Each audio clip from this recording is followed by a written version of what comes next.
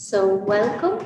I understand you can all now see and hear us. I hope so. So I really welcome all of you for being here to this consultation webinar on legal structure of agriculture enterprises project, which we are sure will help us a lot to better focus on our next works on this topic.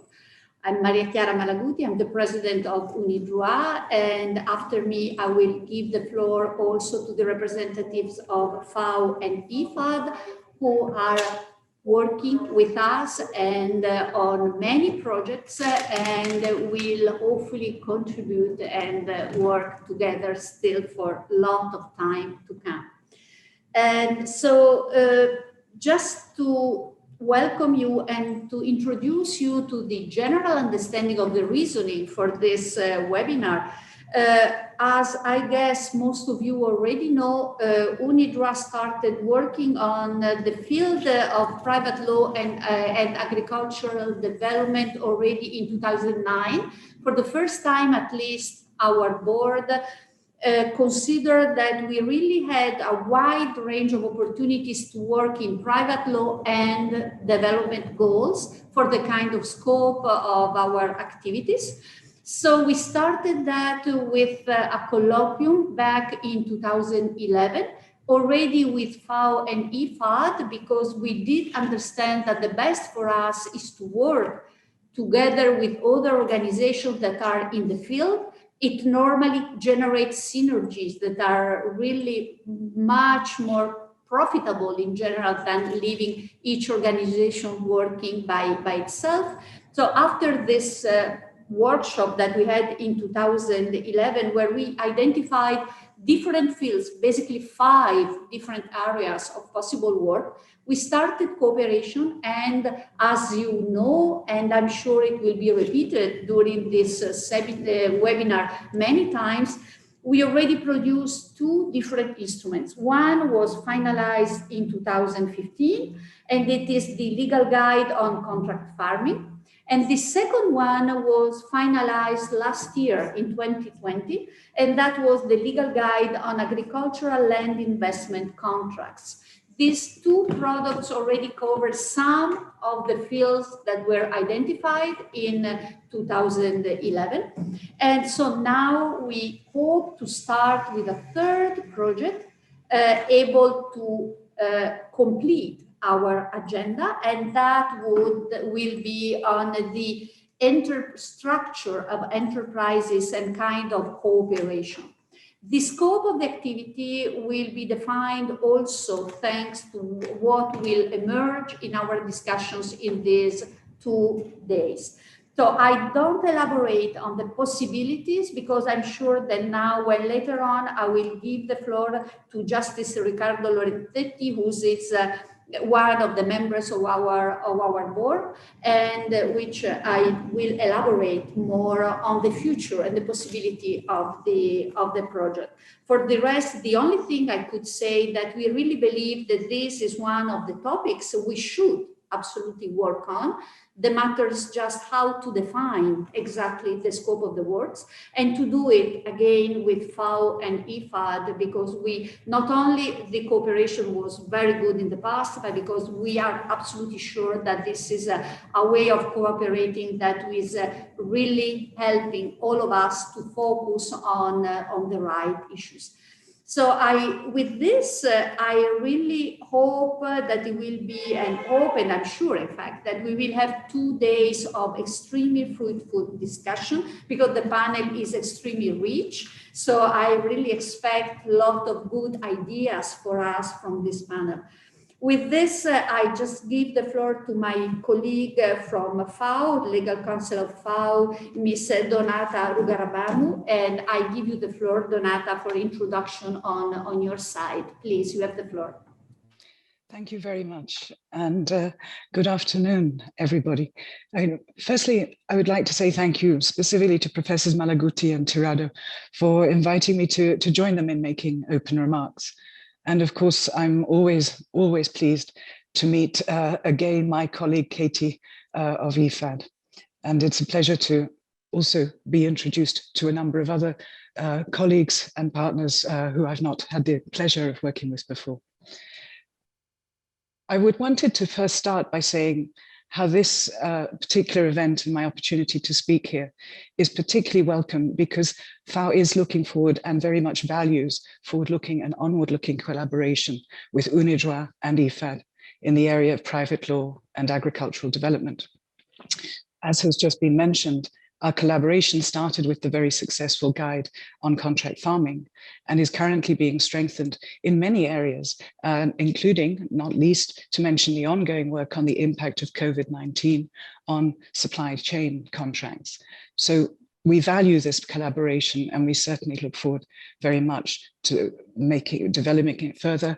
And indeed, this project then is one further example of that strengthened and very, very valuable collaboration where the three agencies bring something of themselves into sort of a synergistic whole, as it were. This meeting on the legal structure of agricultural enterprises is timely in the view of FAO. The ongoing UN Decade on Family Farming has focused attention on the importance of smallholders and family farming for food security and rural livelihoods. Indeed, the role of smallholders and family farmers, according to the latest FAO estimates, collectively provide up to 80% of our food globally. So we believe that they should be a focus on this project and this activity, and we indeed shall be contributing very much from that perspective. FAO recognizes the inherent value of the integration of smallholders into value chains.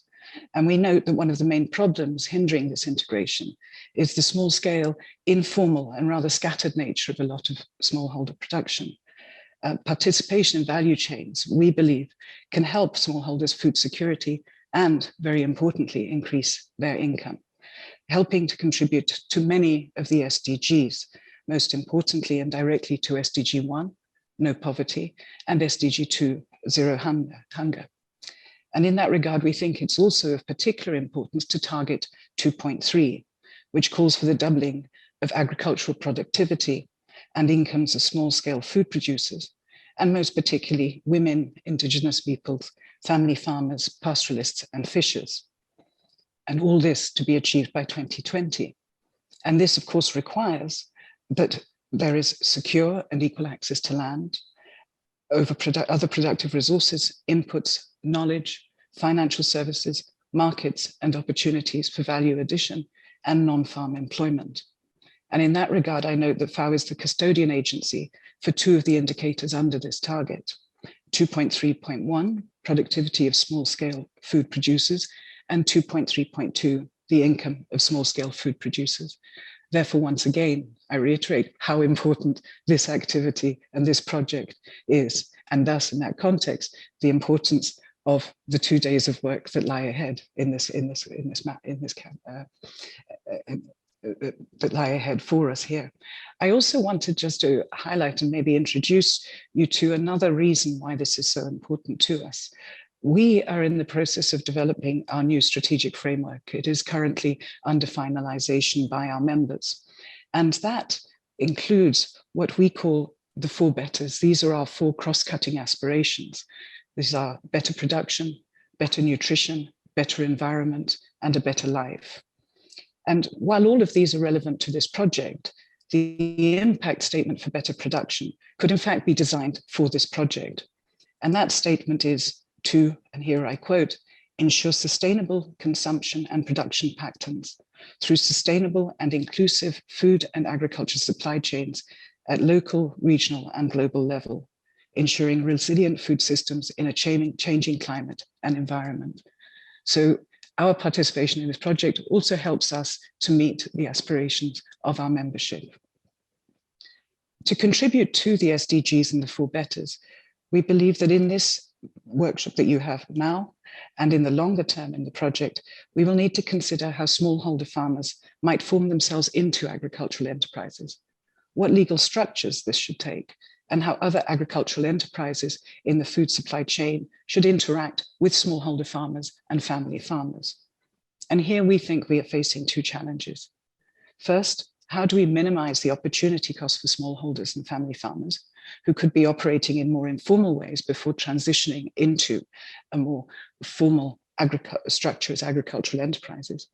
And secondly, and aligning with the overall SDG framework, how do we ensure that the push towards legal structures for agricultural enterprises is done inclusively and in a gender-sensitive manner without leaving anybody behind? With smallholders and family farmers first and foremost in our minds, our work on the legal structure for agricultural enterprises will provide, in our view, most timely and appropriate guidance on how smallholders can, when they themselves consider it to be beneficial, formalize themselves into legal entities that are more compatible and more sustainable with other nodes of the food supply chain. So in sum, and to conclude, we very much look forward to contributing alongside our partners, IFAD and UNIDROIT, in this exercise.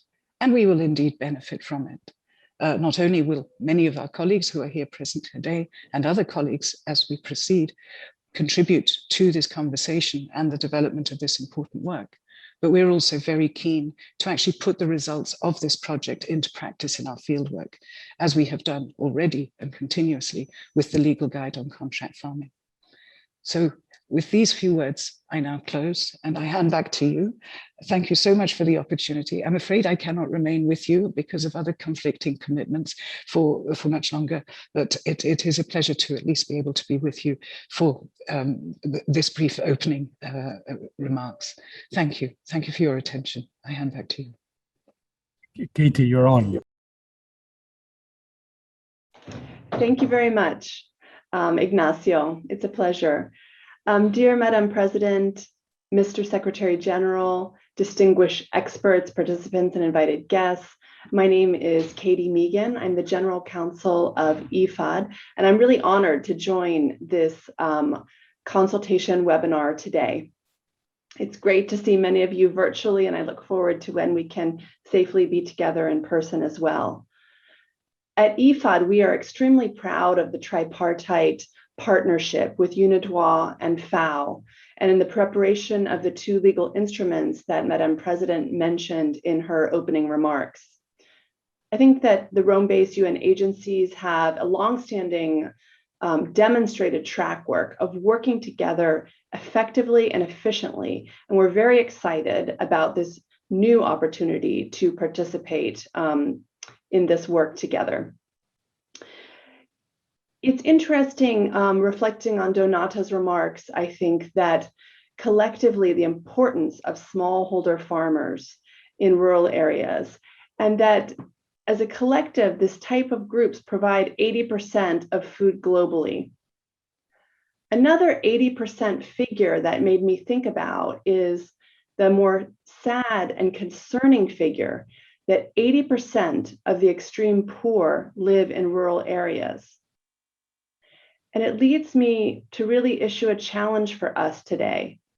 We need to make sure that the people who feed us are themselves fed.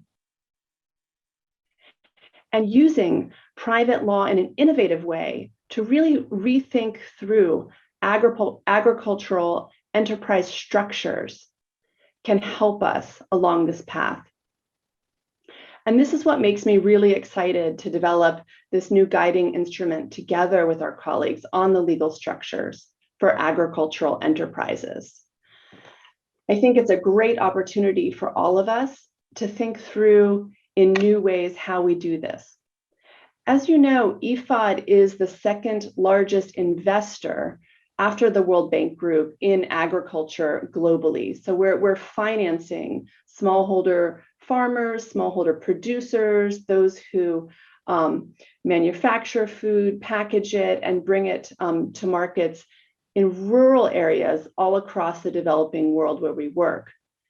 So we're investing in poor rural people through financial and technical assistance to have resilient rural communities to support agriculture and rural development projects. And today, I just wanted to share with you one example of an innovative structure that we work to do just that, to make sure that the people who feed us are themselves fed and can in fact grow from small scale entrepreneurs up to the next level, where hopefully what I see as a vision of success is they don't need our financing anymore. That to me is really success. I had the pleasure of brainstorming with Ignacio a few weeks ago in person. And so he agreed that it might be interesting for me to share with you this morning a novel innovative structure, which we call the Agribusiness Capital Fund, or the ABC Fund. To recap briefly, in February 2019, IFAD helped sponsor and arrange an independent private investment fund, the ABC Fund, which was incorporated under the laws of Luxembourg. And the ABC Fund was anchored by the European Union, the government of the Grand Duchy of Luxembourg, and the Alliance for Green Revolution in Africa, AGRA, with IFAD support. And you might wonder, why is IFAD helping to sponsor and arrange an impact investment fund set up in Luxembourg? How does that help small farmers? Well, what we continue to find in our work is that very small subsistence level farmers can grow into cooperatives, and that's a lot of the work we're doing. But that farmers are hitting this glass ceiling of what we would call the missing middle. These are small farmers or cooperatives that are too small and don't have a financial track record, a financial credit history. They don't have access to collateral like land or machinery that they can pledge to be able to get loans and financing from local institutions. Or even if they could get loans from a local bank, the interest rates are too high and the tenors, the lengths of the loan, too short to be viable to support them in their businesses. So they basically have become too big for microcredit, but they're too small for more local retail credit.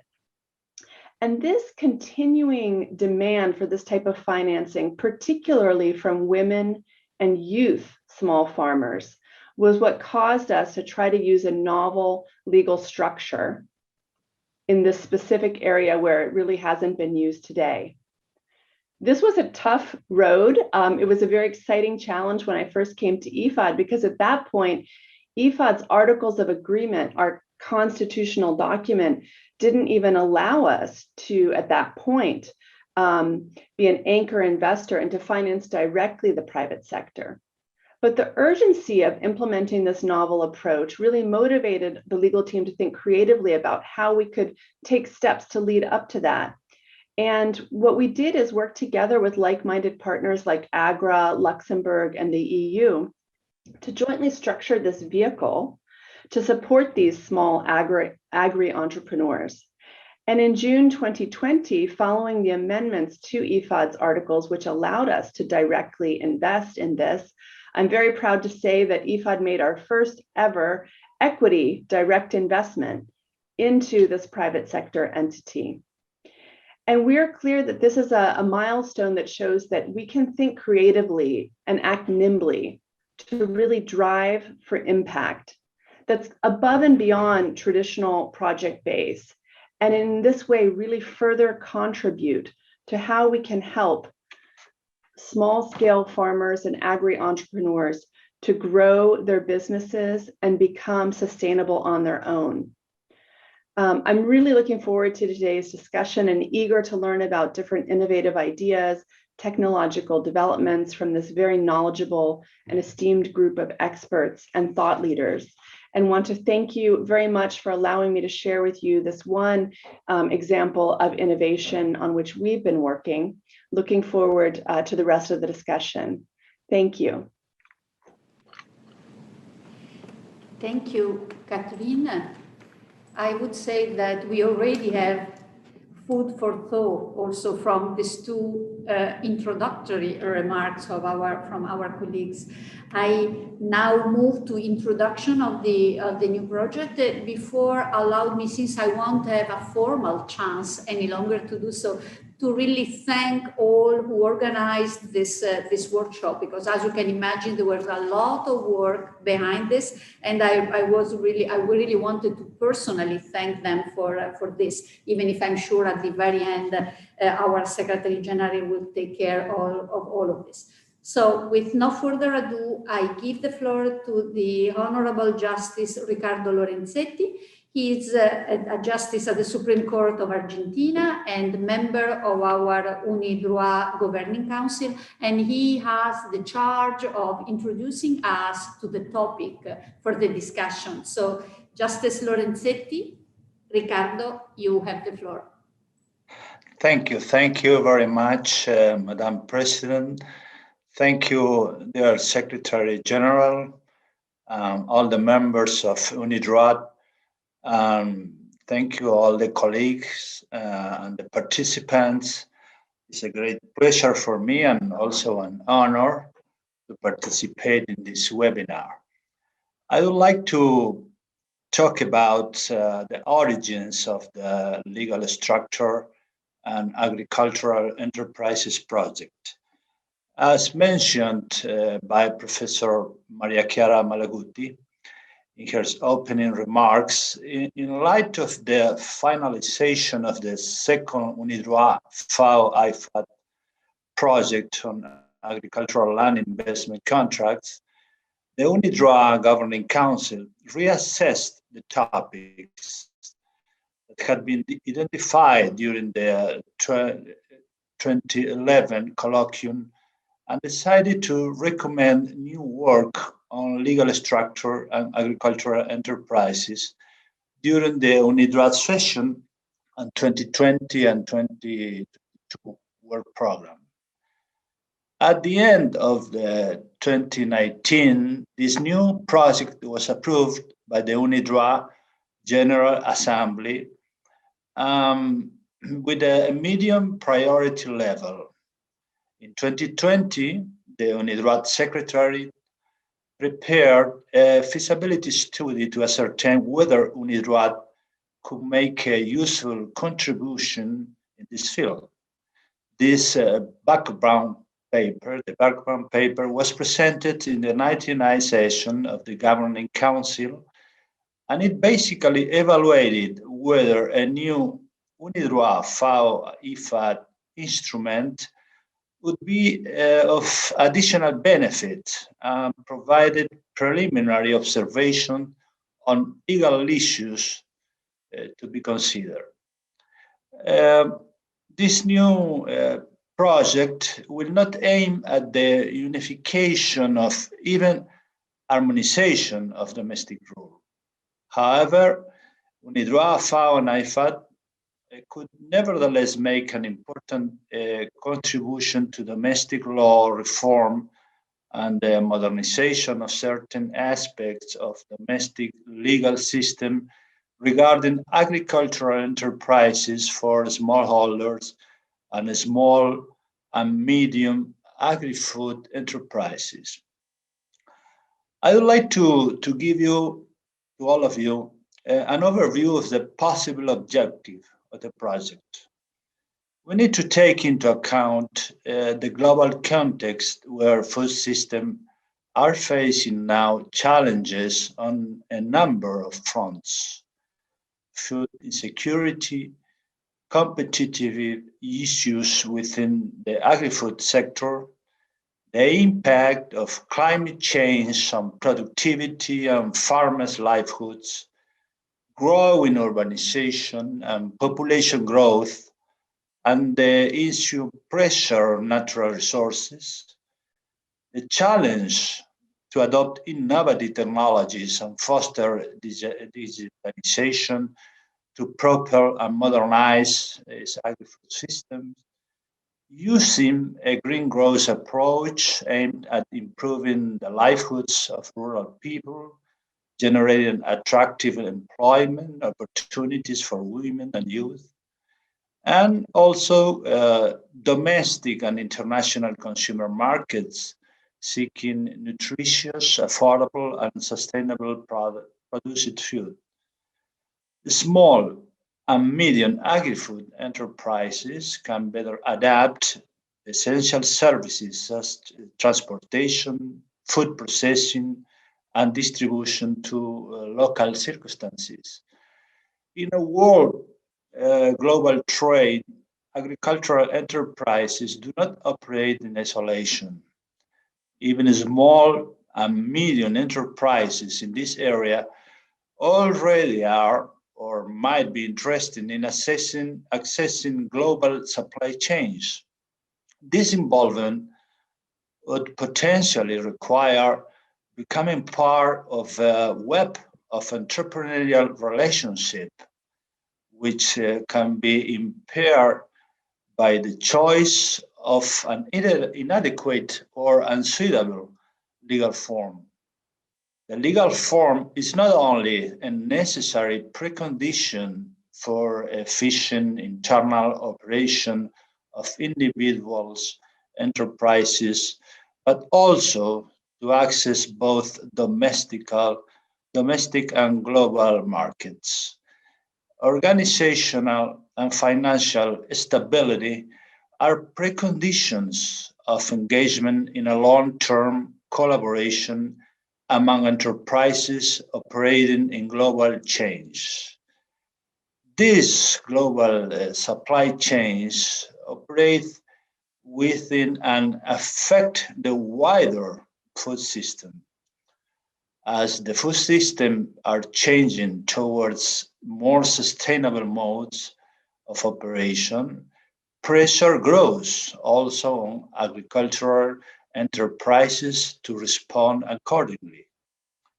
The decision regarding the possible legal structure and organization models of agri-food chains and whether if it should be through contractual arrangement and also corporate coordination may be influenced by a number of different variables. For instance, digitalization may change the determinants of the choice, and as well as smart farming, precision agriculture, blockchains, and digital platforms. Digitalization may affect the very structure of farming in agri-food chains.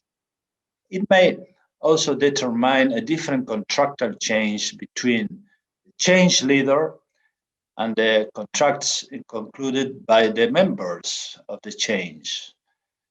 By digitalizing the production process, smart farming influences contracting along the chains, regulating the production and transformation process. Data concerning the use of the fertilizers, the provision of seeds, the prediction about harvest may affect the terms of the change and its structure. Moreover, the use of platforms, even if structurally organized around the standard contracts from applied bilaterally, features a multi-party structure of exchanges. Therefore, the UNIDROIT approach is in this now project should continue to provide input from the point of view of contract law, with which is familiar, and UNIDROIT has a solidly established expertise. Further, the Institute is also well positioned to participate in private law analysis or corporate structures. The development of a new legal and contractual guidance that elaborates upon the business model presented by the FIO, IFAD, technical guides, example, management contracts, sharecropping, joint ventures, farmers-owned business and cooperative, is to determine their pros and contracts for the inclusion of smallholders and to identify and define from the legal standpoint the more efficient organizational models would add to the existing state of the art. Nothing of this business model are not mutually exclusive, and that they can often be in interface. UNIDROIT in cooperation with FAO and IFAD might consider examining how different contractual relationships are established throughout the supply chains and consider development guidance to support collaborative contract models which may improve smallholders' capacity to contract as entrepreneurs.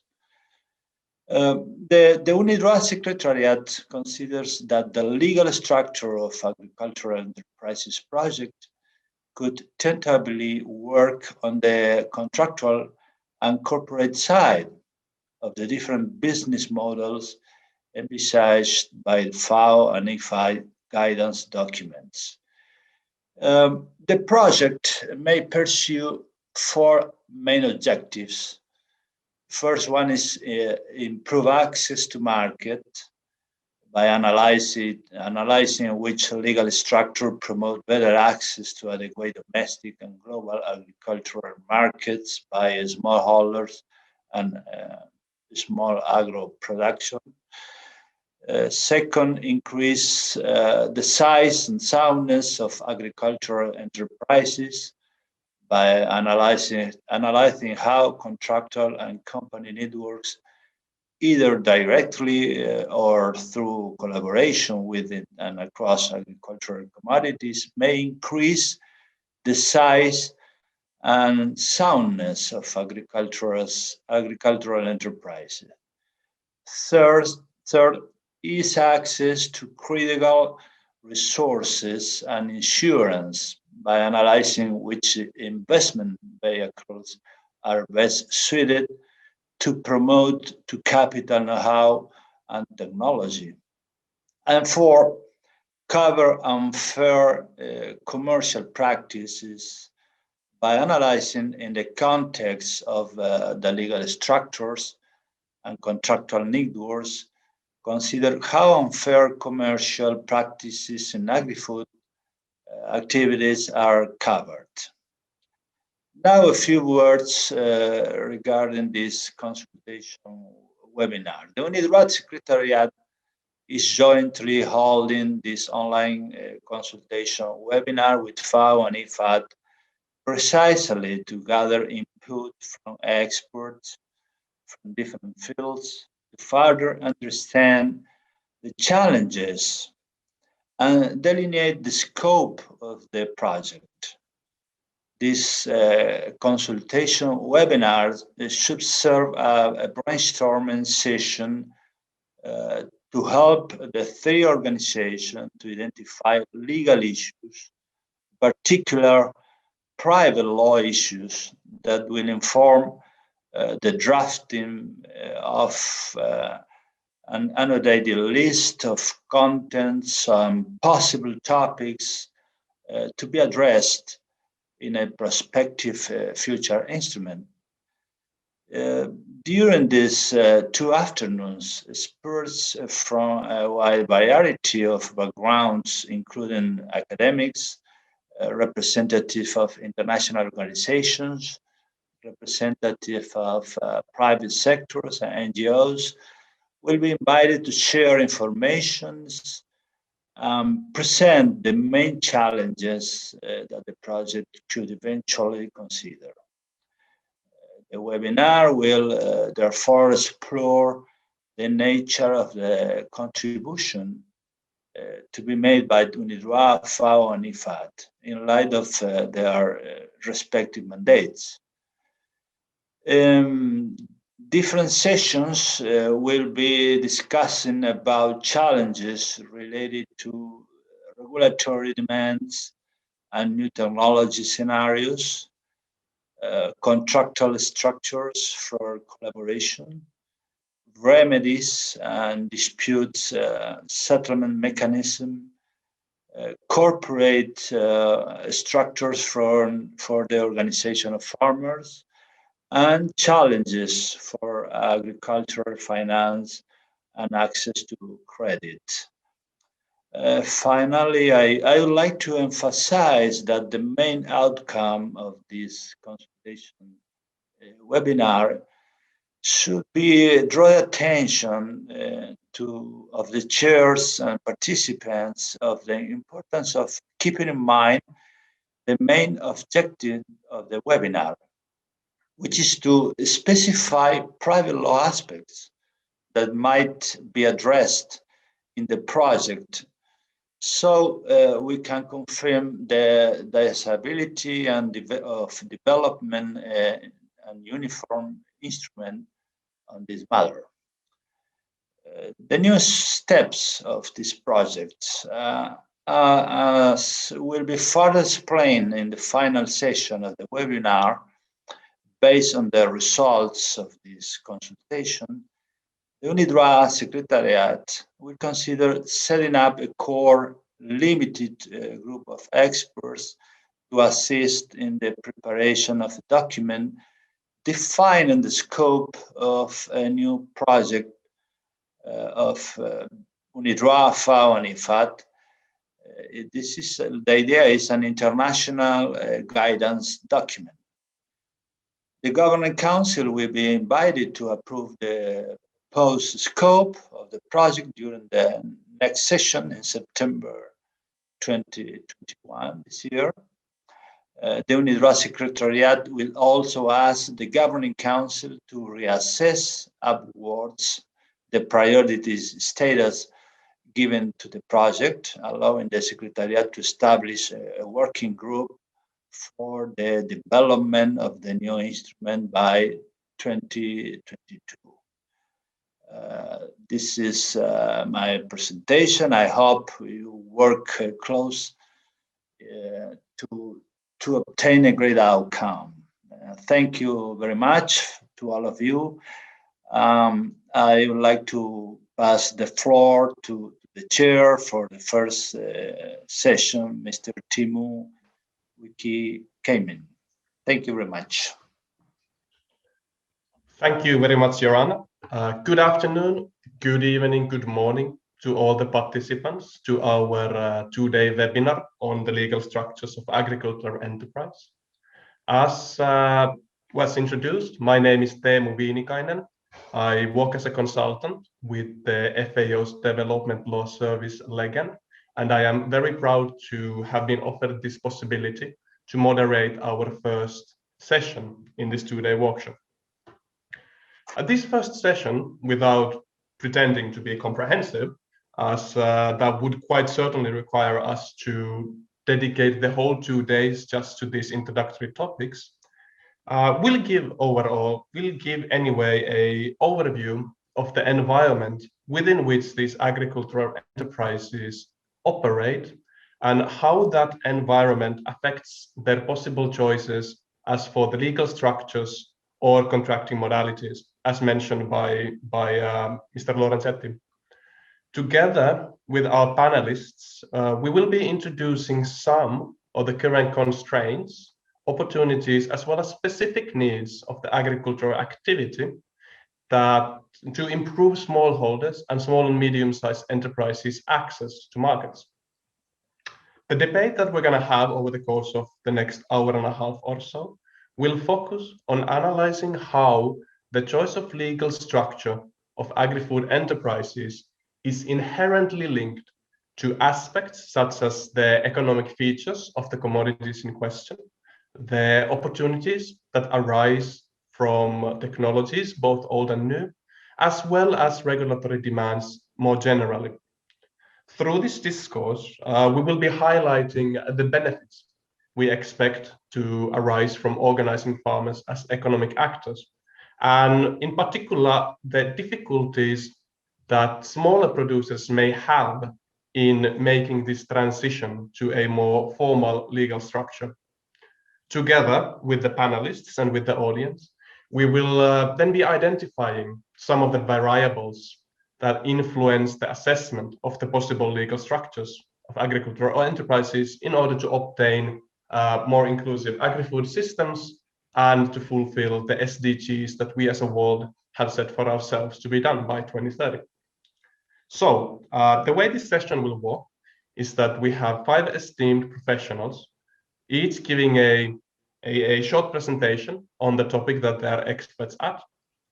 And after presentations, we have about half an hour, give or take, reserved for a discussion session. And for the audience, I would invite you to use the Q&A function at the bottom of the Zoom screen to write any questions that might arise, that you might have, and also indicate which of the speakers you would like to hear answering these questions. With a little bit of housekeeping now out of the way, it is my distinct pleasure to introduce our first panelist, Ms. Siobhan Kelly.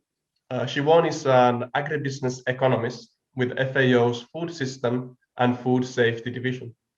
She leads normative work on areas related to the role of the private sector in food systems transformation, including topics covering small and medium-sized food manufacturing, tools and processes that facilitate multi-sectoral and private sector engagement in agri-food sector strategy development, and the impact of COVID-19 on food systems. So with Siobhan, we will be talking about what do we mean when we talk about food systems. For us with a more legal background, this shift of perspective from global value chains, which is a perspective that continues to retain its importance, as our second speaker will be attesting to this more holistic food systems perspective, may require a similar shift in the way we will approach the more legal sessions that we will be having over the course of the next 2 days. So, Siobhan, I want to pass the floor on to you, and I wanted to ask you whether you will be able to define food systems for us briefly and tell us a little bit about why they are important for our work and what are the related challenges and opportunities. Siobhan, please, over to you. Okay, thank you so much, Timo. Just confirming that you can hear me okay? Yes, we can hear you perfectly. Okay. I'm not going to give a formal presentation, but I will share just a couple of slides, some visuals. So can you see that visual? Yes, we can see the visual. Okay, so yeah, in a sense, we're going back to basics here in terms of what a food system is, and it can be defined and interpreted in many ways depending on the disciplinary entry point and also the context of the country or the food system that in question, and so as such it's very difficult to define what a food system is. But if we look at this visual here, we get a sense of the complexity, but from the perspective of FAO and the RBAs and the work that we do, obviously the ultimate objective is to reduce poverty and to improve food security and nutrition for all. So as the topic of food systems becomes more ubiquitous, so too do the definitions as they evolve with the topic. Sorry, excuse me, I'm losing my headphone.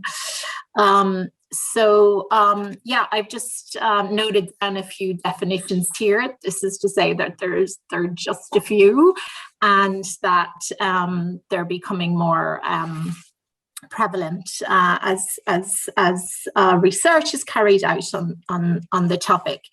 But nonetheless, there are clear and direct linkages to the Sustainable Development Goals, and yeah, so as countries are at different stages in their food systems transformation, they face different challenges and opportunities. So yeah, if we think about some of these challenges and opportunities for the global food system at the global level, at the regional level, at the national level, for instance, if we look at the global level, there's an estimated 2 billion people in the world that don't have regular access to safe, nutritious and sufficient food. And another important problem related to this is affordability to a healthy diet. And this is an issue for 3 billion people in the world. So the latest reports also tell us that the target of ending poverty by 2030 is unfortunately unlikely to be met. And COVID is obviously exacerbating this challenge.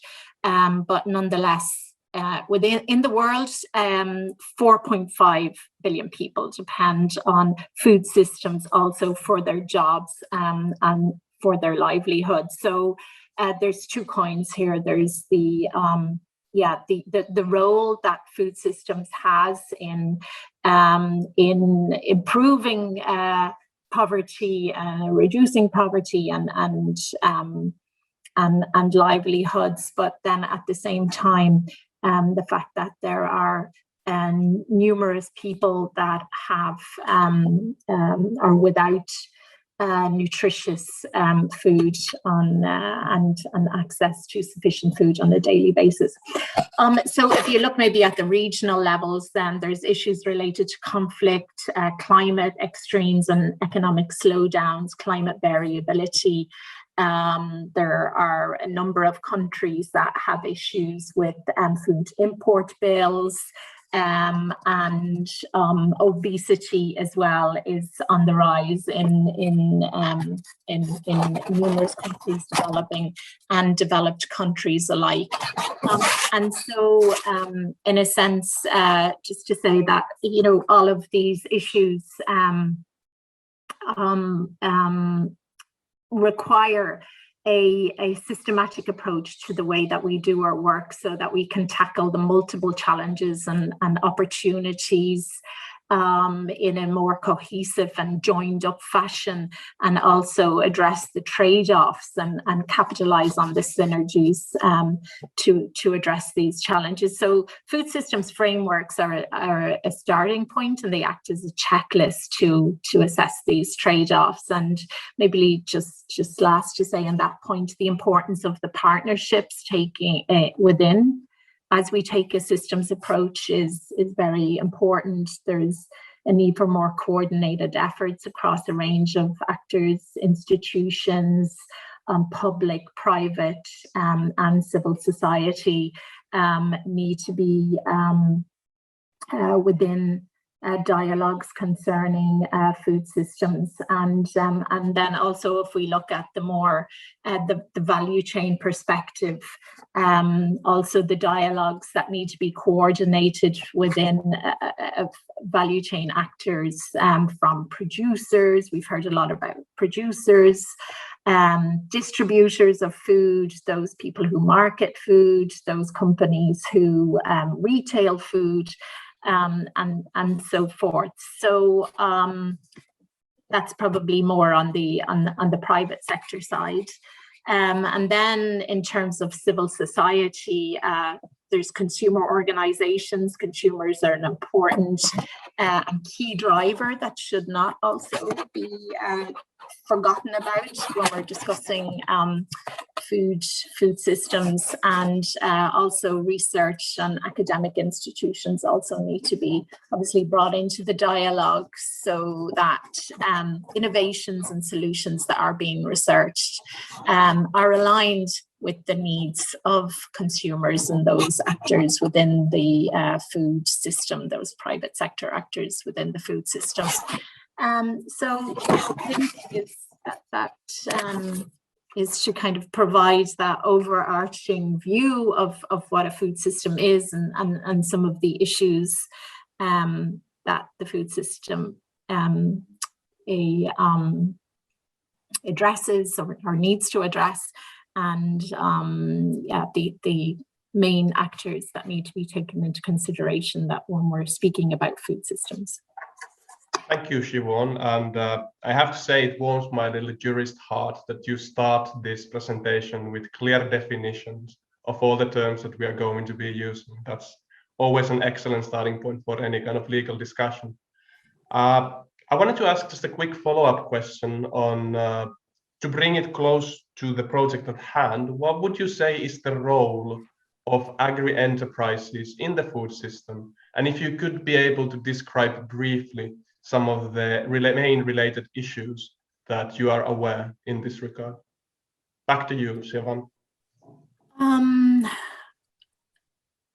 Okay, so yeah, I'm just throwing up another slide there in terms of food, agri-food enterprises within the value chain, and yeah, and also to say that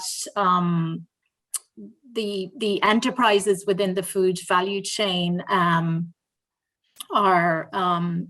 numerous.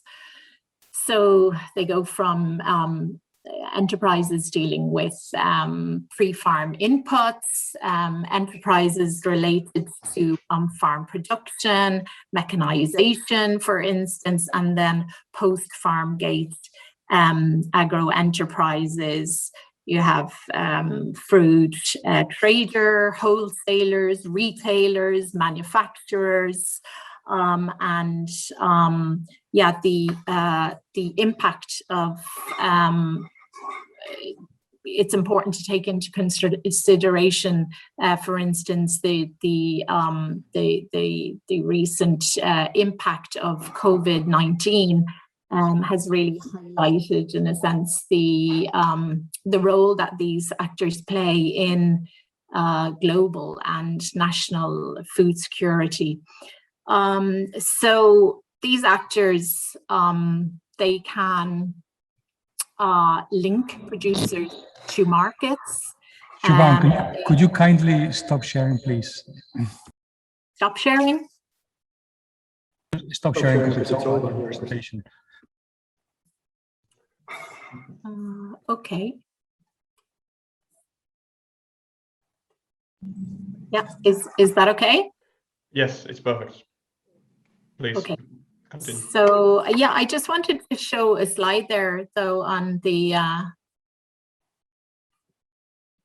Is there a problem with sharing the slide? Or? No, sorry, my apologies. Let me explain. You were sharing a black screen because you have finished your presentation. So. Oh, okay. Sorry. It is okay. Yeah. Now you can see my screen that I wanted to share. Oh no, it's gone black again. Okay. Okay, we can do it. That's fine. Sorry. Okay. Yeah, apologies for that. So yeah, to go back to the topic of food enterprises. So yeah, these enterprises, they, as I said, they're important for linking farmers to markets, providing inputs to farmers, for adding value to food post-farm gate. Food manufacturers also have the possibility to add nutritional value to food or deplete nutritional value to food. They provide also important on-farm and off-farm employment to numerous rural people, and are therefore important for reducing poverty within rural areas. So in that consideration, then it's important to think, or it's important to remember that when we're looking at policies and the business enabling environment for these businesses, that there needs to be a joined up approach in terms of policy making. So we need to consider not only policies and programs emanating from ministries of agriculture, but also ministries of trade. Is becoming increasingly important, nutrition, for instance, and sometimes this can be forgotten, and so that the priorities and the needs of these different types of enterprises can, in a sense, fall through the crevices of these different policy areas and line ministries as they're being developed. Thank you. Yeah, so I think that's it from me in terms of opening the discussion on this topic. Thank you. Thank you, Siobhan. And it is a topic we could spend a whole lot more, but just to keep up on the agenda, we will leave it to this. I'm sure that the reminder of the vast number of different kinds of agri-food enterprises and their different kind of interests will be something that we need to keep in mind going forward. Just a reminder quickly before I introduce our next speaker is that all the participants feel free to use the questions and answers box, and we will come back to your questions at the end of the session. Our second speaker is Professor Jennifer Baer. Jennifer is a professor and chair of the Department of Sociology at the University of Virginia. She has conducted extensive research on global value chains, development, and labor in Latin America. And she is currently studying the efforts to develop labor standards and human rights protections for migrant workers in the United States agriculture. With a focus on agriculture, Jennifer will be introducing us to global value chains and hybrid modes of governance. Jennifer, please, over to you.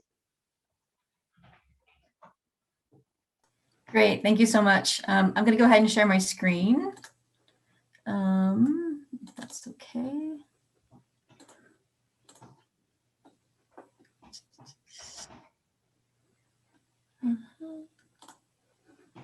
Okay. All right, how is that? You see? Yes, it shows perfectly. Thank you very much. Okay, perfect. So I want to thank, first of all, the conference organizers for the opportunity to be here. And I should start by saying that I'm actually not an expert in agriculture per se. So I have a lot to learn, I'm sure, from the experts at this meeting. What I'd like to do in the talk is just sort of start by introducing the global value chains framework as an analytical framework for thinking about the organization and geography of production. Then I want to talk a little bit about governance as sort of the core analytical dimension of the framework. And then spend most of my time today talking about hybrid governance, which is a term meant to diagnose the efforts to use sort of control of global value chains by lead firms to regulate supplier compliance, both with sort of public law and international standards via various forms of private ordering. And if I have time, I'll talk quickly about two particular examples of hybrid governance in US agriculture, one called the Fair Food Program and the second called Milk with Dignity. Okay, so to start, what are global value chains? So this is a frequently cited definition. It comes from the United Nations Conference Trade and Development Report from 2013, which defines global value chains by basically pointing out that increasingly global investment and trade are intertwined through international production networks of firms investing in productive assets worldwide and trading inputs and outputs in cross-border value chains of various degrees of complexity. Such value chains, intra-firm or inter-firm, regional or global in nature, and commonly referred to as global value chains or GVCs, are shaped by TNCs, account for some 80% of global trade. So what I want to underscore about this definition is that it's both expansive and vague, right? So it's agnostic on the question of the geographical scope of these chains. Do they have to be global? They can also be regional, but also critically important, I think, for this discussion, the definition is agnostic on the organizational form of these value chains, right? The definition includes both inter and intra firm exchange. And so, one question that you might ask when you see this definition is what's outside of a GVC in some sense? What isn't a global value chain? There's a discussion later in that same report that I think is helpful because it really tries to basically focus in on the notion of coordination, right? That GVCs involve coordination, typically, not always, by transnational corporations. So I think here the effort is to sort of narrow the definition somewhat and really emphasize that when we're talking about global value chains, we're talking about essentially coordinated trade, right? Somebody is sort of coordinating this process. And we refer to the company that's doing the coordination as a lead firm. Now, when we think about then or understand global value chains as coordinated trade, we can ask two questions. Here I'm calling these sort of the two C's of global value chains. The first one is who controls the production process and how is that control exercised, especially across space in the context of very expansive global value chains and across the boundaries of particular organizations, since these global value chains often involve a lot of independent enterprises. And that dimension of control is referred to in the global value chain framework as governance. But the second key question, of course, is the ultimate so what question. What are the consequences of participating in global value chains?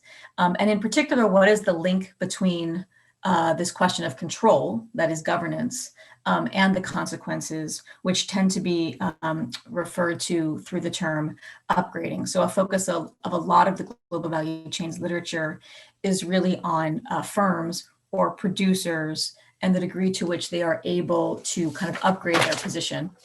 That is, to move to more secure or more profitable niches in a value chain. But you could look at other kinds of consequences through the same GVC lens. For example, you could look at how governance relates to consequences for agricultural workers, which is the focus of my own research, or sustainability issues. There's a large literature now on linking governance and environmental upgrading. And you could also look at questions of food security, which again, researchers have done by applying this kind of global value chains framework. So governance then is really the central concern of research on global value chains. And there have been several typologies proposed. One of the earliest contributions to this literature is Gary Gireffe's distinction between producer-driven and buyer-driven governance. The former producer-driven chains tend to refer to capital-intensive industries in which the lead firm role is played by manufacturers. This tends to be a more vertically integrated production model. Buyer-driven chains refer to industries, more labor-intensive industries, classically, that rely more on subcontracting networks. So this typology here is really based on distinguishing the type of lead firm and differentiating industries in terms of who's playing that lead firm role. It tends to be industrial capital in producer-driven chains and commercial capital in buyer-driven chains. And the important point really about the buyer-driven chains is that what we're seeing across a range of industries is a large role being played by retailers, brands, importers that essentially have no equity tie generally to the producers that are making goods or producing agricultural products. They have no equity tie to the suppliers, but nevertheless, because of their control over the chain, through the governance of that chain, they have tremendous power. So outcomes, as this research shows, for suppliers in buyer-driven chains is really strongly linked to sort of the behavior of those buyers at the top of the chain. Now, the original sort of buyer-driven, producer-driven distinction was based on this notion that in particular industries, there's a sort of lead firm that plays that role, but a number of scholars criticized that distinction for being too narrow. And over the last decade and a half, a number of new governance structures have been identified in different industries. And probably the most widely cited development here is the one from Gireffe, Humphrey, and Sturgeon, where they proposed in a 2005 article a theory of global value chain governance that basically said, what we need to do to understand governance is to look at three key variables which vary across industries: the complexity of the production process, the codifiability, essentially, of the standards used in that production process, and the capabilities that can be found in this supply base. And they develop a model in which they basically show that different values in these variables essentially produce different kind of mechanisms, governance mechanisms. In addition to price as sort of the coordinating mechanism in the classic market form, and then on the other side, right, the authority relations that are used for coordinating exchange within the firm, there's three mechanisms that correspond to different types of networks. In modular networks, the development of widely shared technical standards among highly capable suppliers permits the codification of complex transactional details, and that results in a relatively kind of hand-off forms of exchange closer to the market pole. In relational networks, the lack of codified standards increases reliance on trust as a coordinating mechanism. So trust and communication then become really important in terms of negotiating complex exchanges. That is referred to as a relational network. And then the coordinating mechanism in captive networks, which is one we see in quite a few, I would argue, agricultural products, is basically power understood as asymmetry between a relatively small number of buyers and a large set of suppliers. So as this large base of suppliers are vying essentially for the contracts or the business of the lead firms, those lead firms can essentially dictate terms in a variety of ways. Now, the GVC literature and these typologies of governance really were based on a research in manufacturing. That's studies of basically different kinds of industries that serve as the empirical basis for these governance typologies. So the question is, how do they apply to agriculture or to agro-food chains? Some scholars argue actually that the buyer-driven dynamic captures quite well the experience of some agricultural products like fresh fruits and vegetables or cut flowers, where retailers and importing markets play a major role coordinating the chain. One of the first papers to make this argument was by Catherine Dolan and John Humphrey, who looked at the relationship between British supermarkets and African exporters to sort of show how buyer-driven power being exercised by British supermarkets was affecting the organization, in particular of contract farming in Africa. But others have argued that one of the problems with the GVC literature from an agricultural standpoint is that it tends to focus on very global value chains, and in particular, non-traditional export-oriented production from the global south to the global north. Peter Given has argued that in some commodities, sort of more traditional commodities, it's really not the buyers in terms of the retailers that are playing the key role, but rather international traders. And he's coined the term international trader-driven governance to try to capture the key role of that intermediary in these particular markets. Finally, I think one of the issues that emerges when we think about agriculture from a global value chains perspective is the critical role of regulation and particularly standards. So here, we can think certainly about food safety and quality standards and the role of regimes like the Codex Alimentarius, well known to this group, of course, but also labor standards that are embedded in both national and international regimes. And I think I'm only going to have time very quickly to talk about the Fair Food Program. But I wanted to mention this program because I think it's an example of what I'm calling hybrid governance, which is basically an attempt to use buyer-driven governance to promote compliance with standards, in this case, labor standards, that are based on a kind of combination, if you will, of private and public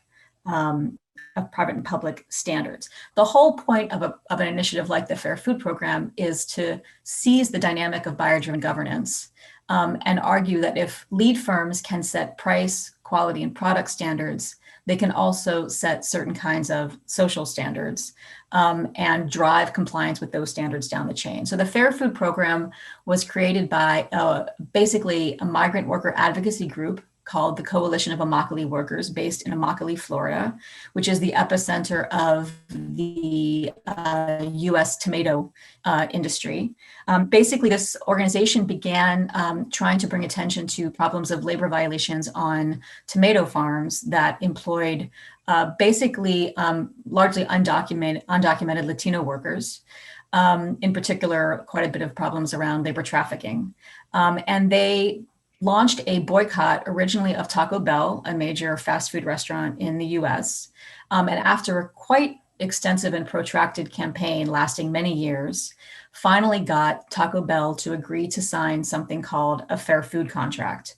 And these fair food contracts are just that. They're contracts between lead firms. Now there are 14 buyers who have signed such a contract, and the coalition of Immokalee workers. And the dispute resolution mechanism outlined in the contract is private commercial arbitration.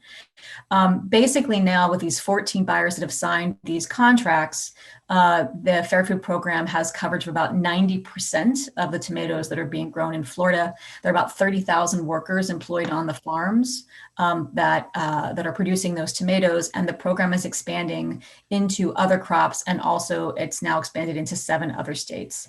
What the Fair Food contracts basically do is require the buyers to purchase tomatoes only from growers, only from farms that are certified as compliant with the private code of conduct called the Fair Food Code of Conduct, which outlines a range of labor standards from health and safety to benefits to working hours.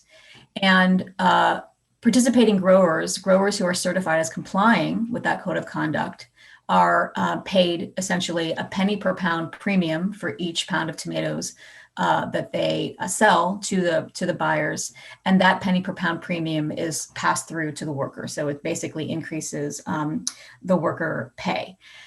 What I want to end with here, and maybe in the Q&A I can talk a little bit about the other program, which is in the dairy industry, which is a very different supply chain and a very different commodity and a very different producer organization.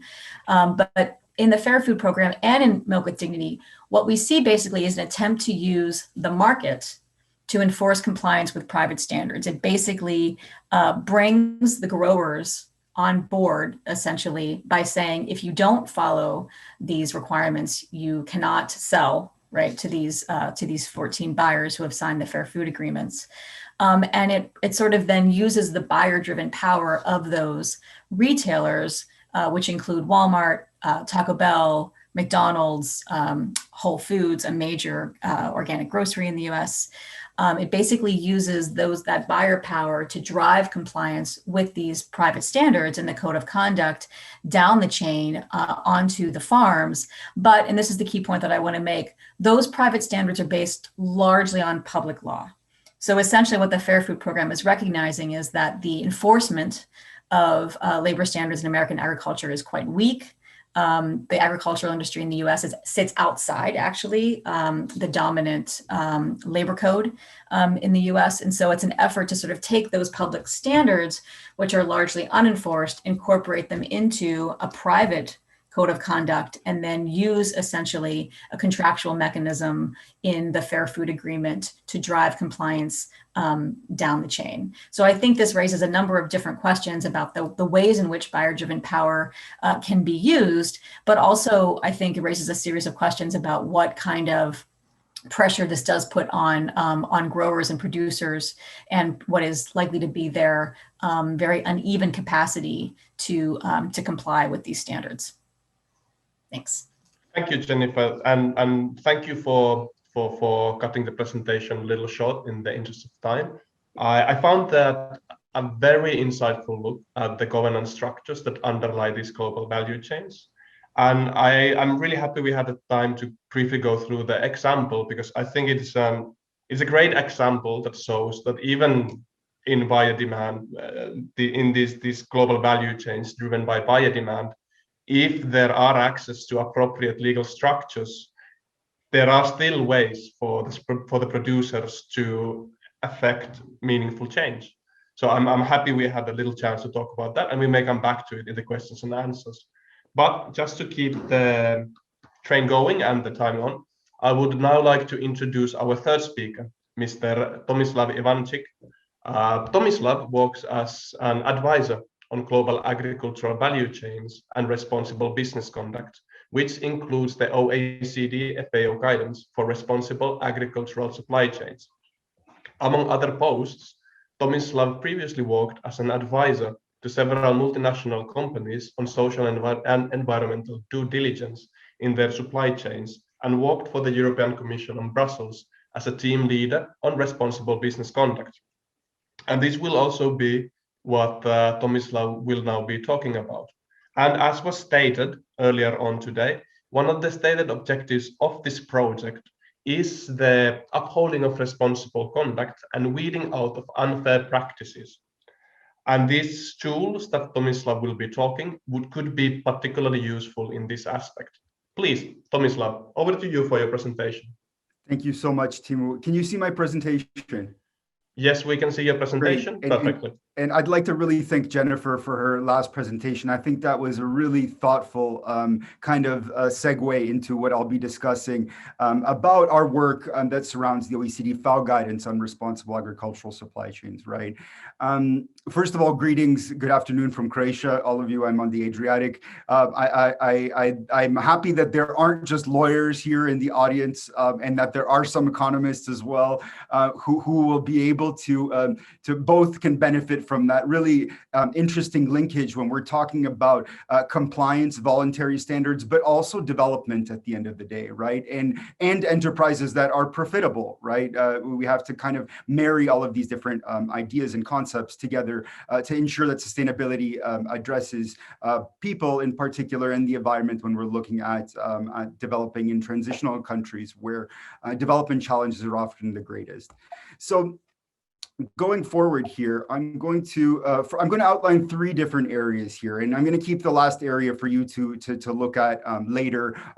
The PowerPoint is shared, illustrating a little bit more about what we're really doing in practice, right? So I'm going to first go through, why enterprises in agricultural supply chains, right? And we did hear a bit about this from Siobhan in her first presentation as well.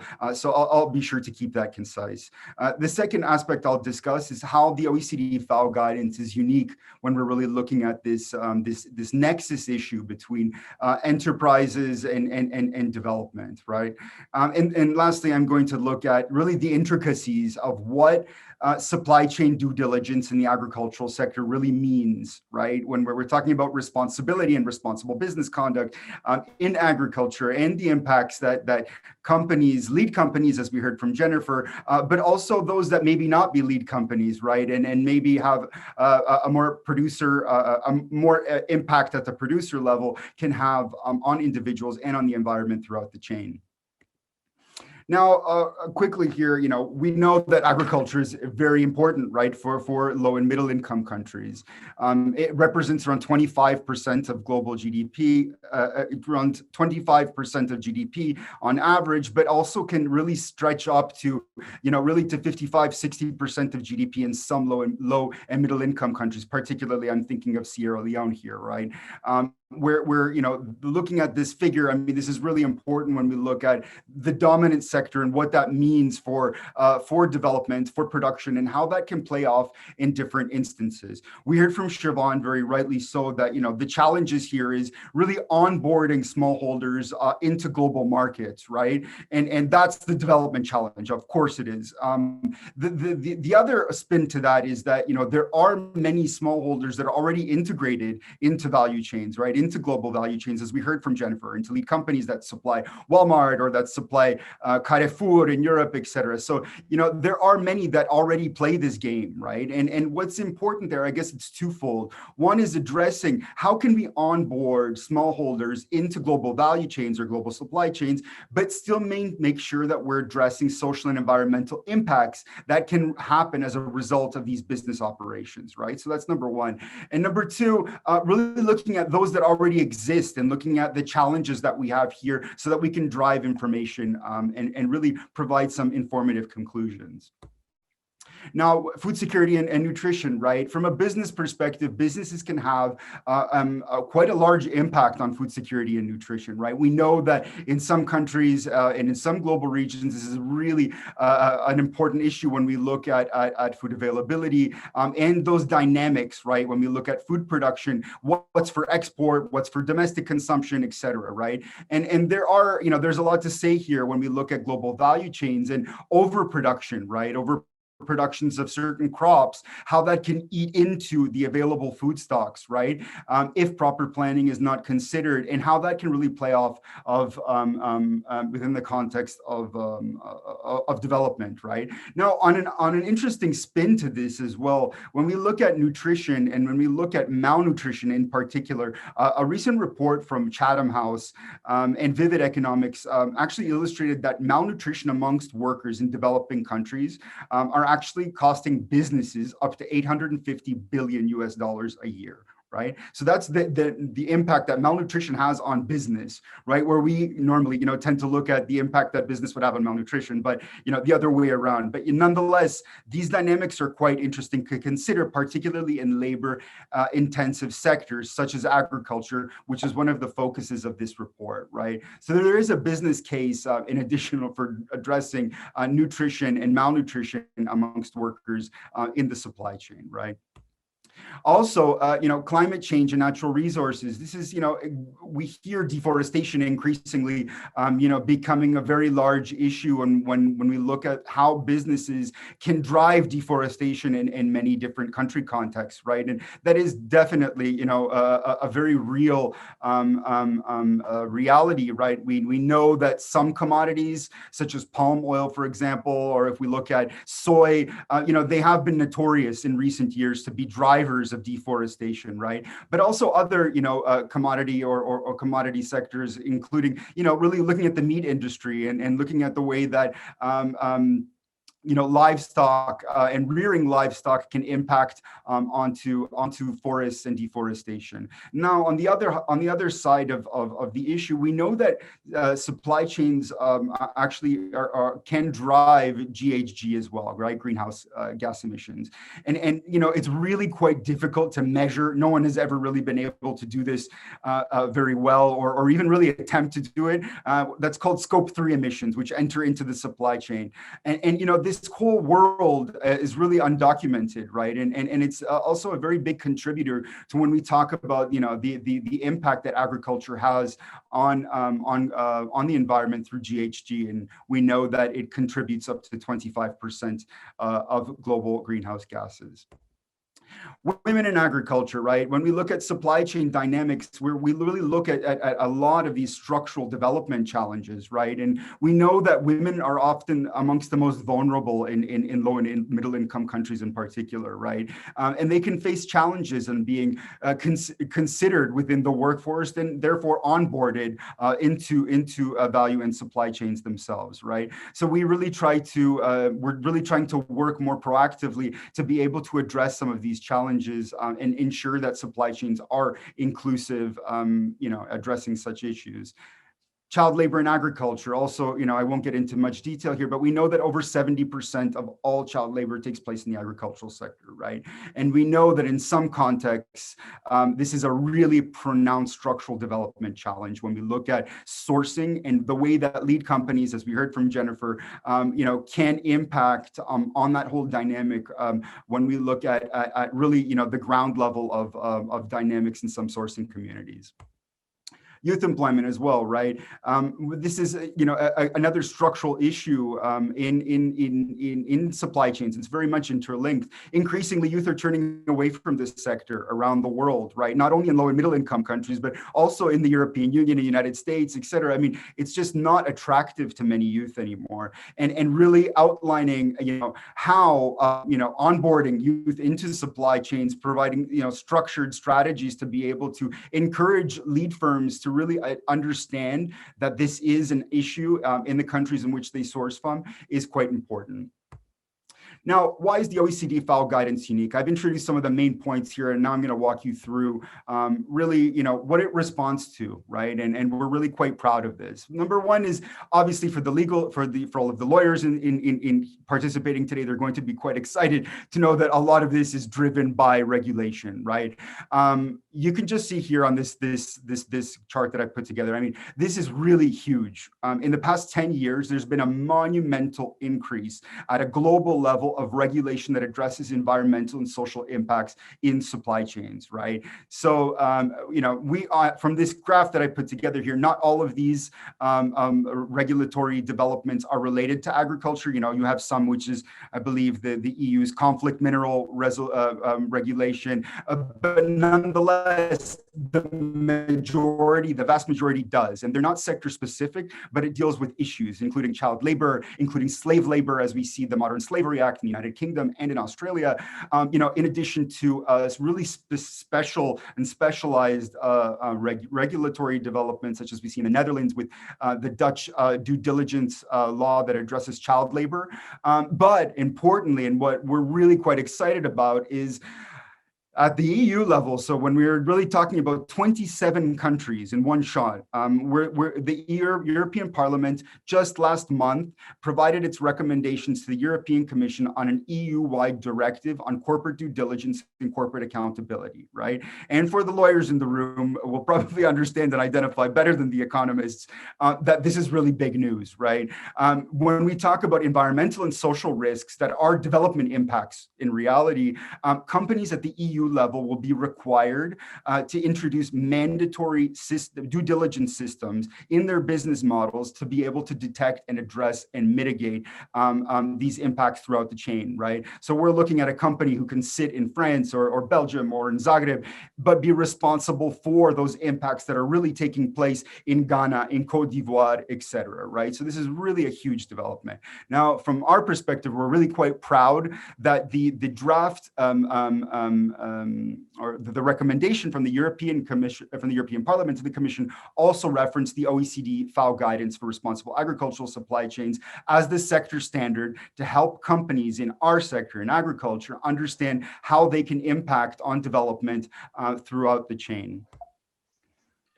Tomislav, I'm terrifyingly sorry, but with the time running, could you please start to wrap up so we have time for the last two speakers? Thank you very much. So we also see other dynamics here. You know, Siobhan mentioned, of course, the importance of consumer organizations and how they're driving this process as well. You know, but there's a lot to be said about companies, really, that would like to make sure that they're not really harming development or people, or, you know, people's human rights or environmental rights through the whole process of sourcing. Now, the guidance was developed in a multi-stakeholder setting, right, over a 2-3 year period. In addition, you know, involving many different actors, from NGOs to workers' organizations, et cetera, right? And it focuses on that transfer from risk to development, right? Looking at how due diligence can be used and operationalized. It incorporates the largest in global standards, including the OECD guidelines for multinational enterprises, the UN guiding principles, but also important agricultural tools such as the VGGT, which is something that we'll hear about later on today. Importantly, we go throughout the supply chain, right? So from production to distribution and retail, the guidance covers upstream and downstream business processes, right? And really involves all of the different actors along these tools, from SMEs, cooperatives, to all traders, to all other actors along the way. Now, it addresses a lot of different issues, of course, from human rights, labor rights, but also environmental and technology and innovation issues, illustrating how these dynamics can impact people and the planet in developing and transitional countries in particular. Now, what's important here is to understand these three concepts, or 4 concepts, that we introduce in the guidance, and that's cause, contribution, or linkage, right? Companies can either directly cause an environmental or social impact, right? They can contribute to the impact with another, with a grouping of companies that source from one global region altogether, right? In the instance of cocoa, for example. And they can be linked, right, through enterprise operations, products, or services in a business relationship, right? Yet, however how that dynamic plays out, there are responsibilities of the enterprise to take all throughout. And that's really the essence of the new legislative acts that we're seeing take place at the global level. Now, this is really, in visual form, it really looks at how due diligence works in practice, right? We see a company has their first tier suppliers, right? Now, we know that companies generally have a good understanding of their risk base up to their first tier of suppliers. Yet after the second tier, suppliers tend to outsource to other suppliers, et cetera. And that's where a lot of the information is lost and a lot of this data is lost on potential environmental and social impacts along the way, right? Now, we have a 5-step framework that we use to address these issues, and that's referenced in the draft legislative act at the EU level, right? And this is what we call our 5-step framework to risk-based due diligence that illustrates that transition from risk to development that I was discussing before. And now this last portion here, I'll be sure to share the presentation so that you can all have a look of what we're really doing in practice. Thank you very much.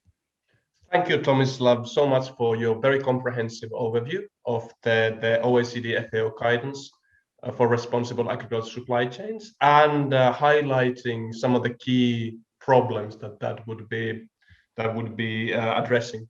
I was also very interested in those legislative examples that you mentioned, and I'm sure our research team will be very keen on tracking them down and including in our analysis. Next up, we have Mr. Erik van Ingen.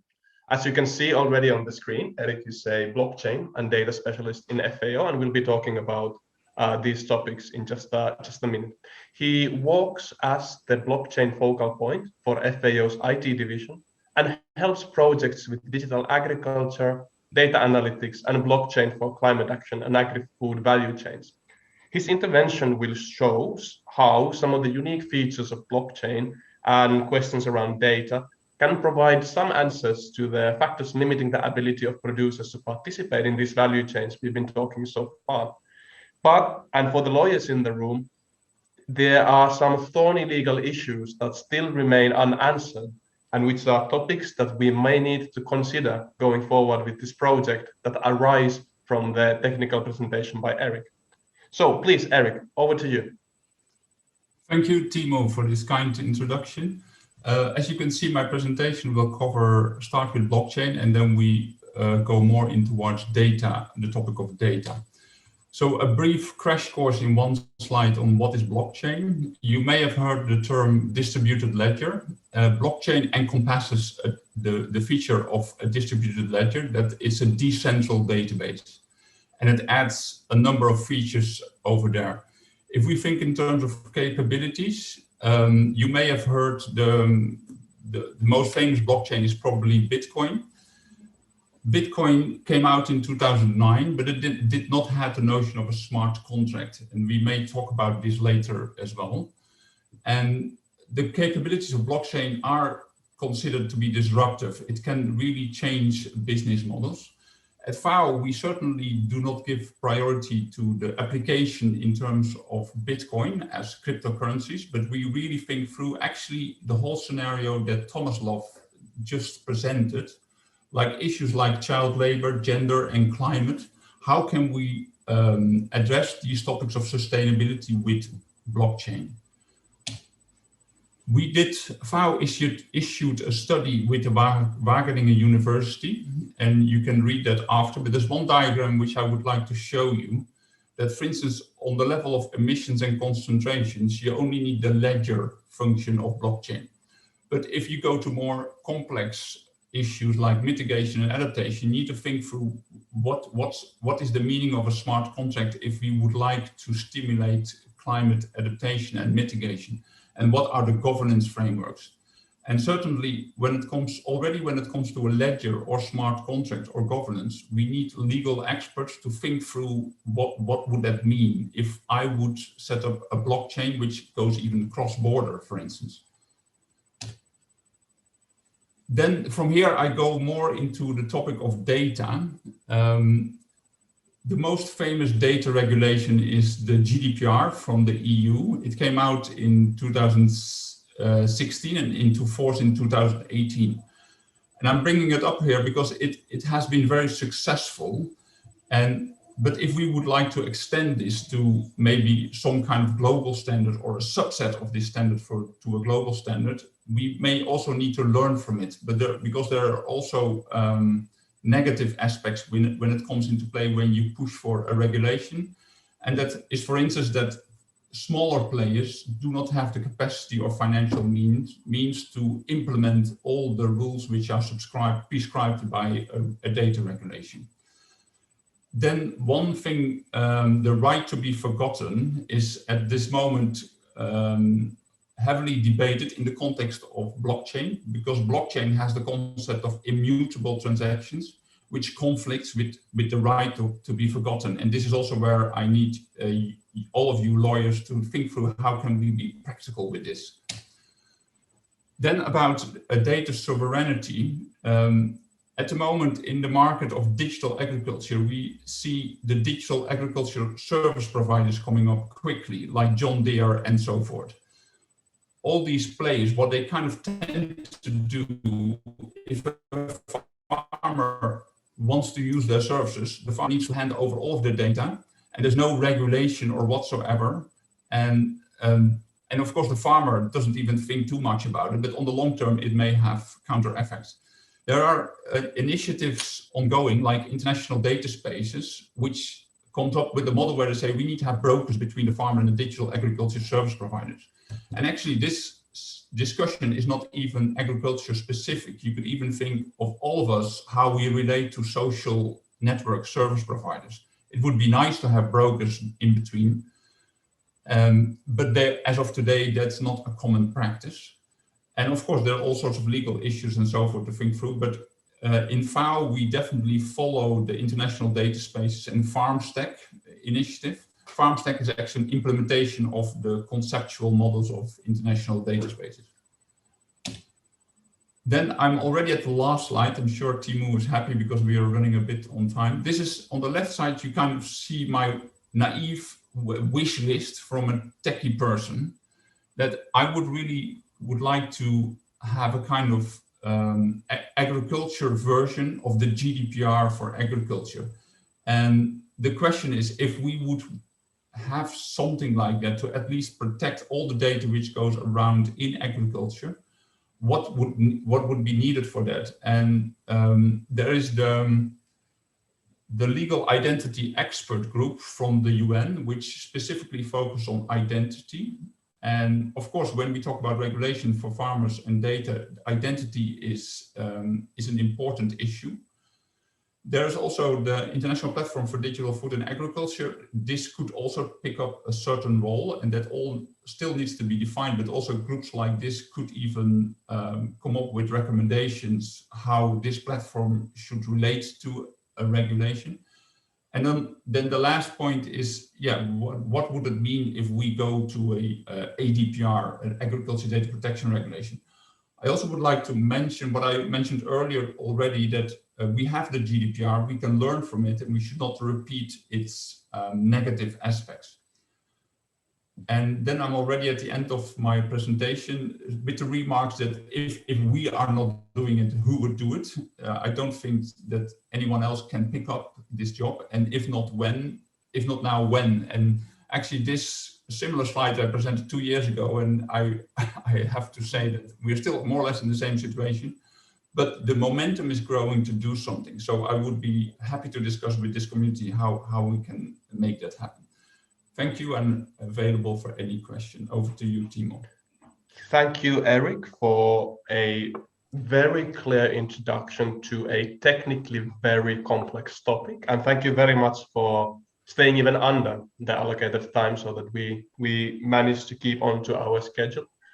I have to say it was a very informative presentation to me, and a very appropriate for a brainstorming session, because there is a variety of legal questions that you mentioned that arises from the concepts of such like smart contracts, blockchain, data sovereignty, and these have fairly close connection points to our project, and they will keep us busy going forward in the upcoming months. Finally, it is my pleasure to introduce our final speaker for the first session, Ms. Cornelia Bosch. Cornelia is a food safety officer at FAO with a focus on food safety capacity building for small and medium enterprises. She was previously employed in the private sector to develop quality and safety management systems for businesses in the beverage sector. While everyone agrees that food safety is important and non-negotiable, it may not be as equally clear for all of us on how these food safety systems are managed. So, Cornelia, I would invite you to please introduce us to the food safety mechanisms that food businesses use to control food safety hazards. Cornelia, please, over to you for your presentation. Thanks a lot, Timo. Sorry, just getting this up and ready. Can you all see just one slide? Yes, we can see just one slide. Okay, perfect. So I'm going to be very, very quick because I just saw that we'll be cut off in a bit more than 10 minutes. So what is food safety about? This is what I actually want to talk about today, just to bring it to the point. It's about controlling food safety hazards. And what do the food businesses do? They manage the risk. And it's risks that have to be managed not only by one person or one business, but it has to be managed within a whole systems approach. So what will I be talking about? Just very briefly is to say that we have the numbers nowadays to show that food safety matters. I will be sharing some basic principles according to which food safety is the discipline of food safety operates. And I will be making a case that it is a shared responsibility involving many actors within a food system. You can't just have one group of actors or another group of actors fully responsible. Everybody has to play their role. We start from the principle that food is not safe unless efforts are made to ensure it is. I know that lots of people are horrified by this idea, but if you're a food safety person, that is the principle from which you depart. WHO works together with many experts to estimate the global burden of foodborne disease. And they came up with this report that is available online that was published in 2016 or something. And they're now opening for the next round of estimates. And the truth is, the numbers that we have is that every year foodborne disease makes 600 million people fall ill and causes 420,000 premature deaths. And because the data in so many countries is so scarce, these are probably underestimates all of these numbers. In addition to this public health issue, unsafe food affect economic development and trade. So if you want to successfully participate in global trade, you have to align with internationally recognized food safety standards. We've already heard that in the excellent previous talks. Then stunting and nutritional development efforts are also a concern. So if you are eating unsafe food that is contaminated with hazards, this will have an effect on the development of children and uptake of nutrients. And economically, the World Bank has estimated that the loss of productivity is $95 billion yearly in the most affected countries. So if we say that food is not safe, but we also have to say that actually the knowledge worldwide is available that we know how to manage the risks. So who does this work of managing the risks? Businesses, competent authorities.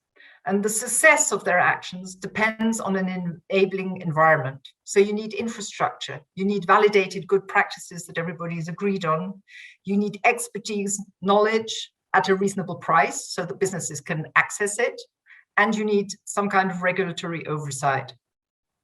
And no business operates in a void. That is what we always say. They operate within a system, even if some would like to think that is not the case.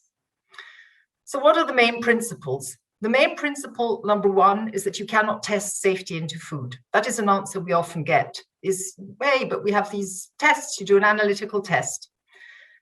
Testing provides a deceptive certainty if it is not done in a very structured approach.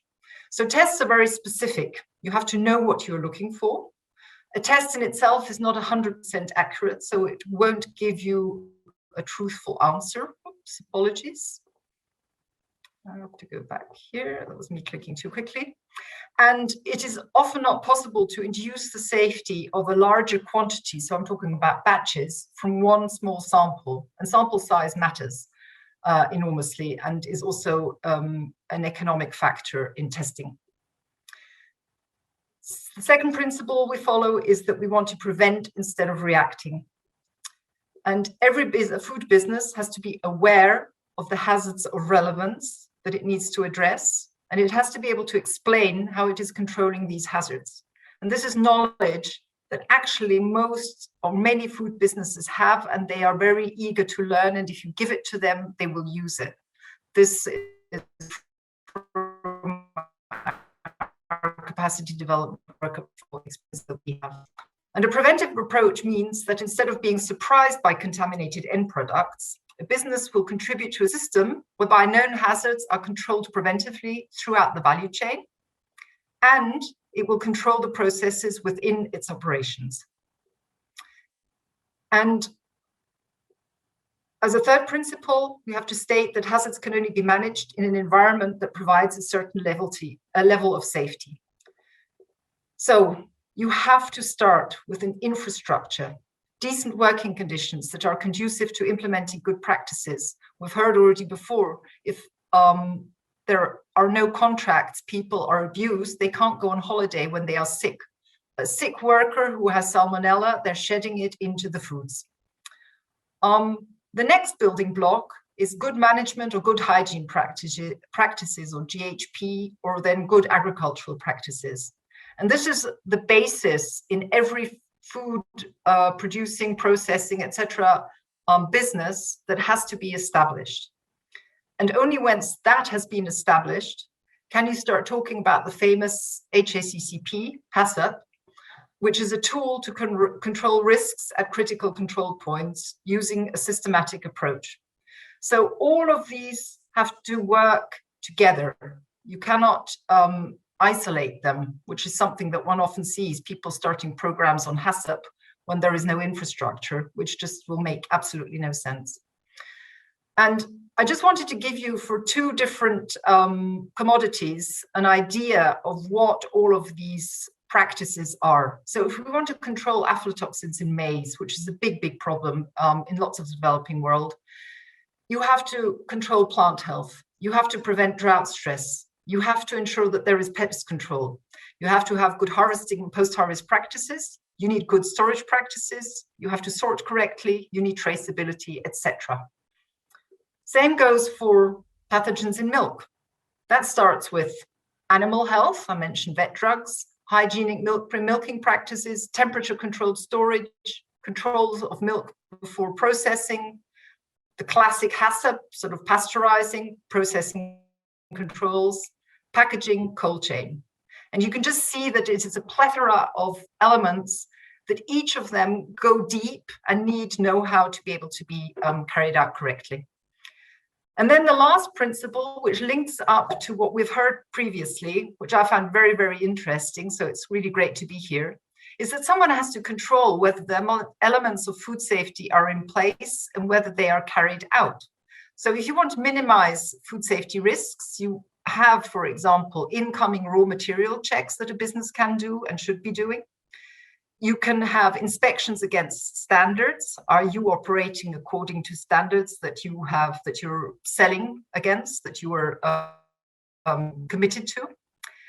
And are you operating in a system where the standard setting is actually being developed according to the real risk of the hazard affecting your foods?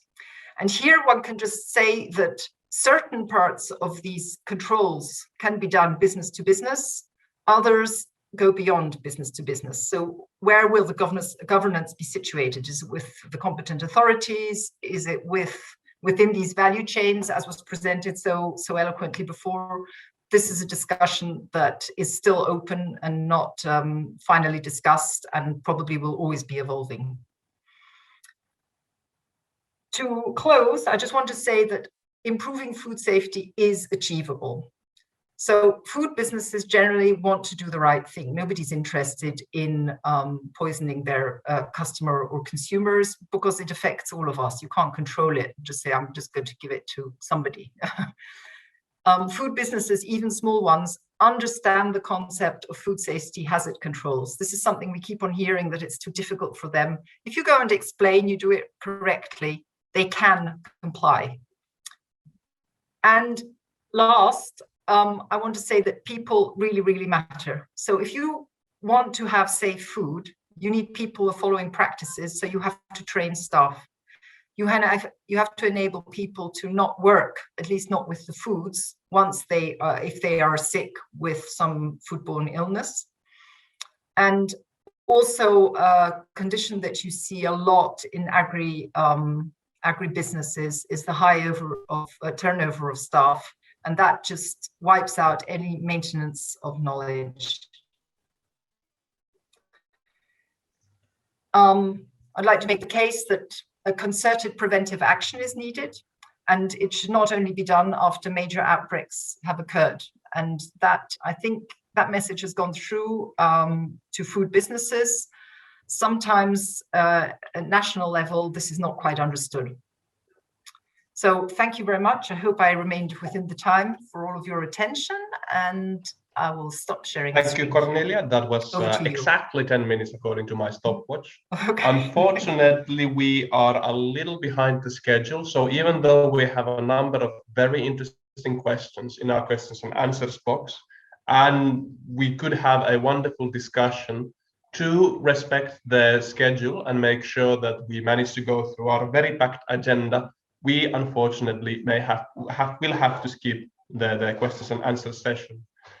Just to recap before we take a very short break, thank you, Cornelia, for your presentation, which clearly shows the importance of these key food safety principles and makes the solid case that these do not necessarily have to be a barrier for smaller producers to participate in global value chains as long as they are handled correctly.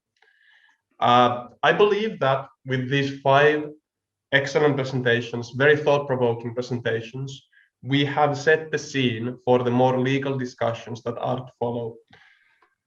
But now, given that it is almost 3 o'clock, as in the agenda, I thank once more all our panelists, and we will be taking a 5-minute break.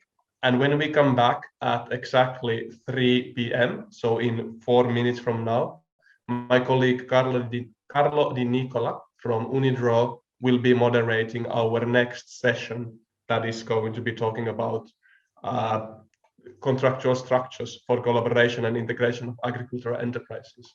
Finally, for everyone who has submitted your questions, we will come back to you over email and we will let you know our answers. So thank you very much. We will be back in just a few minutes with the new interesting topic building on our walk this early afternoon. Okay, so thank you for bearing with us as we are just starting up on our second session. I'd like to quickly welcome everybody back from the break. And so I'm Carlo Di Nicola is my name, Senior Legal Officer with UNIDROIT, and I would like to just briefly introduce the topic for our second session, and then I'll introduce the speakers one by one and call upon them to give their presentation. And then again, same as for the first session, we will endeavor to keep just some time for questions and discussion.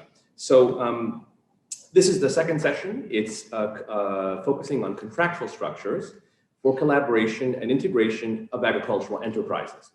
So in this session, we'll be focusing on an analysis of the logic of cooperation among the various supply chain actors, looking specifically to bring inclusiveness. So increased inclusiveness, bringing in more of the small and medium agricultural enterprises into those global value chains.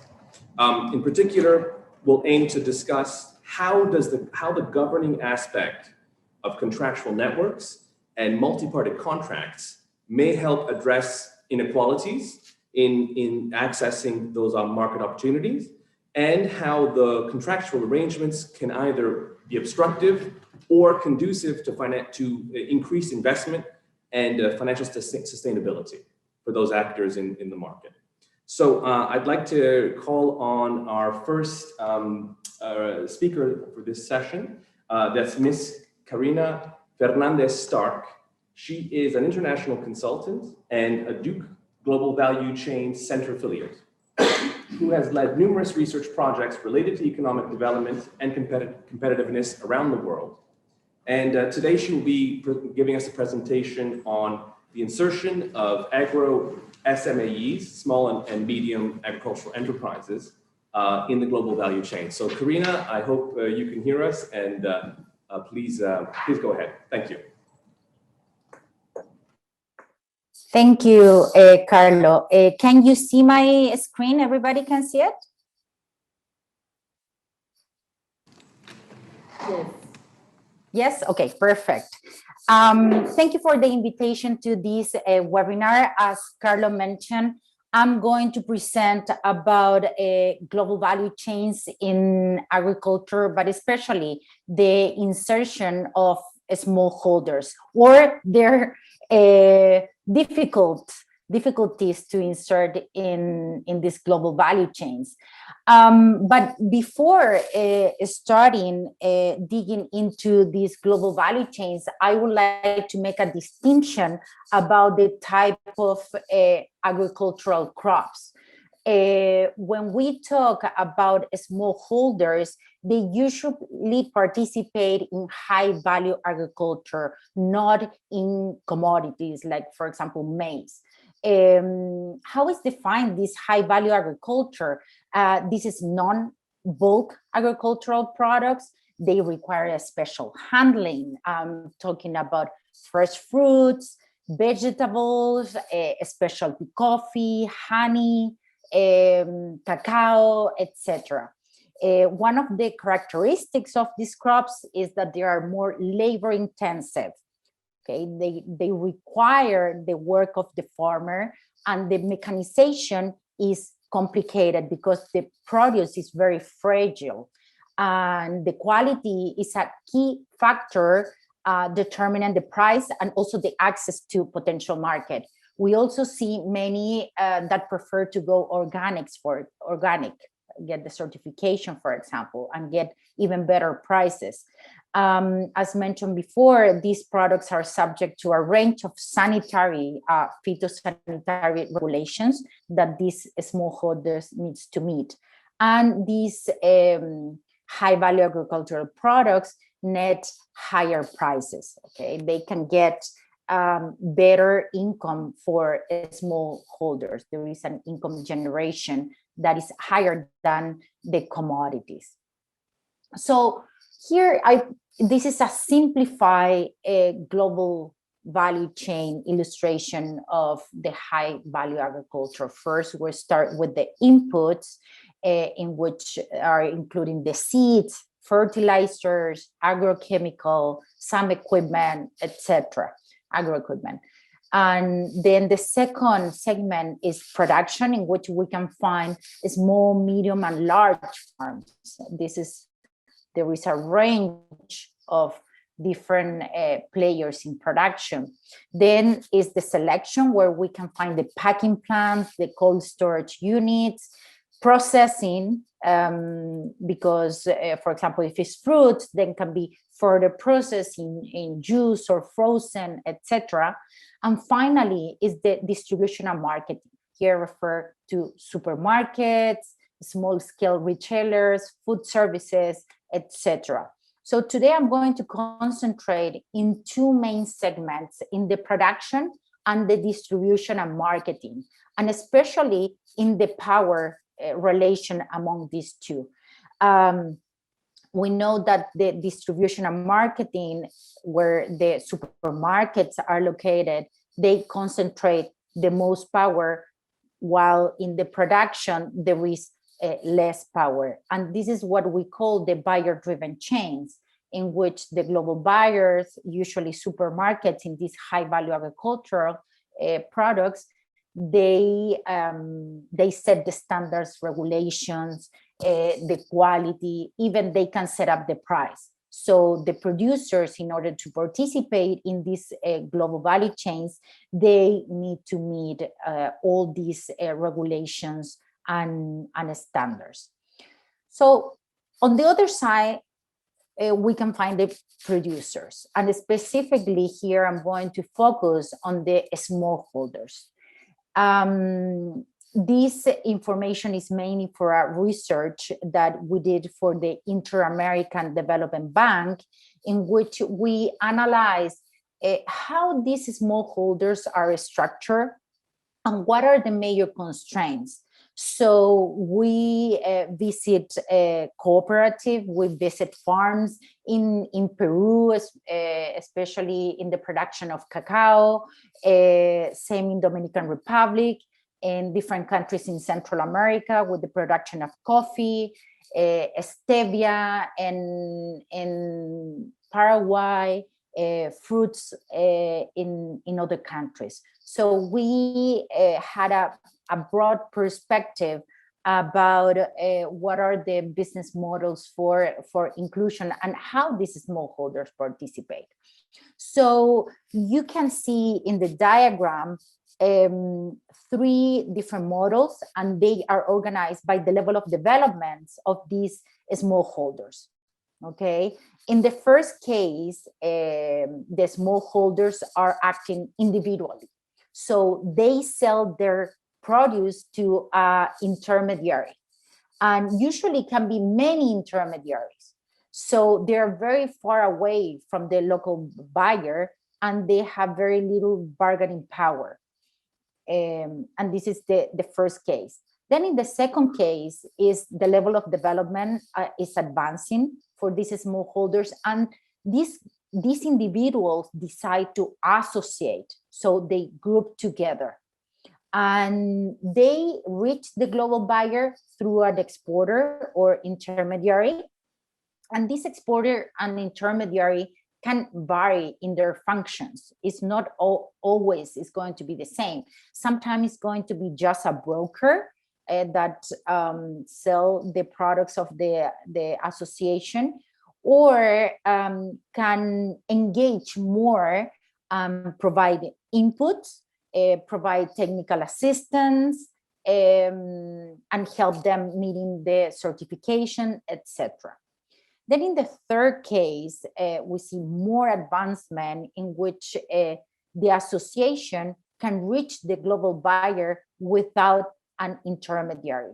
So here there is more bargaining power, and also can access better prices because it doesn't have to go through many intermediaries. But as I mentioned, for smallholders, it's difficult to participate in these global value chains. Mainly, they face 4 constraints. The first one is access to finance. They have many problems to get loans. Access to training, technical and business. I'm going to explain this later. The coordination and collaboration building is another constraint, and also the access to market. So what are the main problems accessing the market? They usually, these smallholders, they lack of contacts. They have cultural and languages differences and barriers. They don't participate in international trade fairs where they can present their produce. They don't have websites, or they don't advertise their produce. The second problem is the access to training. And when I say training, this is a technical and entrepreneurial training. Technical is how to meet these new standards. They need new techniques. They need to learn how to improve the quality. And many of them, they don't have access to that information. And the second part of the training is this entrepreneurial training that they need. They are mainly farmers and they usually don't know how to run a business. So they face problems in this area. The third constraint is the coordination and collaboration. Individuals, smallholders, they lack a skill to reach global markets. So it's important that they collaborate among them in order to have a little bit of more power and have a better negotiation position. So usually these smallholders, they start grouping and they can form a cooperative. When we analyze these cases in Latin America, we see very successful cooperatives and many that they fail because they are not able to collaborate and coordinate among them. And the other issue is the limited coordination with other value chain actors. The problem is they don't have coordination with the input providers. They don't have coordination with the local governments or with to find the information, for example, the training institutions, etc. And the final problem is the access to finance. That this is the most common problem that we saw in these smallholders. Banks do not lend to SMEs in general, any SMEs of any sector, but in the agriculture is even worse. They are at the bottom of the list, and they need this money in order to buy equipment, inputs, meet the certifications, pay for them. They're very expensive, and usually they have minimal savings. What we could observe is that banks are able to accept contracts. So the buyer, the potential buyer, sign a contract with the smallholder that they're going to buy the next production, okay, in the next season. And they can go with that contract to get a loan. So that has been a very powerful tool in order to get access to finance. And also what I want to mention is that we have seen around the world many initiatives in order to alleviate some of these problems. And that is a major issue because they try to tackle just one, but the four of them has to be addressed in order for the smallholders to participate in value chain. Because you can have the best product, for example, help in the technical, access to finance, etc. But the smallholders doesn't have the access to market, so they cannot sell the products. Or they can have the access to market, but the product is not, doesn't meet the certifications required. So all of them needs to get together and create a holistic proposal or help in order to reach that these smallholders participate in global value chains. So this is the presentation. A summary is that there have been important changes in the global agribusiness chains in the last 20 years. So every day is more difficult for SMEs to compete because they're low power in the chain, high standards, and they need to overcome the main barriers in access to finance, markets, training, and coordination. So thank you for your time and for the invitation.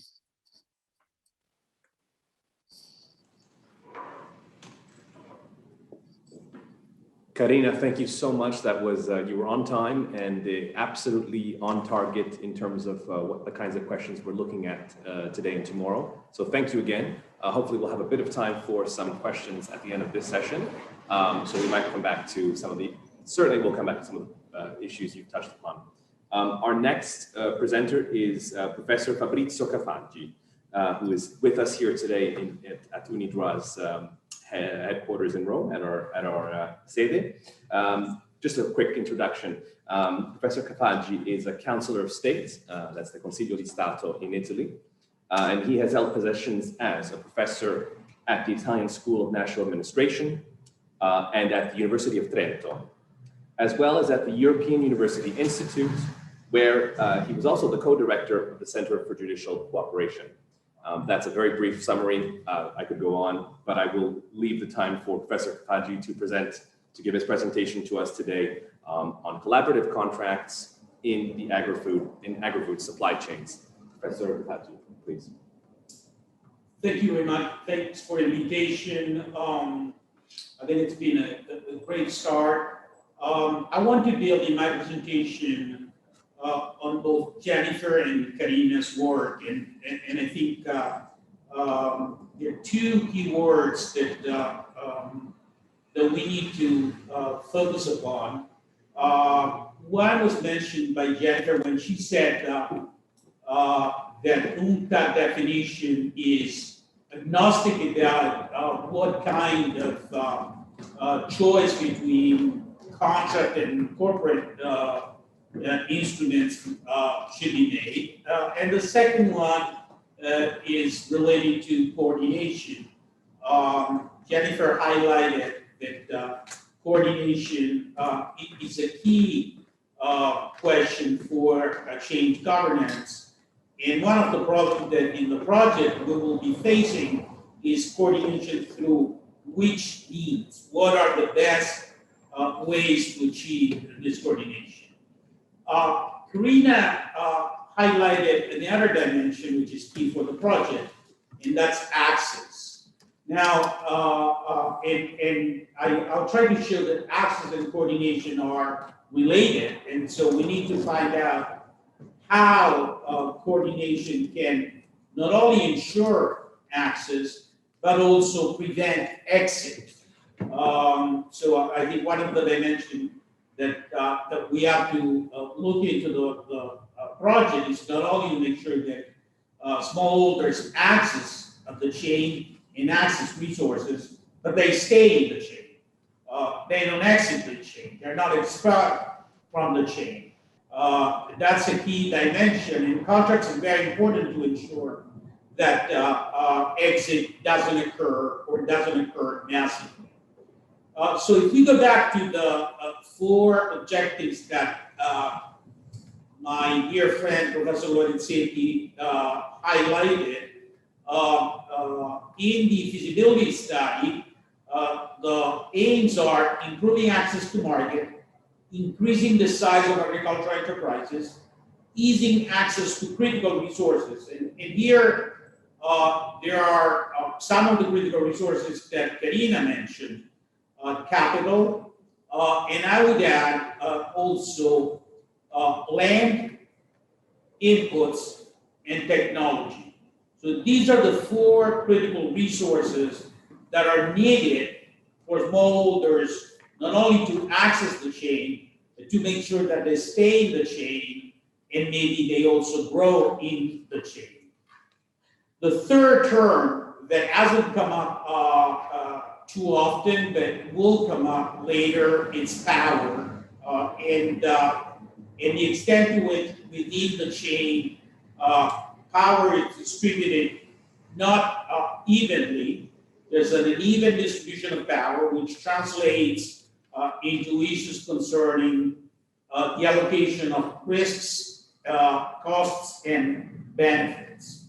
So my aim, and I think the aim of the project, is to make sure that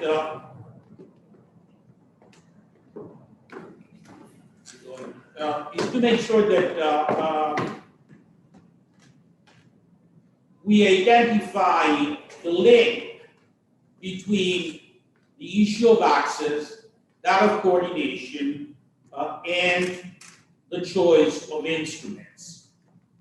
So Jennifer was saying that the two forms are essentially contracts and the corporate form.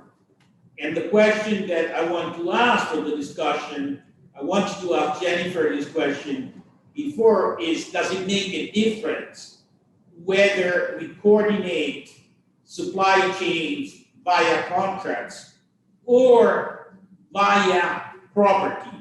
That is what lawyers and economists would say. So if instead of having a chain that is organized through bilateral link contracts, we end up having a chain that is primarily organized by common ownership of critical resources.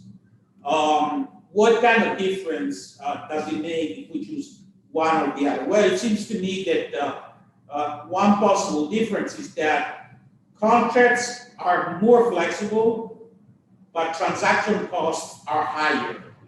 And so it might be more difficult to coordinate because we fragment the chain into bilateral contracts.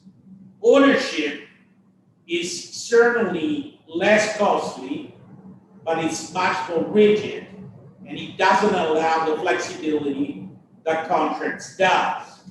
So there's a trade-off in the choice between the two, and I think that as Jennifer being able, for time reason, to elaborate, one of the issues of hybrid governance is the extent to which we can combine coordination mechanisms that operate via contracts with coordination mechanisms that operate via property.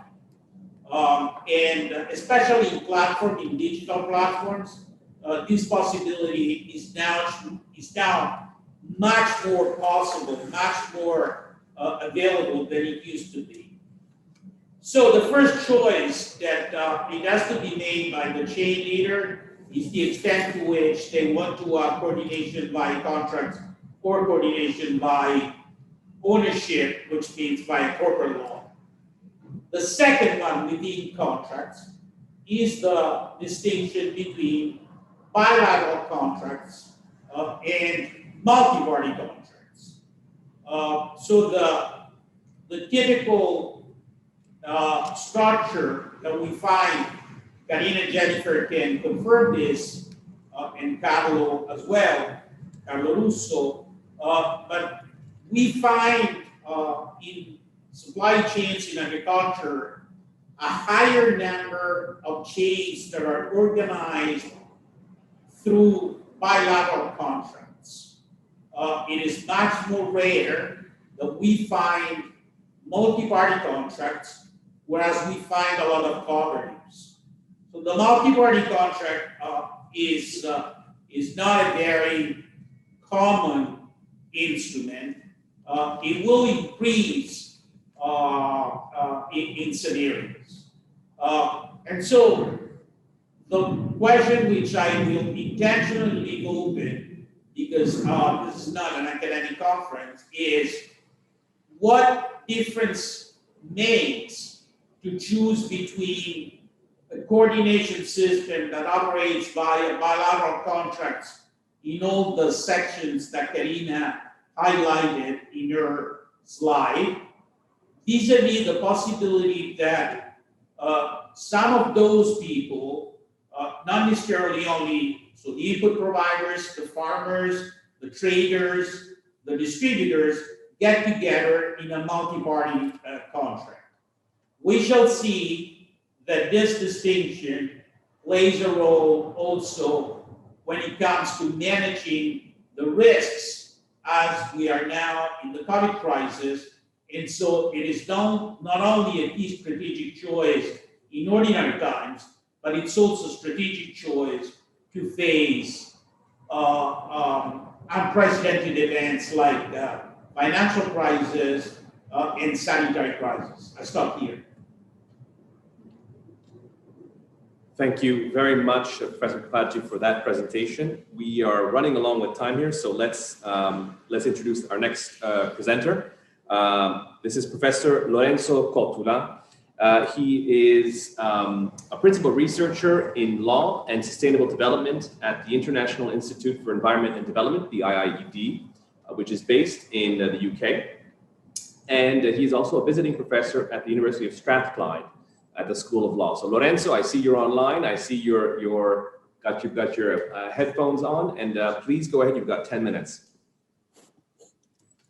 Thank you very much, Carlo. I'm delighted to participate in this discussion. My reflections, I think, flow nicely from the earlier ones. And I would like to talk specifically about contracts. And I think contracts are important because they sustain and structure agricultural value chains. They coordinate diverse economic activities, linking suppliers to input suppliers to producers, all the way to the end buyers. And of course, they also distribute the risks and rewards among different value chain actors. Quite often contracts also set standards on issues such as seeds, farming techniques, produce specifications, etc. So an important theme, I think, to explore today. And I will share just a few thoughts that are based on a report we published earlier this year, looking at contracts for commercial agriculture. The report looks at a small pool of contracts from different segments of the value chain.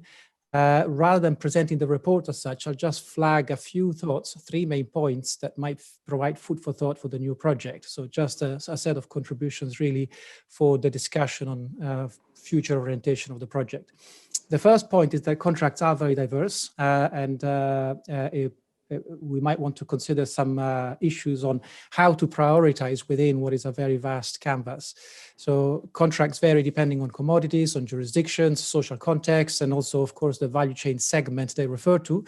Many initiatives so far have focused on certain types of contracts in agriculture, such as contract farming arrangements. But of course, at the moment, there is less guidance on other types of contracts, such as farmer level contracts, supply agreements, for example, that are commonly used in practice, and also diverse types of contracts that operate at different stages of the value chain. So potentially there is much ground to cover. And one particularly consequential aspect is that contractual issues depend heavily on the structure of the value chain. So for example, contracts will vary extensively depending on whether we consider global value chains or highly formalized chains that are led by a major agribusiness on the one hand, or whether we look at the realities of the vast majority of small-scale farmers who quite often operate in local and often more informal markets. Data from empirical research suggests that formalized contractual arrangements reach relatively few small-scale producers in low and middle-income countries, typically the better resourced, the better connected farmers. So estimates for contract farming, for example, range from 5 to 15%, depending on the geography, on the study, etc., etc. On the other hand, informal spot transactions, so verbal contracts for one-off sales, tend to dominate trade of many agricultural commodities in local and regional markets. And also research highlights the central role that small-scale traders and agro-dealers play in linking smallholder farmers to markets largely via informal arrangements. So, of course, small-scale farmers who operate in informal markets face distinctive challenges, including contractual challenges, and including, in some cases, in the context of their own efforts to make their own transactions more formalized. So the type of guidance that this project could provide may vary significantly depending on whether we look at the realities of these farmers versus the larger scale operators that may be interested in slightly different issues.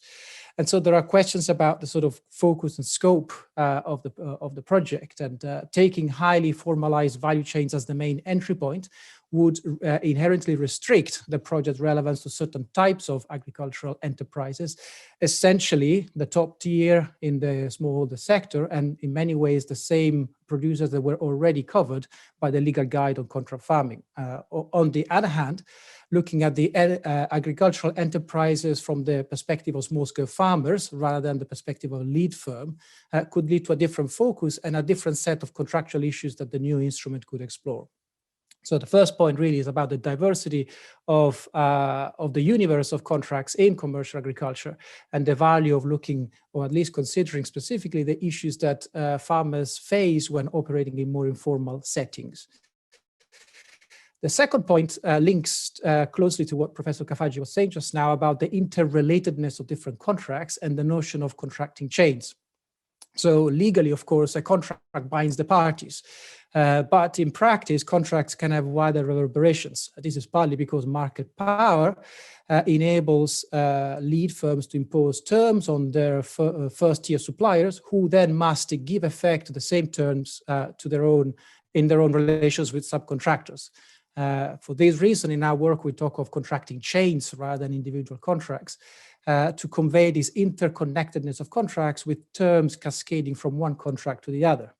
Now, in the report, we look at different examples of this. For example, the ways in which features of the end buyer contracts, such as sustainability standard, force majeure clauses, termination clauses, etc., are then reflected to varying degrees in the farmer level contracts.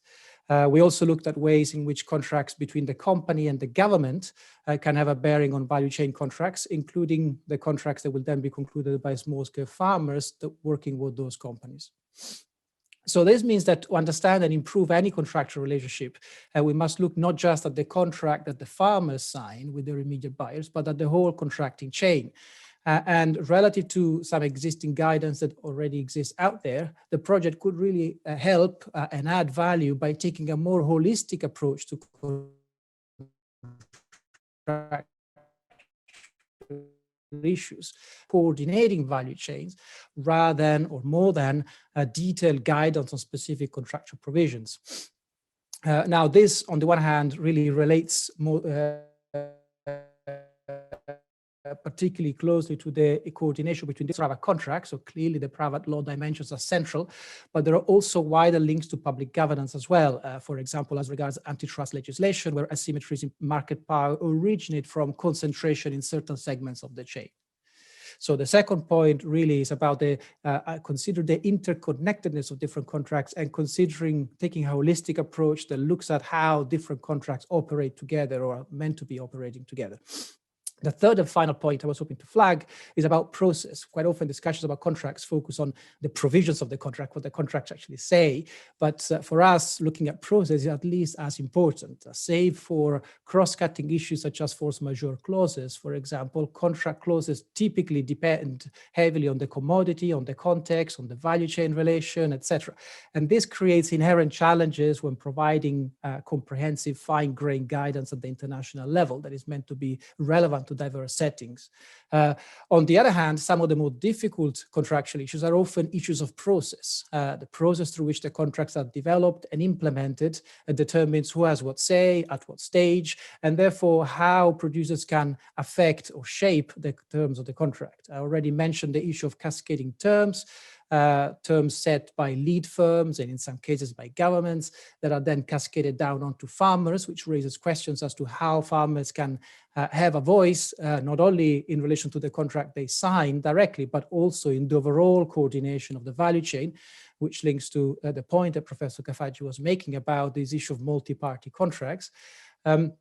But there are also other issues as well around gender and social differentiation, for example, where the male household head signs the contract, but the contract delivery ultimately depends on the work of women in the family, for example. So raising questions about who participates in decision-making, who signs the contract, what conditions need to be in place for formal participation to be meaningful.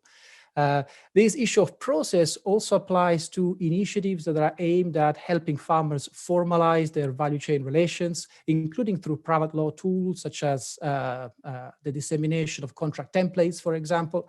And guidance here by a new instrument could really help think through some of the approaches that are necessary, that need to be in place in order to ensure that both the process and the outcomes are inclusive. So I'm mindful of the fact that process was a key aspect of the earlier guides that UNIDROIT led the production of, including the Agricultural Land Investment Contracts Guide.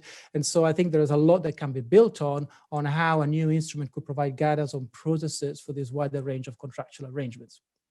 So to sum up and to conclude, three main points. One, contracts are very diverse. The canvas here is potentially very broad, and there's a strong case for considering the specific contractual issues that are faced by the majority of small-scale farmers in low middle-income countries. Second, there is value in looking at contract issues in more holistic terms that has been done before, including by considering the interrelatedness of different contracts and the relevance of legal issues that concern the functioning of agricultural markets in the first place. And then third, it would be helpful to properly consider issues of process in relation to both the development of contracts, but also any contract formalization initiatives. Thank you very much.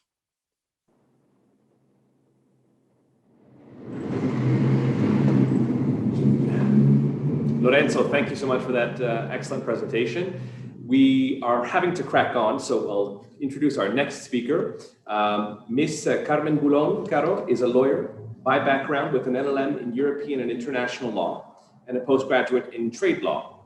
She is a legal officer in the Development Law Service of the FAO Legal Office, and where she has served for the past 16 years. Carmen, it's lovely to see you, and I haven't seen, we used to share a hallway in the legal office at FAO many years ago when I was there. So it's lovely to see you, and it's all yours, Carmen, please.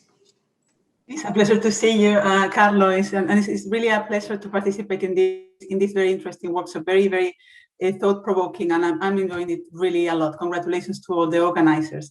So my presentation is going to be very simple. I will start into the 10 minutes provided, and I'm going to capitalize on an idea that has been introduced by Lorenzo, one of the many interesting ideas that he has raised, and that also came up very clearly from the first session, which is that all these contracts that we're talking about are not do not exist in vacuum. They are part, they rely upon, and they are very deeply influenced by the national legal frameworks. So there is a role the government play also in the in creating an enabling environment in which these contracts will operate. And whilst this may look a very, very simple statement, the fact is that when governments pose themselves, how I am going to create an enabling environment for contractual operations to occur, there are very many different points that they need to take into consideration. So the solution for that is not that simple. I'm going to share my screen. I only have very few slides. Let me know if you can see it now. Can you see it? Yes, we can see it. Great, perfect. So as I said, there is a role that the government can play in creating this enabling environment that needs to be conducive to the policy objectives. And these policy objectives can be really very varied. So whilst what would have come to our heads traditionally with regards to these policy objectives would be issues related to ensuring fair competition, to ensuring access to dispute resolution, or to increase mechanisms to increase transparency, or to balance the relation between parties. The fact is that we observe there is an increasing trend to introduce new elements into contracts, and this has been very clearly introduced in session 1 by both Tommy's lab and also Professor Baer. There is an increasing trend for regulators to introduce also requirements related to other policy objectives that can include environmental considerations, sustainability considerations, food security considerations, or proper policies. So in the absence of international harmonized frameworks, this regulatory environment is also very country specific. So when countries decide how to develop this type of regulatory frameworks, there are different elements that need to be taken into consideration, including what is the constitutional shape of the state, how the legislation is going to be applied and enforced, if it's a common law country or a civil law country, if there is constitutional recognition of customary legislation and contractual practices by indigenous communities are giving a role also next to statutory legislation, a variety of different laws and legal areas that we will see later. And finally, the fact that these regulatory frameworks should not be developed by the regulators in isolation, but they should give a prominent role also to the private sector, so that the private sector can directly participate not only in the implementation of the legislation, but also in the development of these legislation through participatory processes, through mechanisms of self-regulation and co-regulation, but also through different mechanisms such as the introduction in legislation of code of conduct, public-private partnerships, or the different standards that Professor Behr has brought to our attention in session 1. So these are the 3 ideas I'm going to be going through in this presentation. First, the role of legislation, as we all know, is first of all to ensure that there's fair competition. So the governments have a role to play in ensuring that parties in a contractual relation are going to have balanced rights and obligations. Legislation is going to serve for ensuring that contracts do have the elements that are required for granting some bargaining power to the less favored party, and also to ensure that that there are not going to be unfair practices in contractual relations.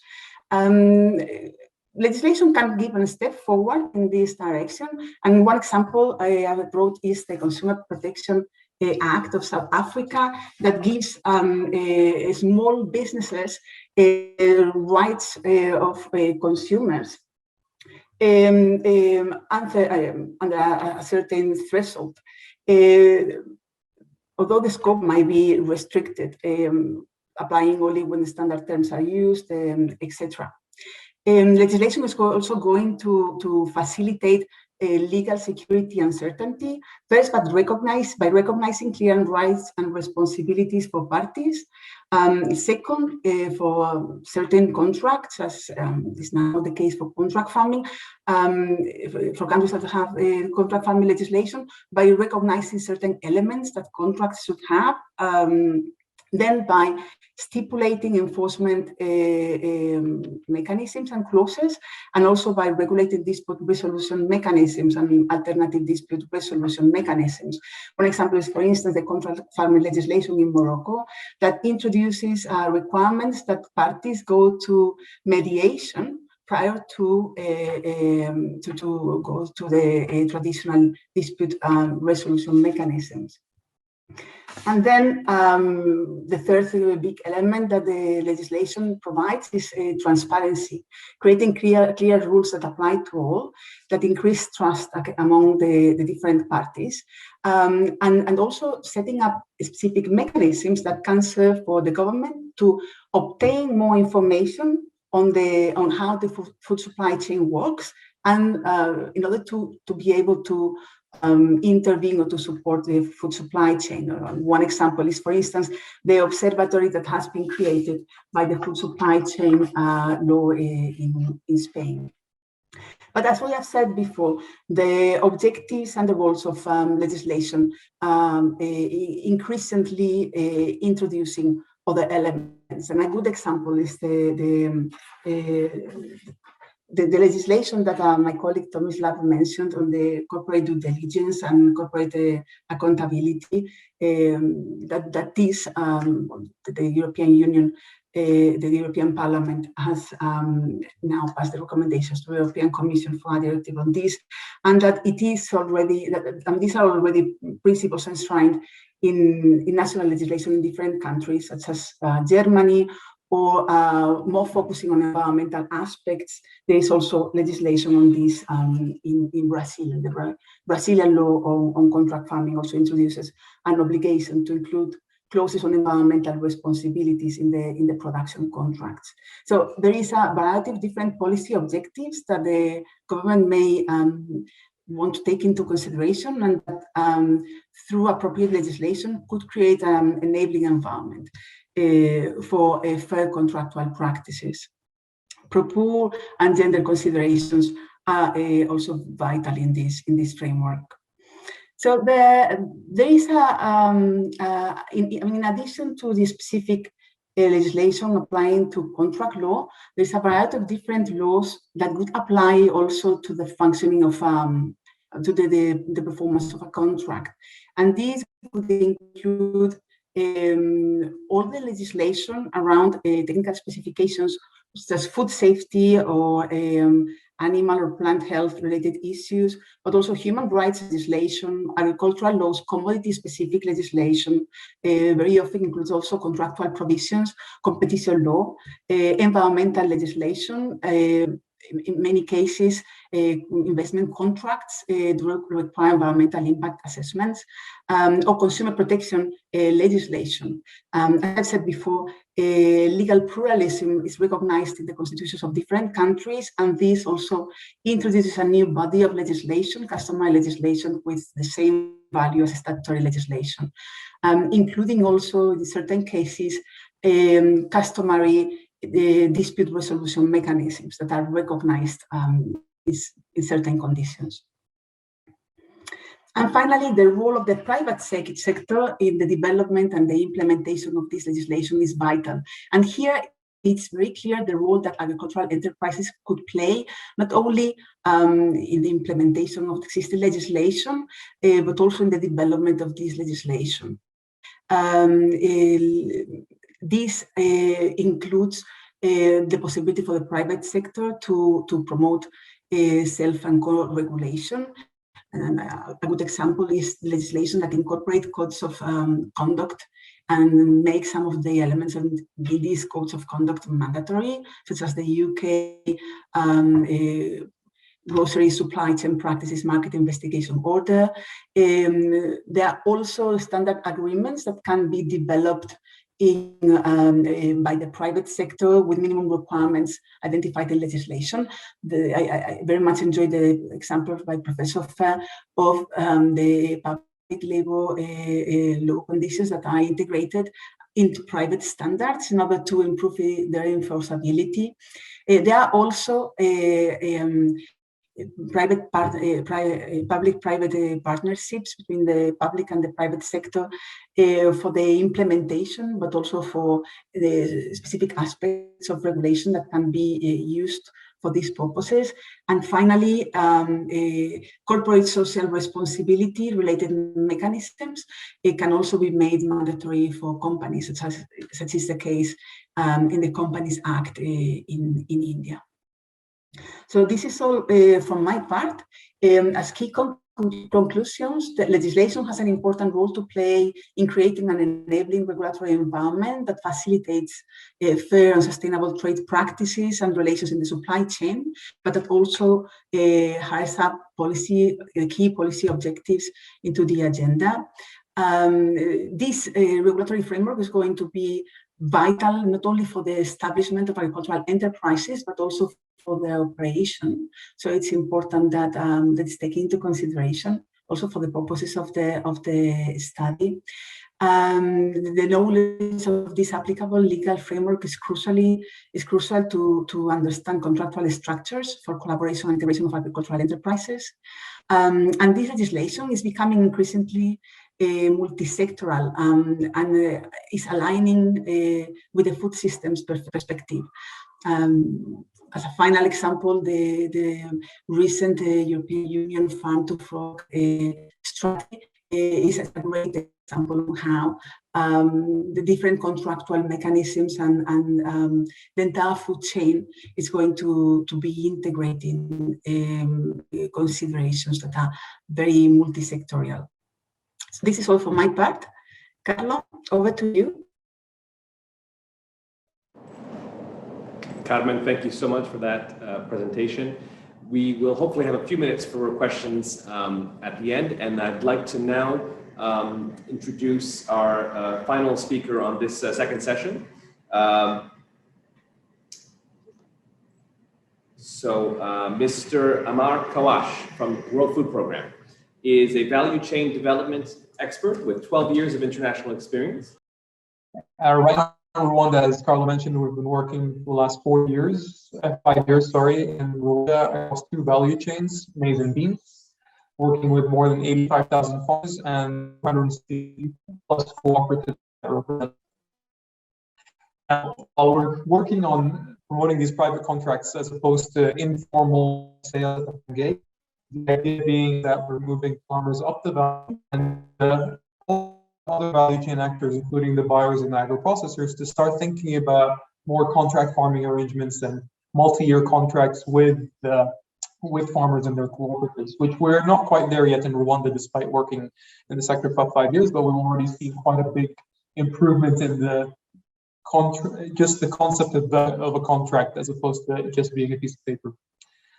So with that overview, maybe I'll just dive in a bit deeper into contracting. And here we're talking about a private contract between the buyer, which in this case could be either an off-taker, exporter, agri-processor, and the farmers through their cooperatives.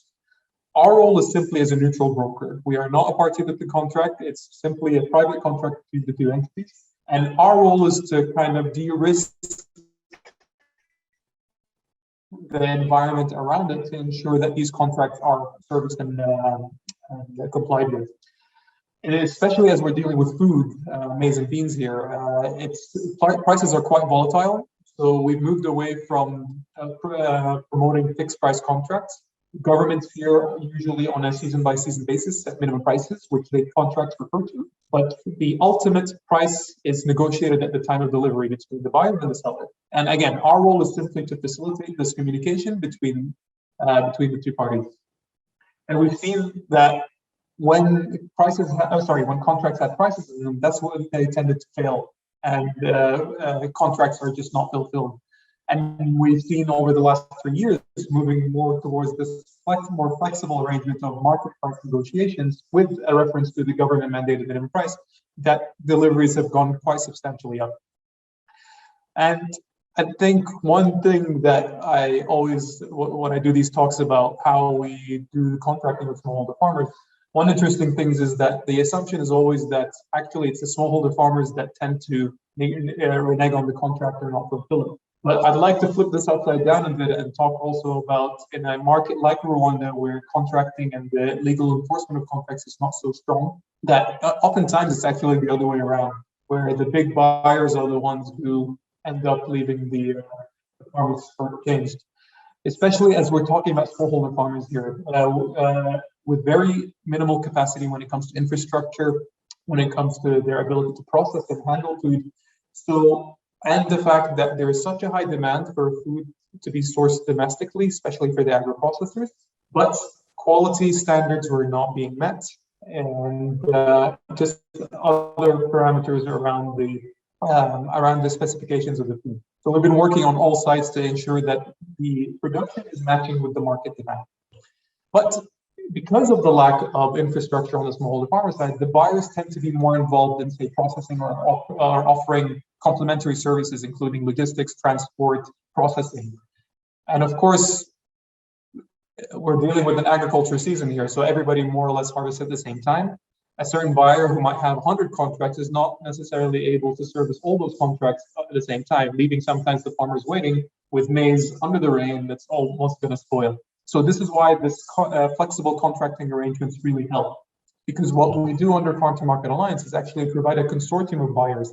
So we don't only work with 1 or 2, we work with 6 of the biggest buyers in the value chain in order to give the farmers more accessibility to this formal market. And also in the cases where I just described, where the buyer is not able to service the contract that they signed, that the farmers have an out, or the buyers themselves have an out by keeping the food commodities within the same alliance or platform.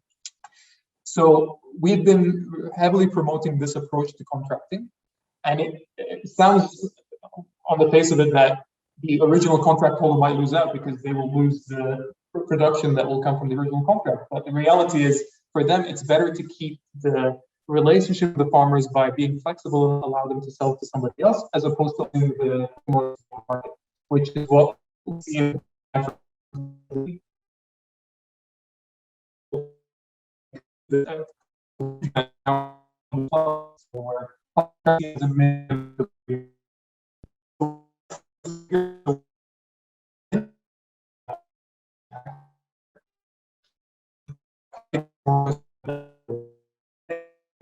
versus some other things we've seen in the country, very fragmented line size. For cooperative, say, to go out and take a loan to buy input, we'll have to go 20 members, get their land titles, go to the local authorities, get those notarized. By the time this whole process is finished, you're talking about 20% of the value of the loan, which makes it prohibitively expensive. So we've been working with microfinance institutions and other financial institutions to start looking at the contract as part of the collateral and help reduce the collateralization burden on the farmer side. So just to quickly wrap up, again, this is just based on our experience from the field. Fixed price contracts are not working. A more flexible approach, especially when you're working with smallholder farmers who are usually living from hand to mouth or hand to pocket, in this case when we're talking about cash. And flexibility is a key. Price is not always the ultimate decider for a farmer to sell to a certain buyer, but the ability to be receiving money quickly within the scope of the contract parameters and mainly on time. So that's really it from me. Thanks for your attention. Over. Amar, thank you so much for that presentation, and thanks so much for sticking to the time limit because we are running against the clock. So we've got just a couple of minutes for questions, and I know we've got a number of questions. Professor Kafaji would like to ask a question, so please go ahead. Yeah, so I have two questions.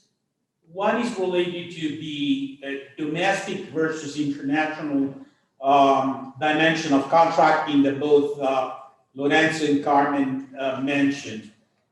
Is there any data that either of you has on the ratio between domestic contracts and international contracts in global supply chains? In other words, is there any way we can know out of the entire number of contracts within a chain, how many are domestic and how many are international? And my second question, to which Carmen alluded to, is related. Is there any data concerning whether the regulatory legislation that you were referring to is a separate legislation from contract, so that when we have to study contract in the agricultural sector, we need to look at both the general contract legislation and the regulatory legislation that applies to agricultural contract, or is safety, sustainability, and all the other dimensions you alluded to regulated into legislation that already includes that? Carmen or Lorenzo, would one of you like to come in first?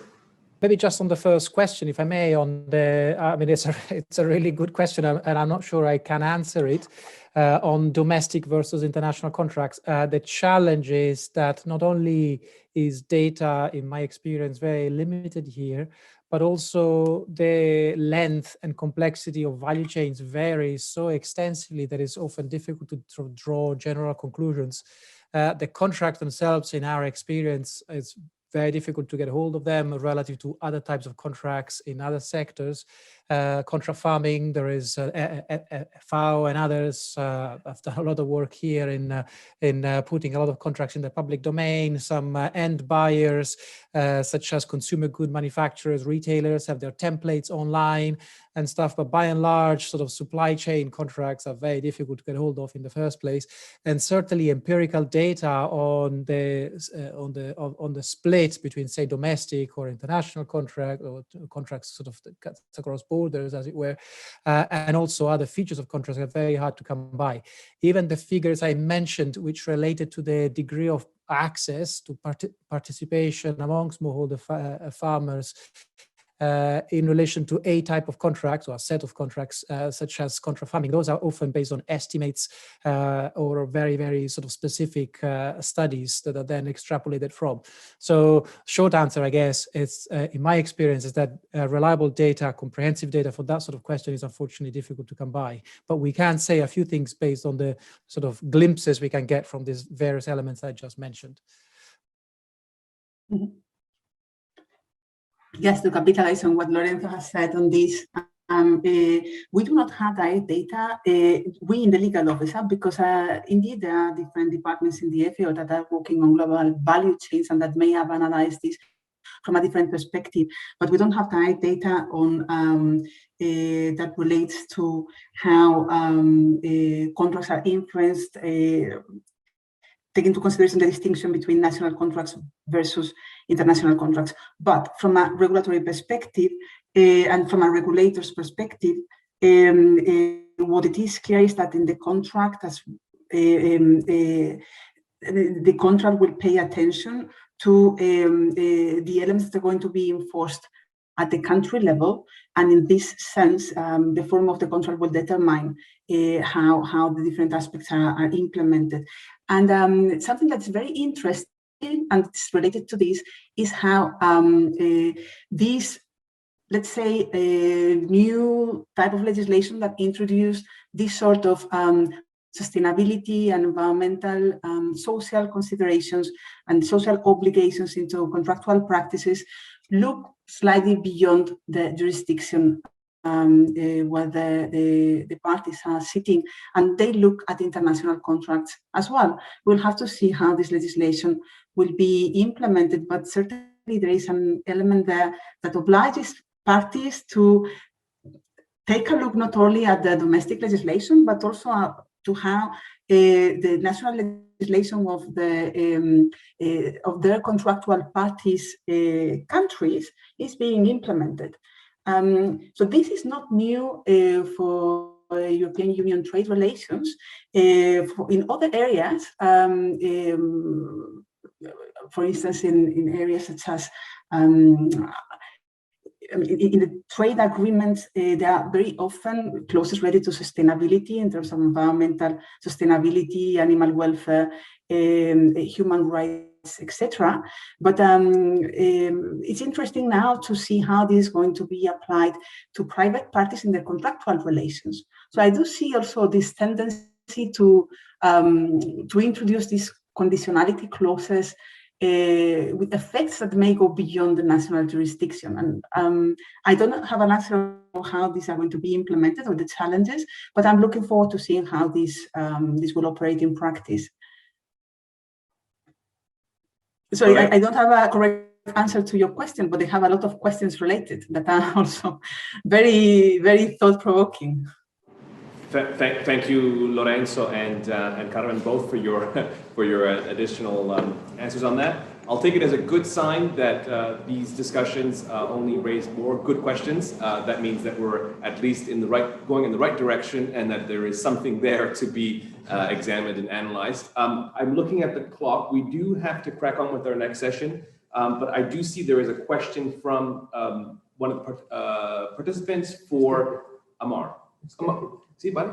Amar, do you read that question in the Q&A box? Would you like to go ahead and take that question, please? Over to you, Amar. Sure, my pleasure. Thanks. Just to summarize the question, it's about whether farmers and buyers are relying on classic resolution methods, i.e. litigation in courts, or alternative dispute methods when disputes arise in these contracts. So out of the 1,000+ contracts that we've facilitated so far, not one has gone to court.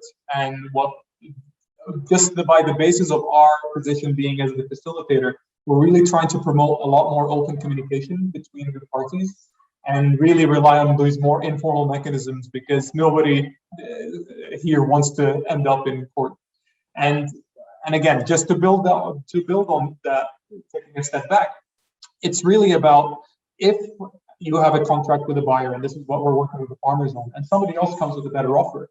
Usually in the past, you just go behind the contract and sell to the better offer. But what we're trying to encourage is, well, take that contract, take that offer, go to your contracted buyer and say, this is what I'm being offered, let's discuss, let's negotiate.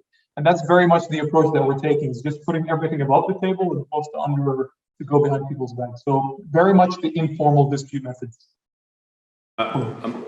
Amar, thank you so much for that concise and helpful reply. Just out of curiosity, do you guys, does Farm to Market Alliance, have you published or is there any sort of statistics available in terms of, you mentioned over 1,000 contracts you guys have facilitated. Is there any additional information? I mean, that's something you can also share with us later on if available.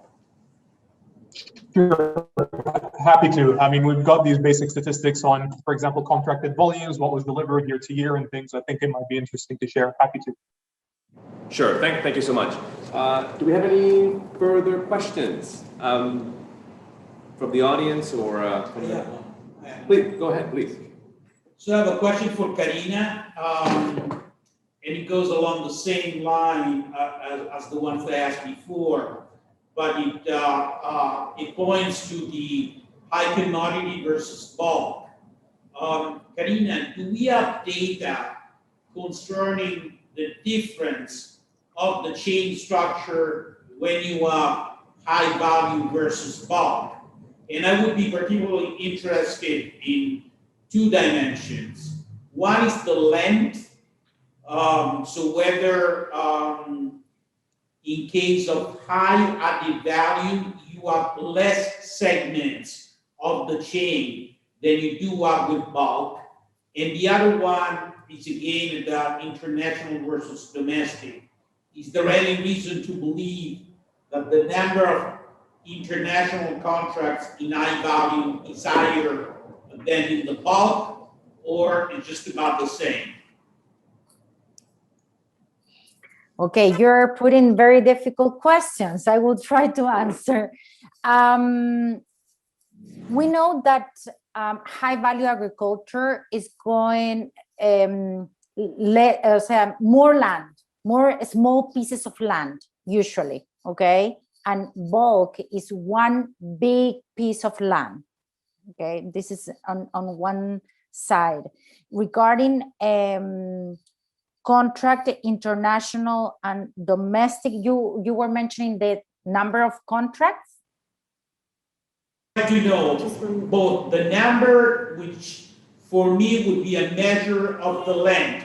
How long is the chain is measured by the number of relationships, which might be measured by the number of contracts. Yeah, and this is something that I want to point out. Usually in high value agriculture, there are more segments, more chains, because I haven't seen in the real life that a smallholder can sell a product totally direct to a global buyer.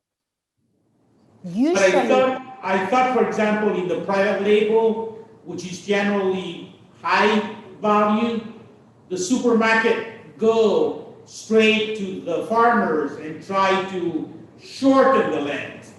And so I thought that no, it doesn't work that way. No, it doesn't. Even the very, very large farms that they sell high value agriculture, they use an importer. Usually Walmart or Tesco, they work with importers. There are very few cases and very rare that even a big farmer can sell 100% directly, have a contract 100% directly. This is rare and almost impossible for a small farmer. I'm talking about global. National, it could be easier, but in international terms, is impossible. And even small farmers, the minimum is go through 3 intermediaries, because they go through a local intermediary, then go to an exporter, and then the importer, and finally the supermarket. This is I can say, the shortest way. But you have data? Excuse me? Do you have data? Have you collected with Gary data on this? No, but I have cases, not data, but we have cases about how Walmart supply their food, or other big supermarkets. What is the entire steps? we don't have data, exact data.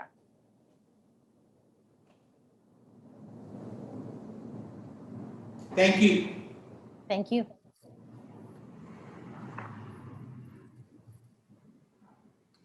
Okay, so I think we are we are now running into our next session in terms of time. So thank you to everybody for the presentations and for the excellent questions and the discussion. I'm going to now, I think this is an excellent link actually with our next session. Our next session is concerning remedies and dispute settlement mechanisms, and I'll hand it over to our chair of that session, who is sitting at my right, Professor Fabrizio Capati, please. So we are now in the third and last session of the day, and I'm going to try to introduce this session by highlighting both what the issues are, but also what the allocation of tasks between the speakers is.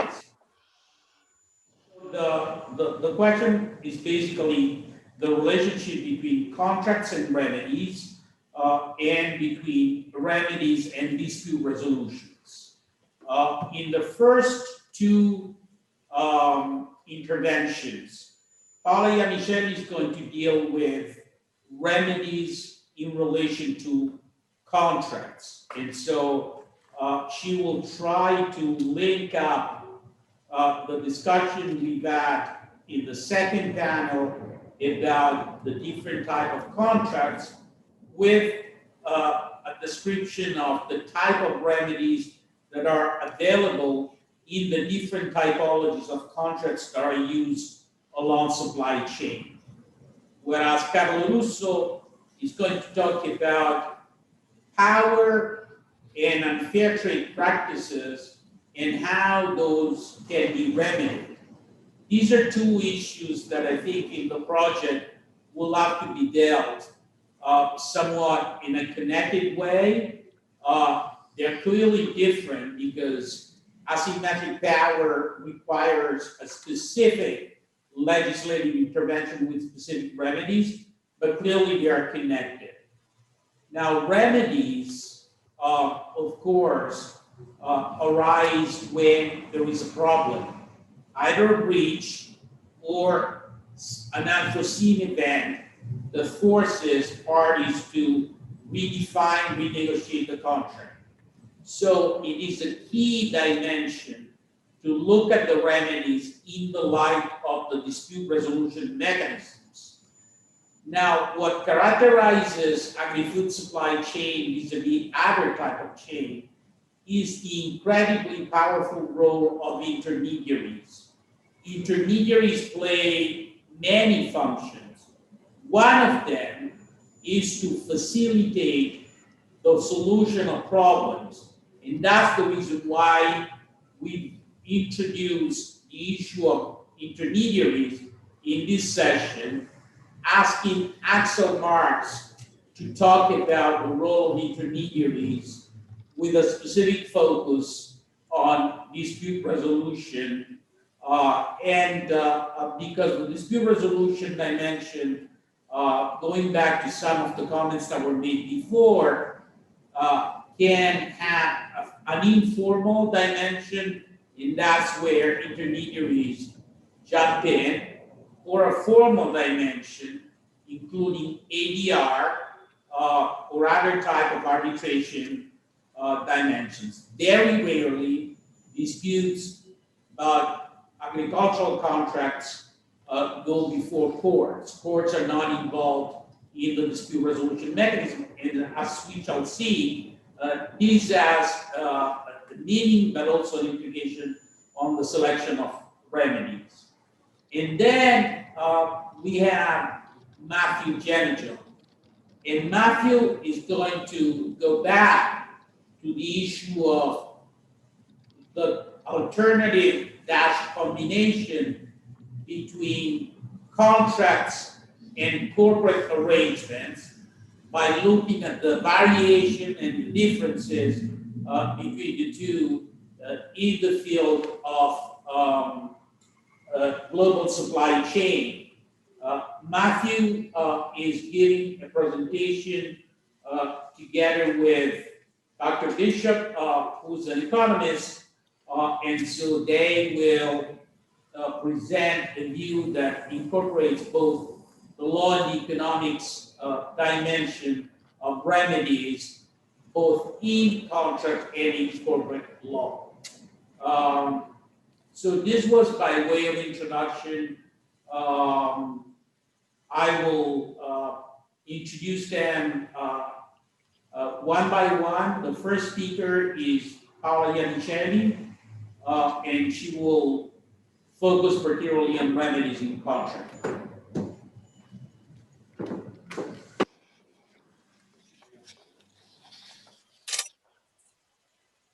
Many thanks. Let me first please share my presentation. Sorry about it.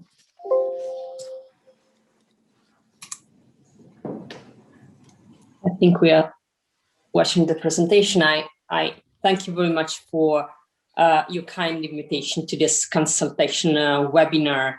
Thanks for the organizer. This is a Quasi true pronto, pleasure. entro stasera o domani mattina verrà inviato, e poi gli puoi anche dire, se lo vuoi chiamare, che quel documento lì in realtà lo possiamo anche scrivere. Anna. Vorrei che Rolf, tanto lo saprà, insomma, sapesse che è un documento che è ongoing, no? Nel senso sono aperte, quindi... Can you mute her? Okay, now you can go, sorry. I resume. Thanks a lot. You can go back. Yes, thank you. So thanks a lot for your kind invitation. Thanks to all organizers. It's a real pleasure to participate in this consultation webinar today and to discuss with you about some of the topics and research results that have been developed in past years, so together with Fabrizio Palgi and within some of the experts being present here, also on the occasion of the working group for developing of the guide on contract farming years ago, under the coordination of UNIDROIT, FAO, and IFAD. So my short talk will be about remedies in collaborative contracts, and I will like just to address two questions with you to understand, first of all, what the role for contractual remedies in agri-food collaborative contracts along global value chains, and whether contractual remedies should be designed differently depending on the type of contract and contractual structure, in particular whether bilateral contracts are at stake or multi-party contracts, as was introduced before. Now, I'm very grateful to speakers who spoke before me, because in order to address the first question, I will actually build on what was said before in both previous panels, so the first one and the second. Indeed, I mean, this call for cooperation within global value chain comes from important changes that were presented in these chains, starting with this higher demand for quality, safety, sustainability within the chain. That brings about a stronger interdependence among chain participants and among chain participants' action. This interdependence calls for higher coordination and cooperation among chain participants. Well, we have heard that actually this coordination, this cooperation may fail, may be quite difficult, especially for SMEs, but still it plays a very important role within the chain in order to ensure that, for example, sustainability is attained, or that safety and quality is attained from actually farm to fork. This has an impact on contractual governance, and my focus here will not be on the impact in terms of cooperation within the contract design and contract execution, but rather on remedies. Indeed, remedies, contractual remedies, play a very important role. They do not only serve to discourage breach, but I mean, in the first place, and in particular in the chains we are observing, they should encourage performance, facilitate proactive error detection, and I'm happy to quote the legal guide and control farming on this part. And this, of course, brings quite a shift in the traditional way to look at contractual remedies. What we normally teach in law schools at university to students is that contractual remedies mainly serve the purpose of compensating loss from non-compliance. Here, in particular, in the type of collaborative contracts we are observing now, the main role for contractual remedies is actually enabling and fostering compliance much more than compensating. And that was developed in previous articles we're referring to.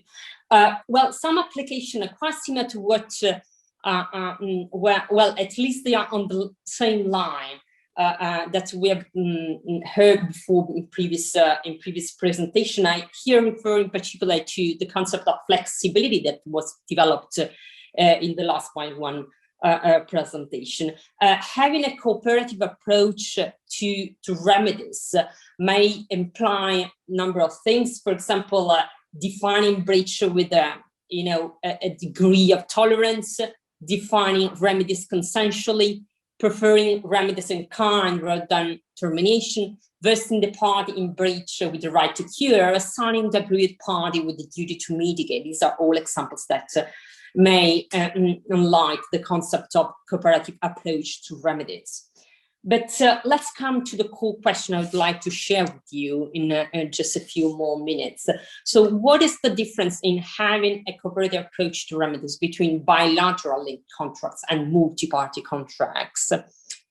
And I use a similar picture that was used before, just a little bit simpler. I mean, in principle, we may have the chain represented by a series of linked contracts between, for example, the grower and the processor, and then the processor and the retailer, or we may have the three of them on the same multi-party contract as parties to the same multi-party contract.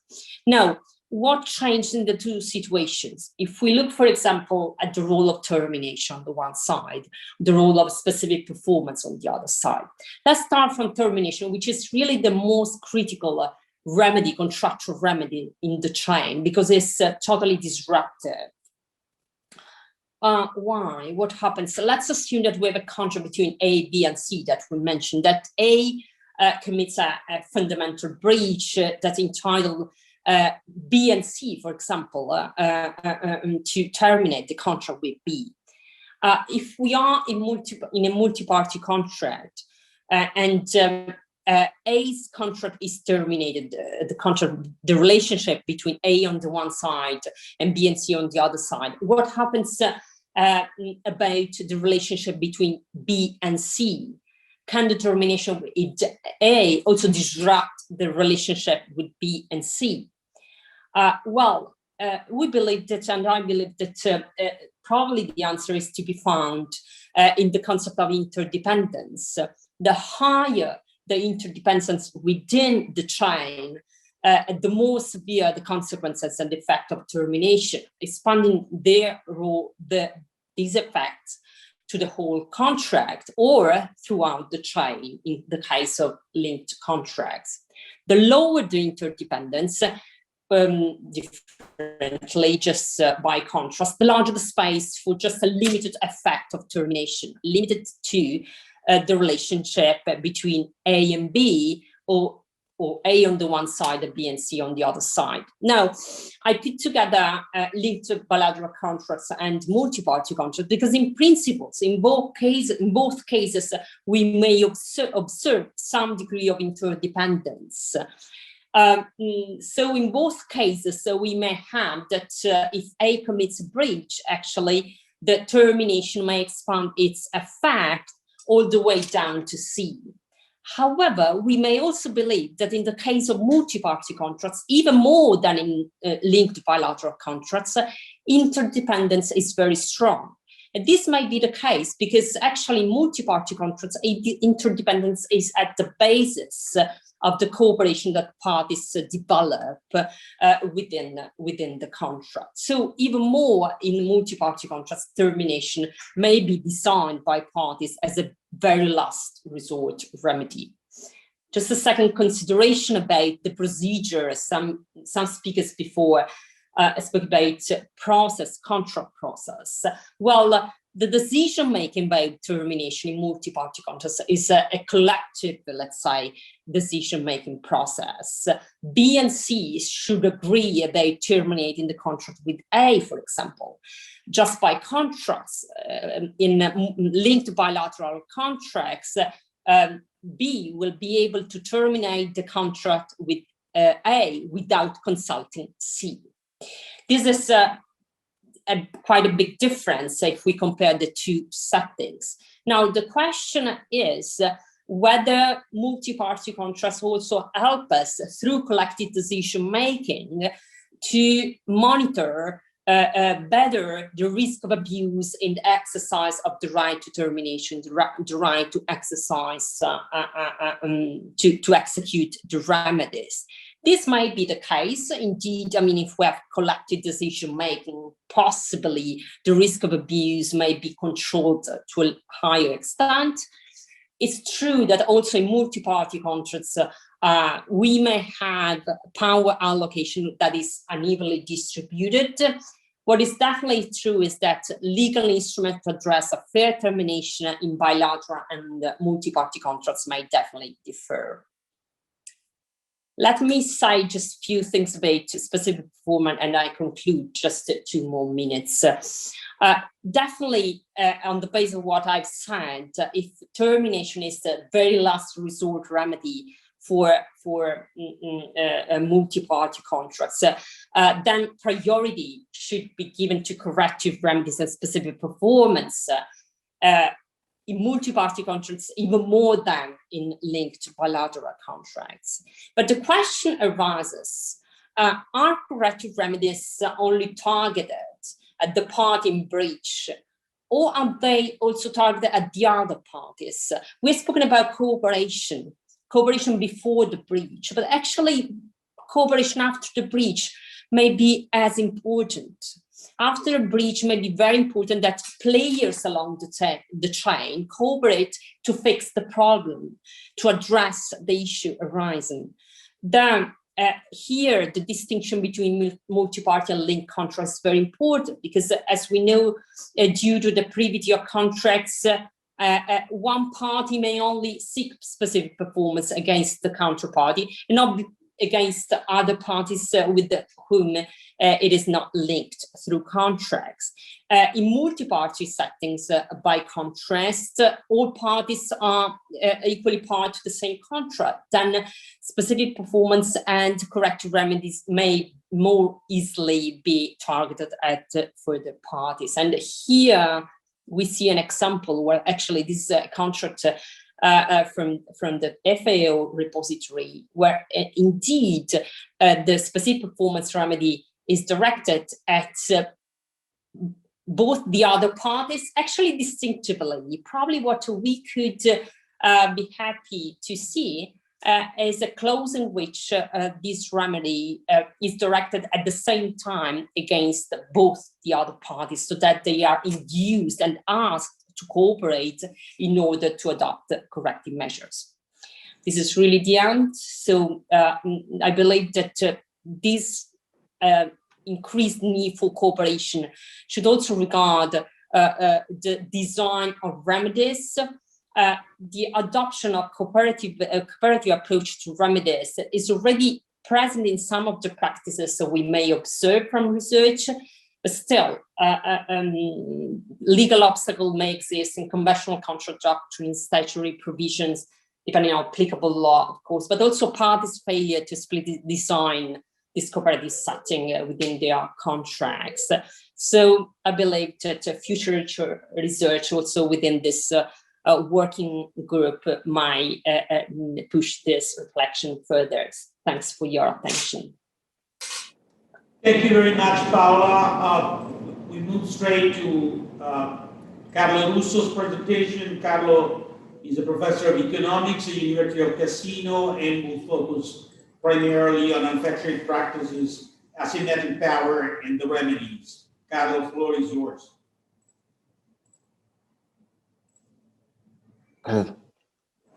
Okay, hello. Hope you guys can hear me well.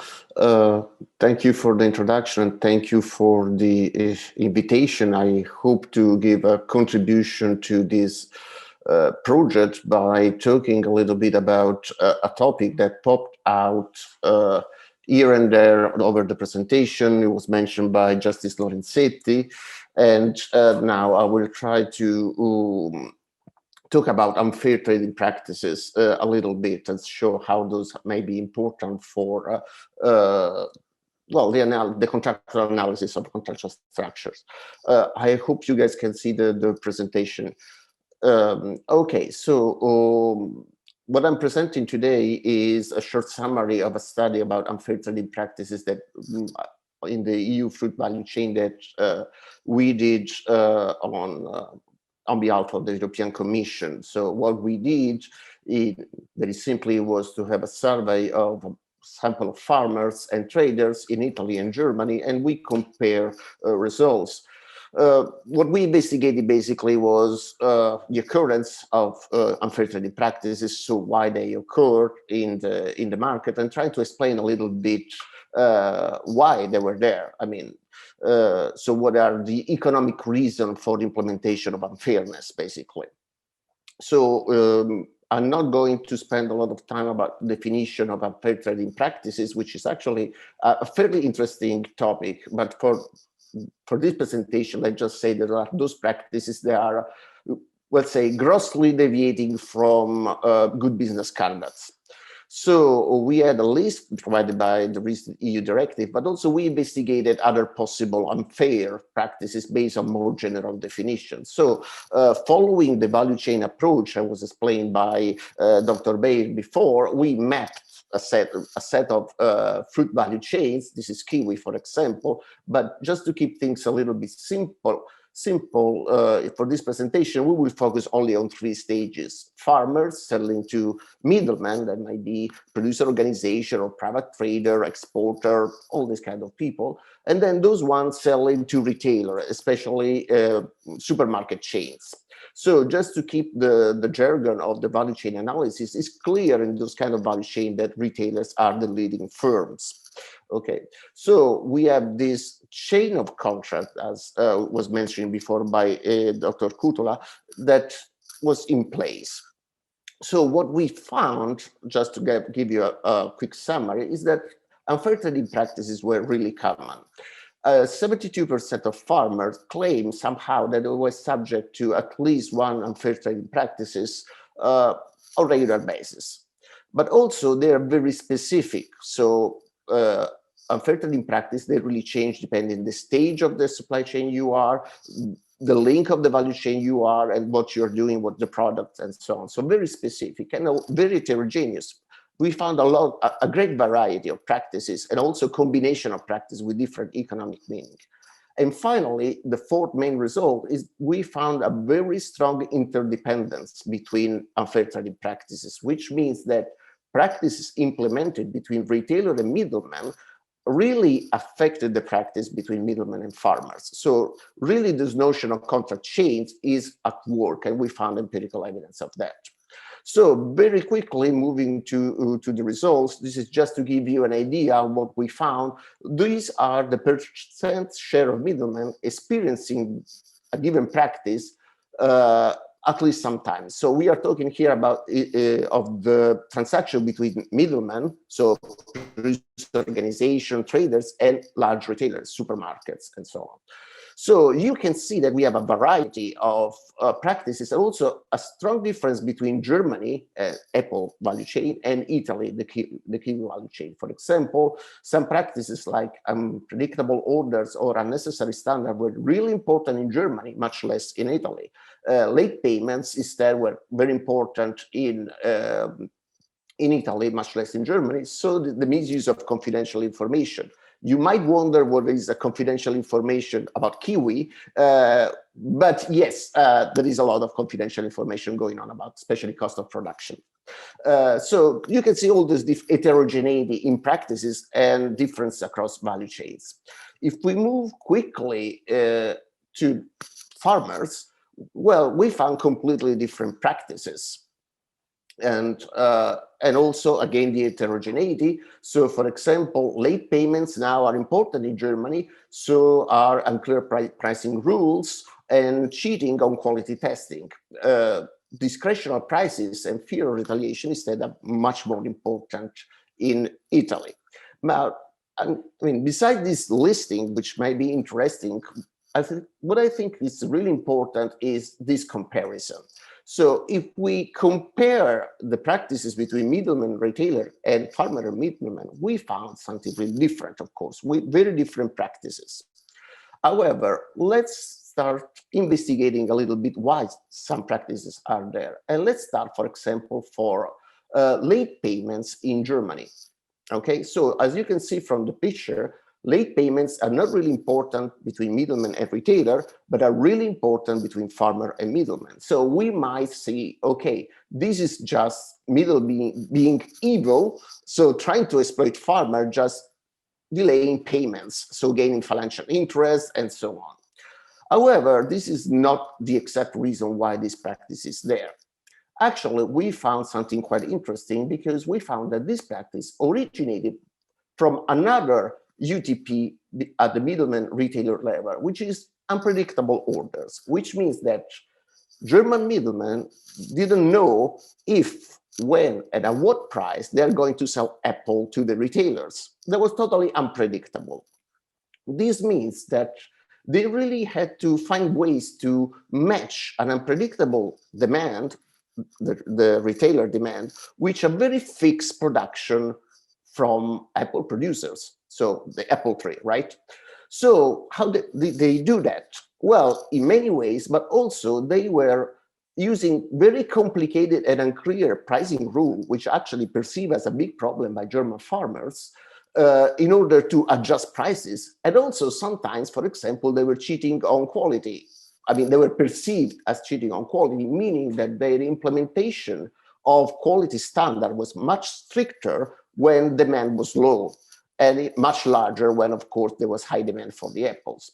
This is what originated also late payments, because if you have to adjust the payment, the price that you pay to farmers to the price you receive, to the unknown price you will receive from retailer, you need to delay those payments. You need to wait, see what is the price for the apple, and then pay the farmers. So as you can see, there is a strong link, a strong interdependence between fair trade practices at the middleman retail level and other practices at the farmer middleman level.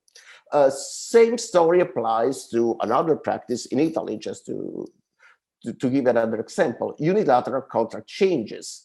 Well, middlemen in Italy experience a lot of unilateral contract change imposed by retailer, which means that they are perceived as untrustworthy by farmers because they keep changing, adjusting the shift they experience from retailer. They implement unilateral contract changes as well, but also they are perceived as setting prices in a very discretionary ways because they have to wait how the contract between middleman and retailer will evolve before they can actually set the price to middlemen.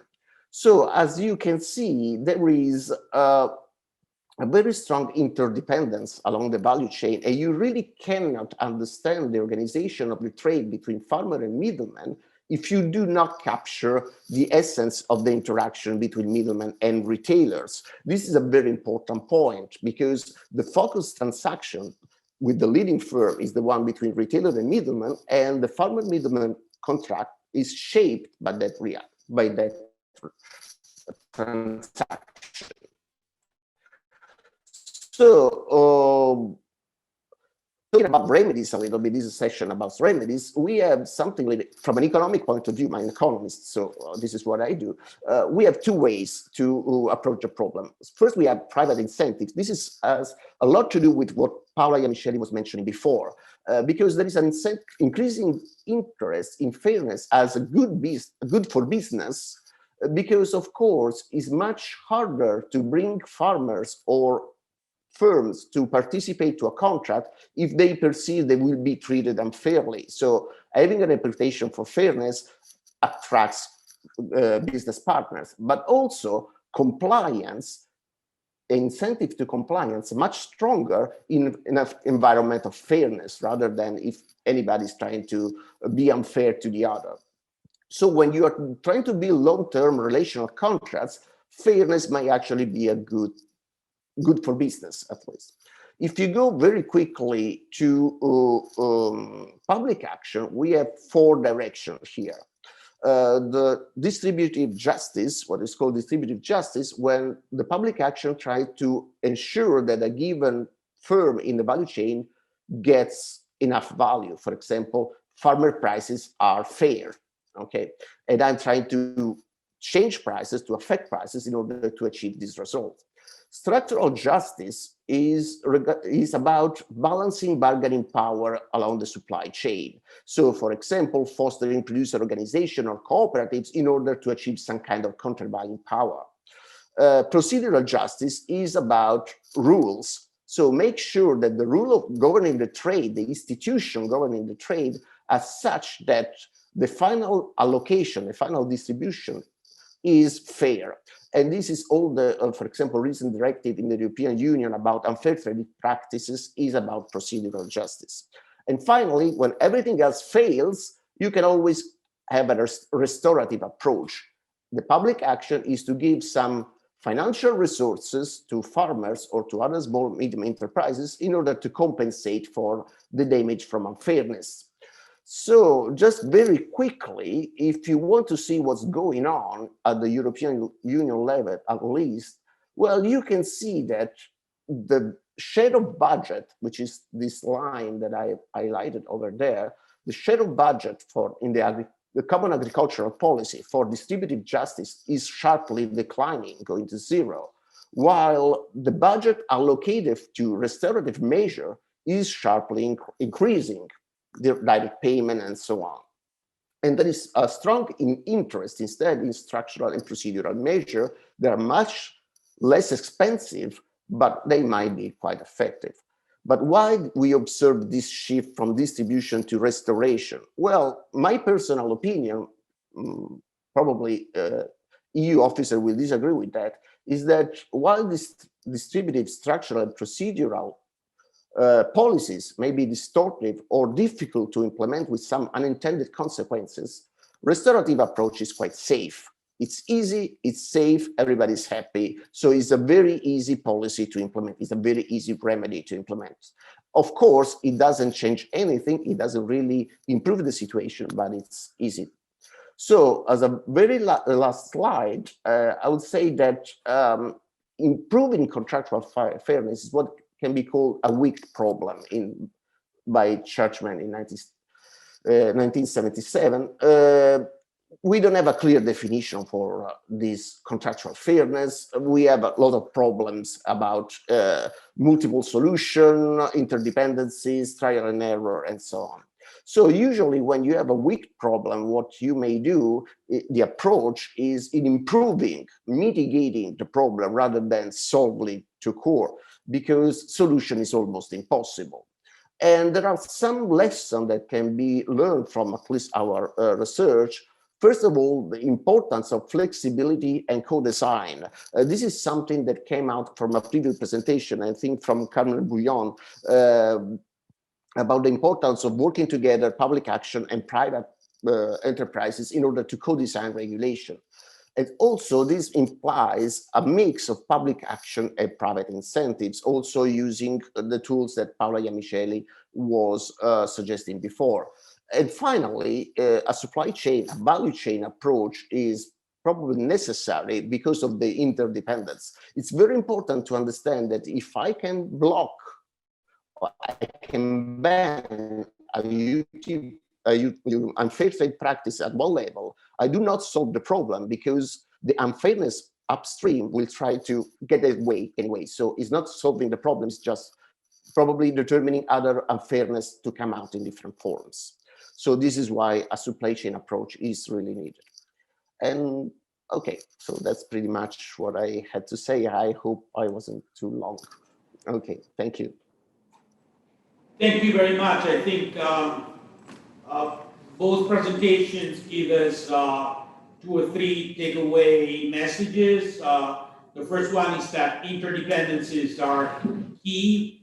The second is that both the remedies for breach of contract and the unfairness cannot be seen only in relation to individual contracts that have to be evaluated in the light of interdependencies, and so along the chain.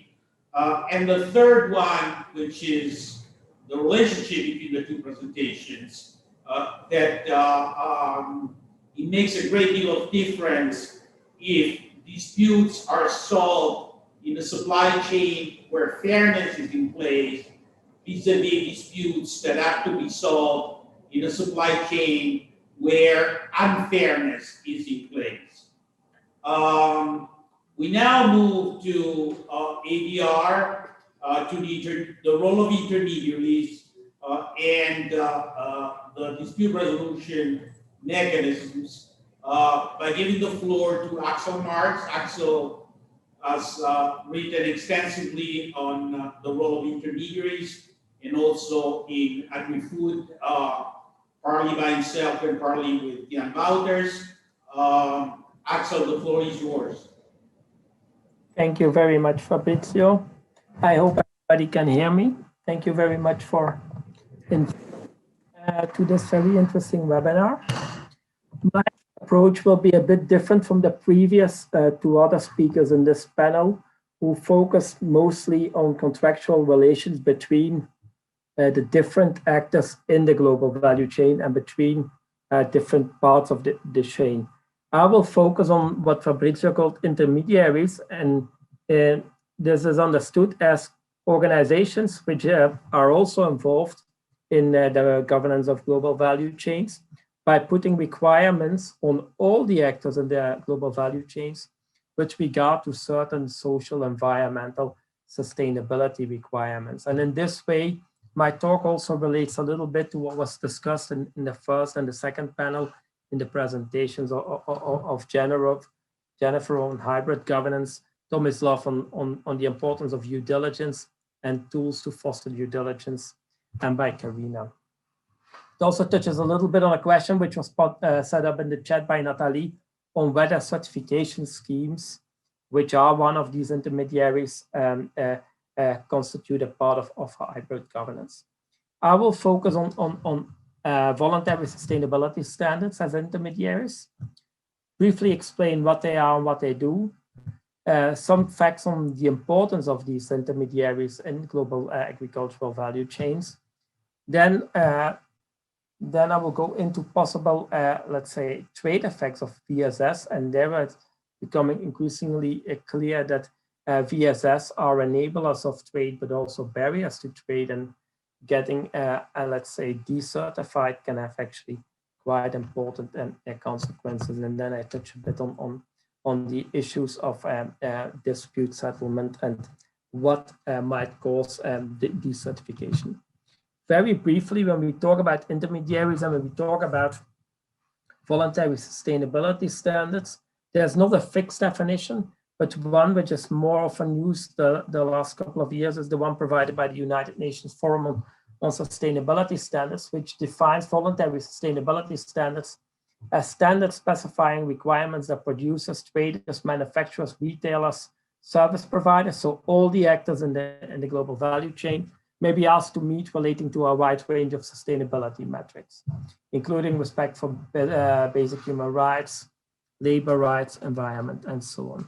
And you have on the slide 2 examples of these VSS, They're also known as eco-labels, as certification schemes, and so on. And they try to, let's say, govern global value chains and all the actors in the global value chains on a range of sustainability requirements. Now, they are becoming more important over the last 2-3 decades. I just co-authored a report for the United Nations Forum on Sustainability Standards, where we try to bring together the data on voluntary sustainability standards. But just briefly for this webinar and to illustrate their importance, first of all, the number of these intermediaries has grown quite significantly over the last decades, and depending a little bit on the different databases we use, we now have more than, let's say, 400 eco-labels of voluntary sustainability standards operational in the world. Many of them focus on agricultural commodities and try to certify agricultural commodities on a range of sustainability measures. They are operational almost all over the world. This map shows you a bit of an indication on in which countries voluntary sustainability standards are active and how many of them are active. And of course, the darker the color, the more voluntary sustainability standards are present and operational in that country, the lighter, the less. The main message here is that they're basically globally operational. And of course, in the large open economies, which are very much integrated in global value chains like US, China, European countries, many of these VSS are operational. For some commodities, they certify quite a large amount of the production. For coffee, the estimates are that between 25 to 45% of all produced coffee is certified according to one or more of these voluntary sustainability standards. With cacao, it goes up to almost 40% and so on. So they're becoming quite an important player in the governance of agricultural commodities. What's also becoming strikingly important over the last decade is that they're increasingly integrated in different types of public policies. They are referenced in trade agreements. They're integrated in regulations like, for instance, the EU Timber Regulation, the EU Renewable Energy Directive, which actually gives the role of VSS and being certified as one of the components to get access to the European market. They are playing an important role in sustainable public procurement and many different other policies. Just to give you a bit of a flavor of the different drivers which actually influence the adoption and the uptake of these standards. Now, why are they relevant? As I said, they try to govern global value chains, and they actually provide access for farmers, for producers, to global value chains and export markets. And that providing access can be seen in the sense of really opening up markets which require VSS, which require labels in order to be sold to those markets. And that, of course, gives opportunity on the one hand, but of course, it creates also problems for those who cannot comply with the certificates to gain access to markets. And actually, they can also create problems if you lose certification to get access to global value chains. And that can create quite a lot of, let's say, exclusionary dynamics that can create problems of being integrated in global value chains. And maybe two brief examples in that respect is that one is that if we look at where in the world farmers and in this case also for the Forest Stewardship Council, forest owners are certified, we see that actually most of the certification and the certified entities are in high income economies. And this comes from a study we did for UNIDROIT and which was published in the journal Development. And actually many of the producers in low-income economies are excluded from these certification dynamics and from these voluntary sustainability standards. And that actually creates already a barrier for their integration in international trade. Now, the effect the requirements for voluntary sustainability standards can have on producers and farmers became very obvious already many years ago in a case which has become famous and which was dealt with within the SPS Committee of the World Trade Organization. And the case there was that banana producers on the island group of St. Vincent and Grenadines were for many years exporting to UK markets and UK retailers their bananas. But because of changes in the requirements that UK retailers were posing to the farmers, which actually made them obtain certification, and they were not longer able to, let's say, pay to obtain the certification, the route for export to UK retailers was blocked. And actually in a quite short period of time, banana farmers of St. Vincent and Grenadines lost their export potential to the UK because of the requirements posed by retailers in the form of getting certificates and voluntary sustainability standards. And that, of course, creates directly quite an important impact on farmers. Now, if we look at this and try to understand how this can happen and what might be the reasons why one can lose certificates, it's important to understand that in voluntary sustainability standards, or when we talk about voluntary sustainability standards, actually many different actors are involved in the activity of certification.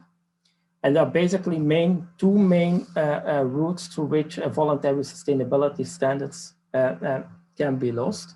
One is by not regaining a certificate based on an audit which is performed by a certification body.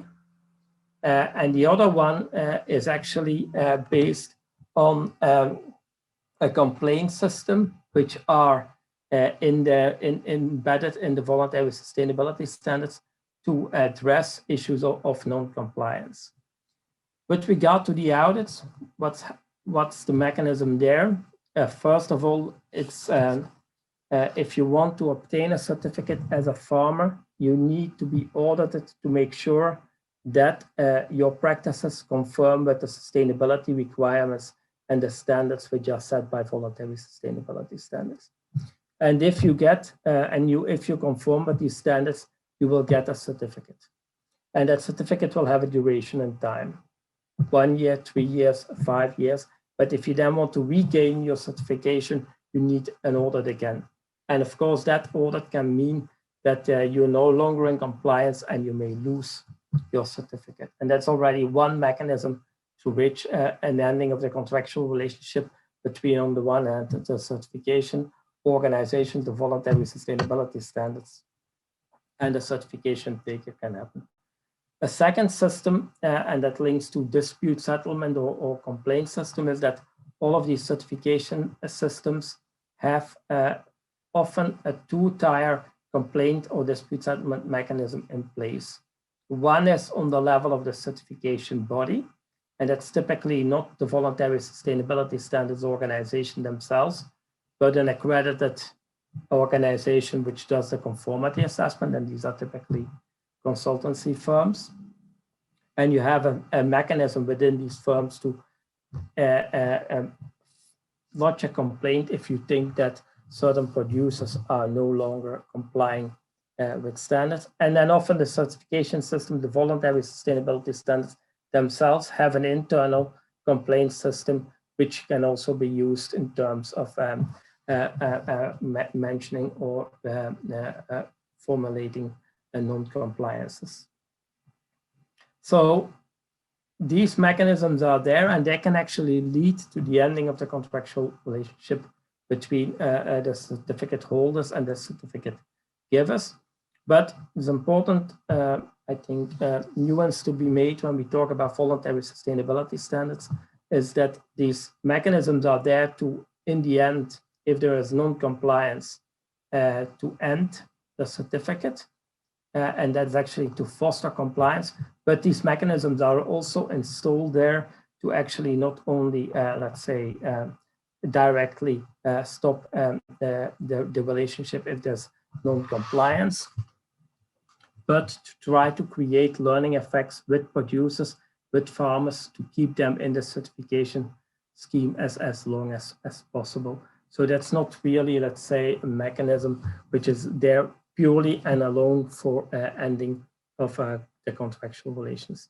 In case there is no, let's say, in case there's an ending of the certificate, there are no remedies foreseen, and of course that will end the certification of a farmer, and that might then of course also result in the fact that the farmer or the producers are no longer integrated in specific global value chains. So that's from my side. Thank you very much, and if you have any questions, you can reach me on my email. Thank you. Thank you very much, Axel. We now turn, running a little bit out of time. So let me turn straight to Matthew and Kathleen. It's an ideal bridge between today and tomorrow. Since tomorrow, the first session is going to be about the corporate law dimension of agri-food chain, and Matthew's going to talk about both contract and corporate. Thank you, Matthew. The floor is yours.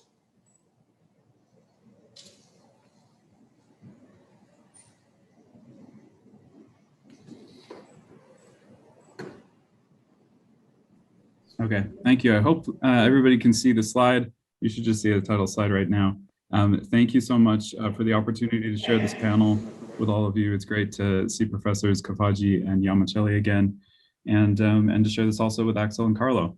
And most of all, thank you so much to Christina Bishop, my collaborator on this project, who is brilliant, and it's been wonderful to work with her on this, along with other projects that we have. So in the interest of time, I'm gonna move pretty rapidly through just a handful of slides on touching on a number of themes that we've talked about in the last couple of panels, with a specific focus on the United States, not because I think it's any more relevant than any other jurisdiction, but there is some data that's available that I think might be interesting for us. And like Professor Kafaji said, I'd like to frame this with some of the basic lessons that we have learned from the law and economics of not only contracting, but also the theory of the firm and how that might apply to agricultural supply chains or value chains.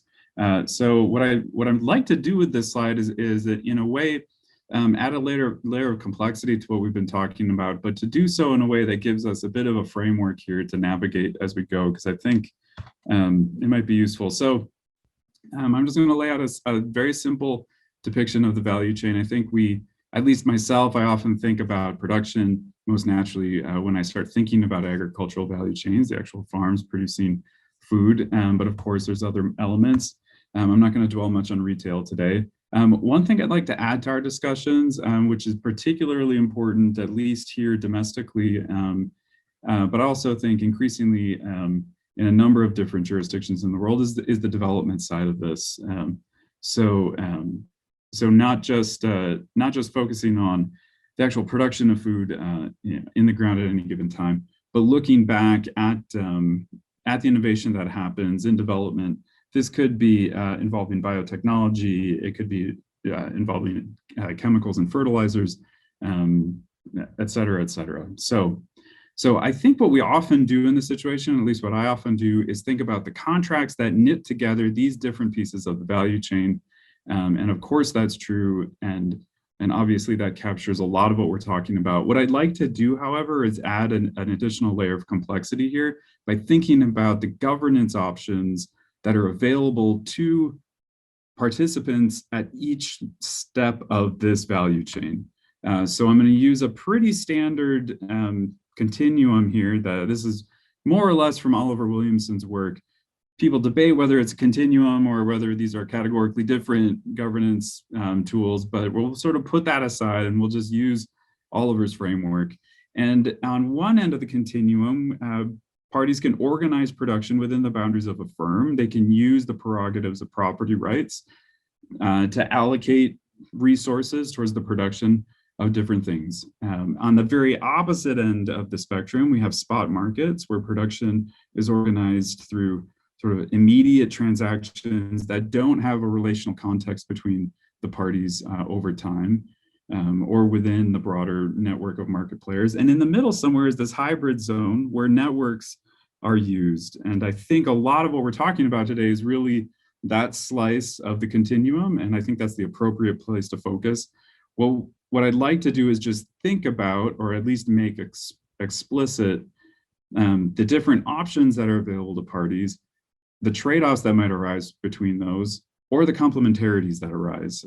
So let's just talk a little bit about this. So of course you can organize development and production and marketing and maybe even retail within the boundaries of a single firm. You would finance that production through your internal cash flows. And of course, this isn't, we don't have one massive agricultural company in the United States that's vertically integrated and does all of these. So this isn't the complete story by any means.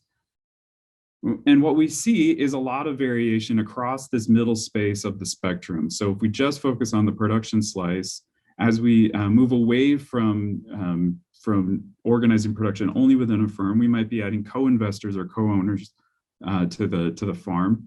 We might be organizing within a cooperative. We might be seeking commercial credit.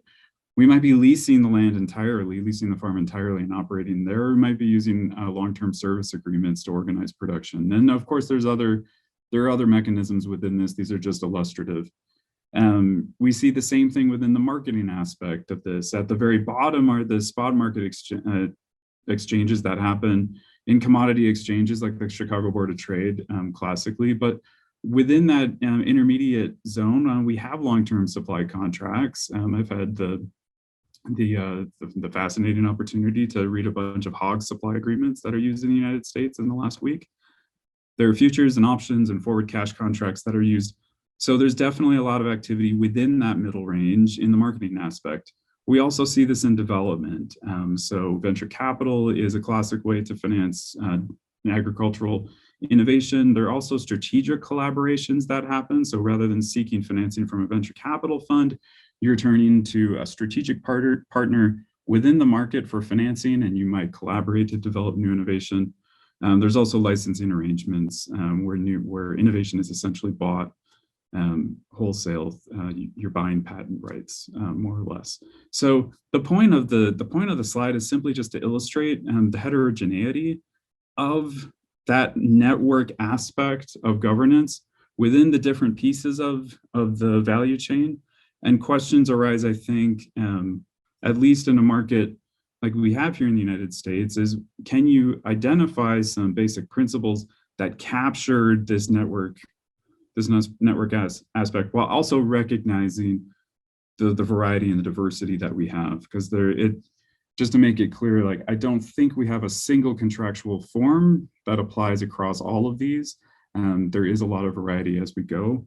And of course, these are knit together as production flows through the chain. Finally, I'll just note one of the themes that this little presentation is going to have is that any deficiencies within one of these governance tools may lead parties to choose a different one. So the classic move is where contracts are incomplete, or you might just think of it insufficient to govern exchange fully, then parties will move up that spectrum to rely more on governing production within a firm. So to move on, there is some interesting data, it's a little bit old in the United States, about the extent to which parties within the agricultural value chain are actually using contracts versus organizing production within a firm. So the data is a bit old. Unfortunately, in 2008, the US Department of Agriculture stopped collecting this quite useful data for us. So this is about 12 years old. But if you look just at the 2008 data, what this does is it splits up the number of farms using contracts to organize production by their type. You have on the first column rural residents. This is sort of small family farm. 13% of those farms are using contracts to govern production. If you move across to commercial, the third column, these are the large sort of industrial agricultural companies in the United States. 42% of those firms are using contracts. Intermediate farms fall in the middle. So when we were listening to Amar's presentation in the last panel, I thought, well, this might be sort of the same sort of dynamic, and bringing rural farms, single owner farms into the contractual ecosystem might be a dynamic that we're also experiencing here, and not only in Rwanda. If you look at the total number of agricultural contracts out there, regardless of how much production they account for, if you're just looking at the amount of contracts, 92% of the agricultural contracts in the United States fall in these large industrial commercial farms. So again, a lot of opportunity for uptake, I think, in moving, assuming it's strategically wise, to move these smaller and medium enterprises into this contractual governance form. What this just looks at is the share of production under contract, but now instead of categorizing farms by whether it's a rural farm or an intermediate or a large industrial farm, we're looking at the amount of revenues that they generate. And again, all you're looking there at that bottom line in 2008, the larger farms that produce $1 million or more revenue per year are the ones that are using contracts the most. So this does give us some sort of sense on how that strategic choice between governance tools is being made across the United States and then different farm types.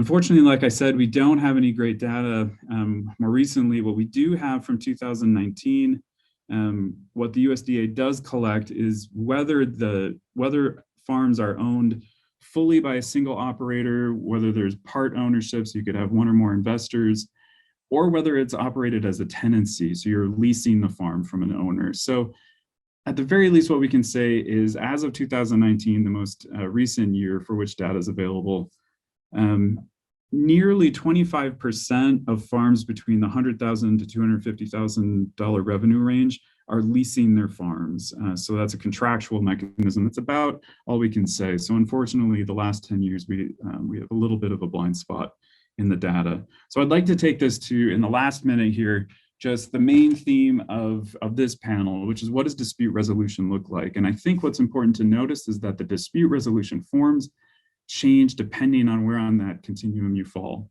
So as I believe it was Professor Yamacelli mentioned, we have a difference between informal and formal dispute resolution. How they operate within the spectrum is a little bit different.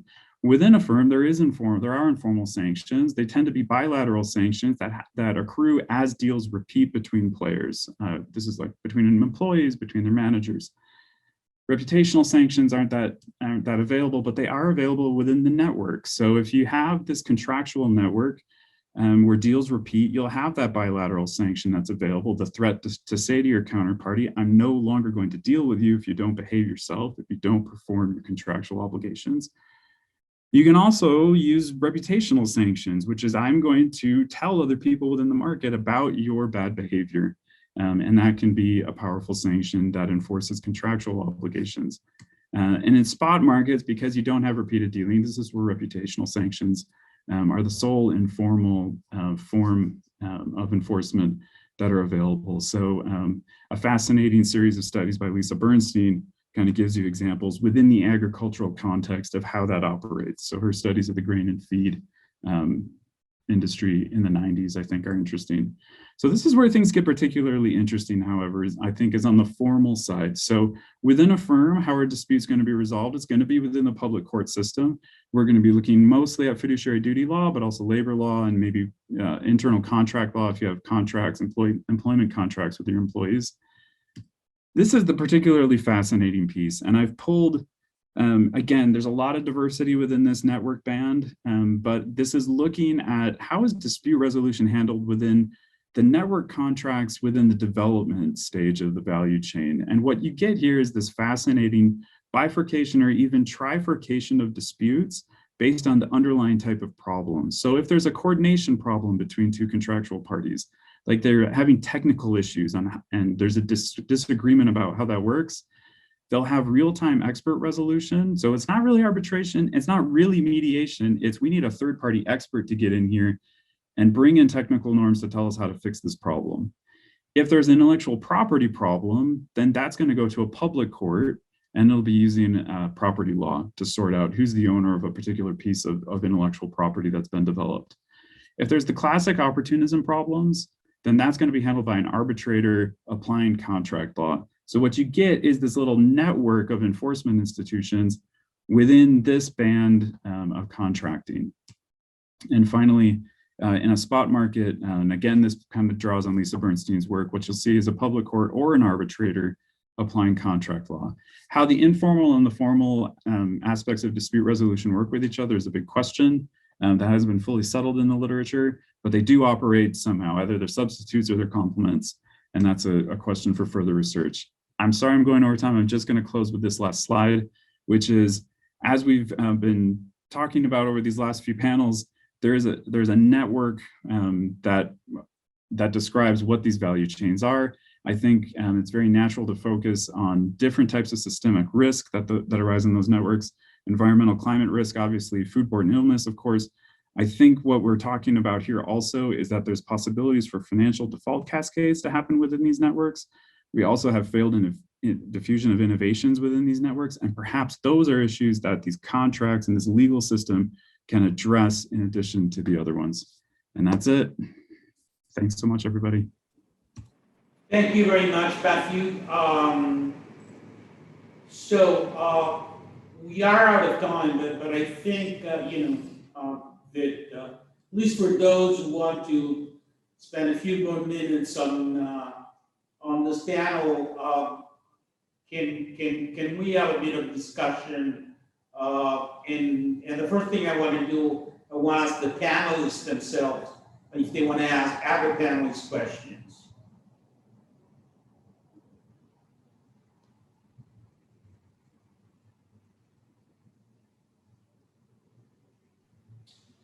No questions? Maybe, I mean, I'll ask Professor Yamacelli, do you see any diversity within the use of multi-party agreements across jurisdictions? It's Professor Kafaji and I have had a little bit of email about this. They're not used that heavily in the United States, but I'm interested about elsewhere. Thank you very much for your question, Professor Giannigiano or Matthew. You may call me Paolo, of course. Yeah,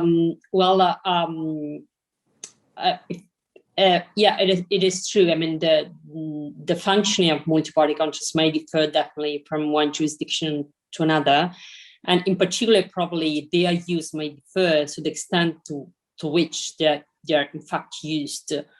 May depend on the fact that some particular models are available. I think that further research should be needed to understand how remedies work differently from one country and one jurisdiction to another. But one very important point is to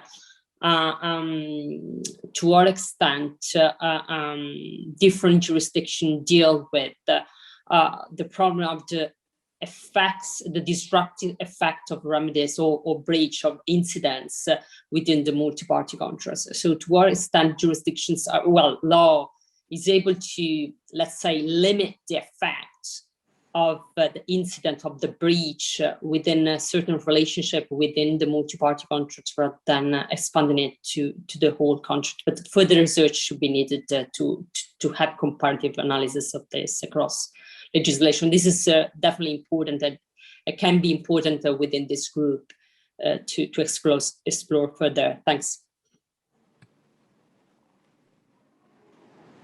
If there are no other questions, Matthew, can we go back to your slide about sanctions? I was curious about the ways in which you described the different sanctions. If I understood you correctly, you were talking about the possibility of having bilateral sanctions. So that's right. So you have bilateral sanctions, but you do not have reputation when you have integrated firms. And there I need a clarification. What do you mean by bilateral? Because almost by definition here, there's an integrated firm. And so why are sanctions bilateral? Unless you have in mind a pyramidal group, and then the sanctioning system operates between the holding and the subsidiaries. But I was wondering why you rule out reputation from firms. I think within organizations, reputation is almost as important as in contract. And so maybe they work differently in contracts and organizations, but they do work there as well. And then my question is related to the spot markets. Why can you elaborate a bit more on why, when transactions are spot, not embedded within long-term relationships, reputational sanctions are the dominant sanctions? Yeah, those are great questions. And on the firm one, so the bilateral sanctions within the firm, I think you're absolutely right. What I was thinking of, if you compare it to organizing within the network part of the spectrum, production contractually between two firms, let's bring one of those firms in as a subsidiary. You can think of that as sort of an ongoing repeated game between the parent and the subsidiary now. And in that respect, you would have bilateral sanctions. You're absolutely right that yes, within the firm, there's certainly a market for reputation. There's a social network, different managers and personnel get reputations, good or bad ones, and they're punished or rewarded accordingly. But to the extent to which the external network within the market is a source of reputational constraint on employees within a company, personnel within a company, I think is much more indirect. It's possible, and certainly where you have, in the United States, where labor markets are particularly fluid, yes, things you do within a certain organization may follow you as you go take a job elsewhere. So I'm not saying there's some absolute barrier to reputational sanctions within the firm context. It's more of sort of like a paradigmatic informal sanction, I think, is more of the bilateral type. And this goes back to some of Herbert Simon's original work back in the 50s. For the spot markets, yeah, one possibility in the spot market situation is there's just no sanctions, period, right? There's no bilateral sanctions because we're not in repeated deals. There's no long-term relationship. And maybe if the spot market, if the commodity is truly simple and it's totally impersonal exchange, right, there might not be any reputational sanctions at all. So if there are reputational sanctions, then perhaps they're weak. But I think at least there's a possibility. It's possible, I think, if you're engaging in multiple spot transactions over time with multiple, perhaps hundreds of different parties, it's possible, I think, for reputations to start to accrue. But yeah, it would be weak. So it's not. That's sort of the idea. It's trying to provide some sort of framework here to think about things. Yeah. Thank you. Lorenzo, you want to ask a question? Yes, please, it's possible. More of a comment. So first of all, thank you to all the panelists for the really interesting presentations, really stimulating. So one thought that has actually been sparked by this final presentation from Matthew is that I see that very often in the business and management literature, there's a contrast drawn between contracts on the one hand and the more informal transactions on the other. I guess from a legal standpoint, form requirements, such as whether the contract needs to be written in the first place, can actually vary, and they're often minimal for many of the value chain contract types that are commonly used in agriculture. So in many national legal contexts, you can have a tacit or even and verbal contract for the sale of a movable good, such as for farm produce. And so if you go to a market, an informal market in a developing country context, and a vendor sort of offers the produce and the buyer offers the cash, even without any word having been said, that's actually legally a contract in that the ownership of the good changes hands. Of course, in many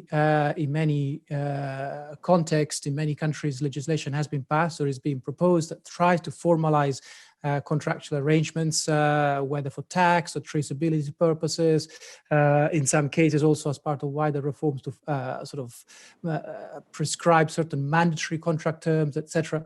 But I guess for me, the question is not so much whether that informal transaction or spot transaction is a contract or not, but rather it's about the duration of that contract, it's like about the degree of formalization of that contract as well. And I guess, I think I found that framework really helpful. And I just wondered from a conceptual point of view, Matthew, how you, and potentially also the other panelists, how you saw some of these issues in the light of perhaps the legal requirements applicable in the US and the sort of contrasts between the sort of spot transactions and the more formalized contracts. And then maybe one final point there too is that in many sort of informal markets that we and colleagues more than me have been looking at, even spot transactions, they do have more informal forms of enforceability that are linked to the fact that those transactions are part of some social relations. Very often kinship networks facilitate access to market, wider social relations. And so while there may be difficulties in enforcing the contract from a legal perspective, there may be other arrangements, peer pressure, social pressure that can lead to that. And I don't know how that pans out, if at all relevant, Matthew, in the US context you described. Yeah, no, absolutely. And I think just to start with your last comment, Lorenzo, I mean, that's what most of the literature is focused on, which is what's the enforcement system? Is it formal? Is it informal? And yes, and again, if anybody is really interested, I think Lisa Bernstein's work in the 90s is in agriculture, cotton, grain and feed, and then she moved on to some other industries, but they're commodity type industries.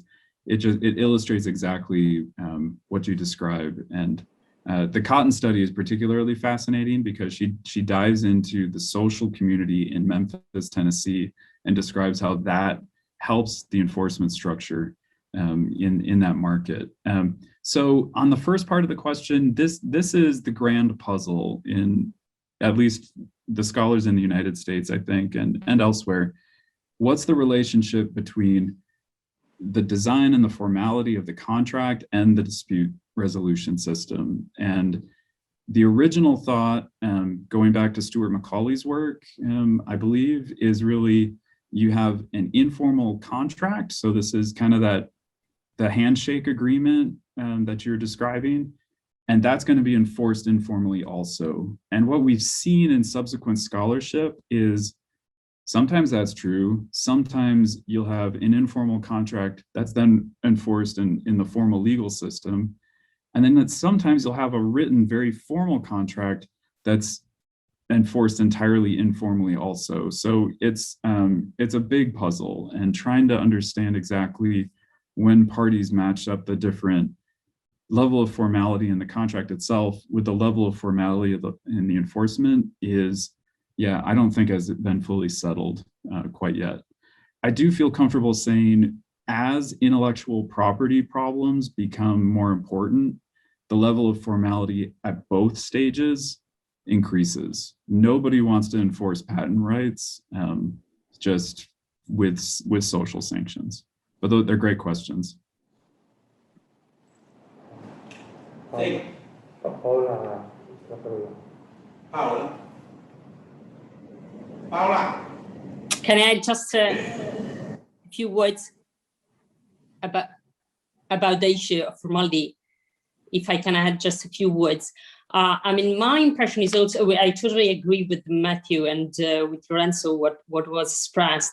My feeling is also that the use in which, the reason why formality may play a bigger role, especially from the perspective of recent legislation, is not only about enforcement of contract, but about fairness. If we link up what has been said now with what Carlo was presenting before, for example, if you think about unpredictable change in the contract, for example, or changing about quantity and monitoring over, the assessment of the quality of, for example, of the delivery. I mean, these are all practices that may be better monitored if you have a formal contract. So in that case, the formality of the contract is not just instrumental to the enforcement, not much, but instrumental to the fairness. So I think that there is also this link to be considered when we look at formality at formal contracts rather than informal. Do we have other questions or comments? Okay, so if you measure the quality of a chair by keeping time, I really perform very badly. But if you measure the quality of a chair by the quality of the panelists, then I did very well. Thank you so much for being with us for almost 5 hours. I think on behalf of the institution, we thank you all, not only this panelist for being with us, and want to give the floor to the secretary for, no? Okay, so we shall see you tomorrow for a new session, and thank you again for the very interesting and rich discussion. Have a great evening. Thank you all.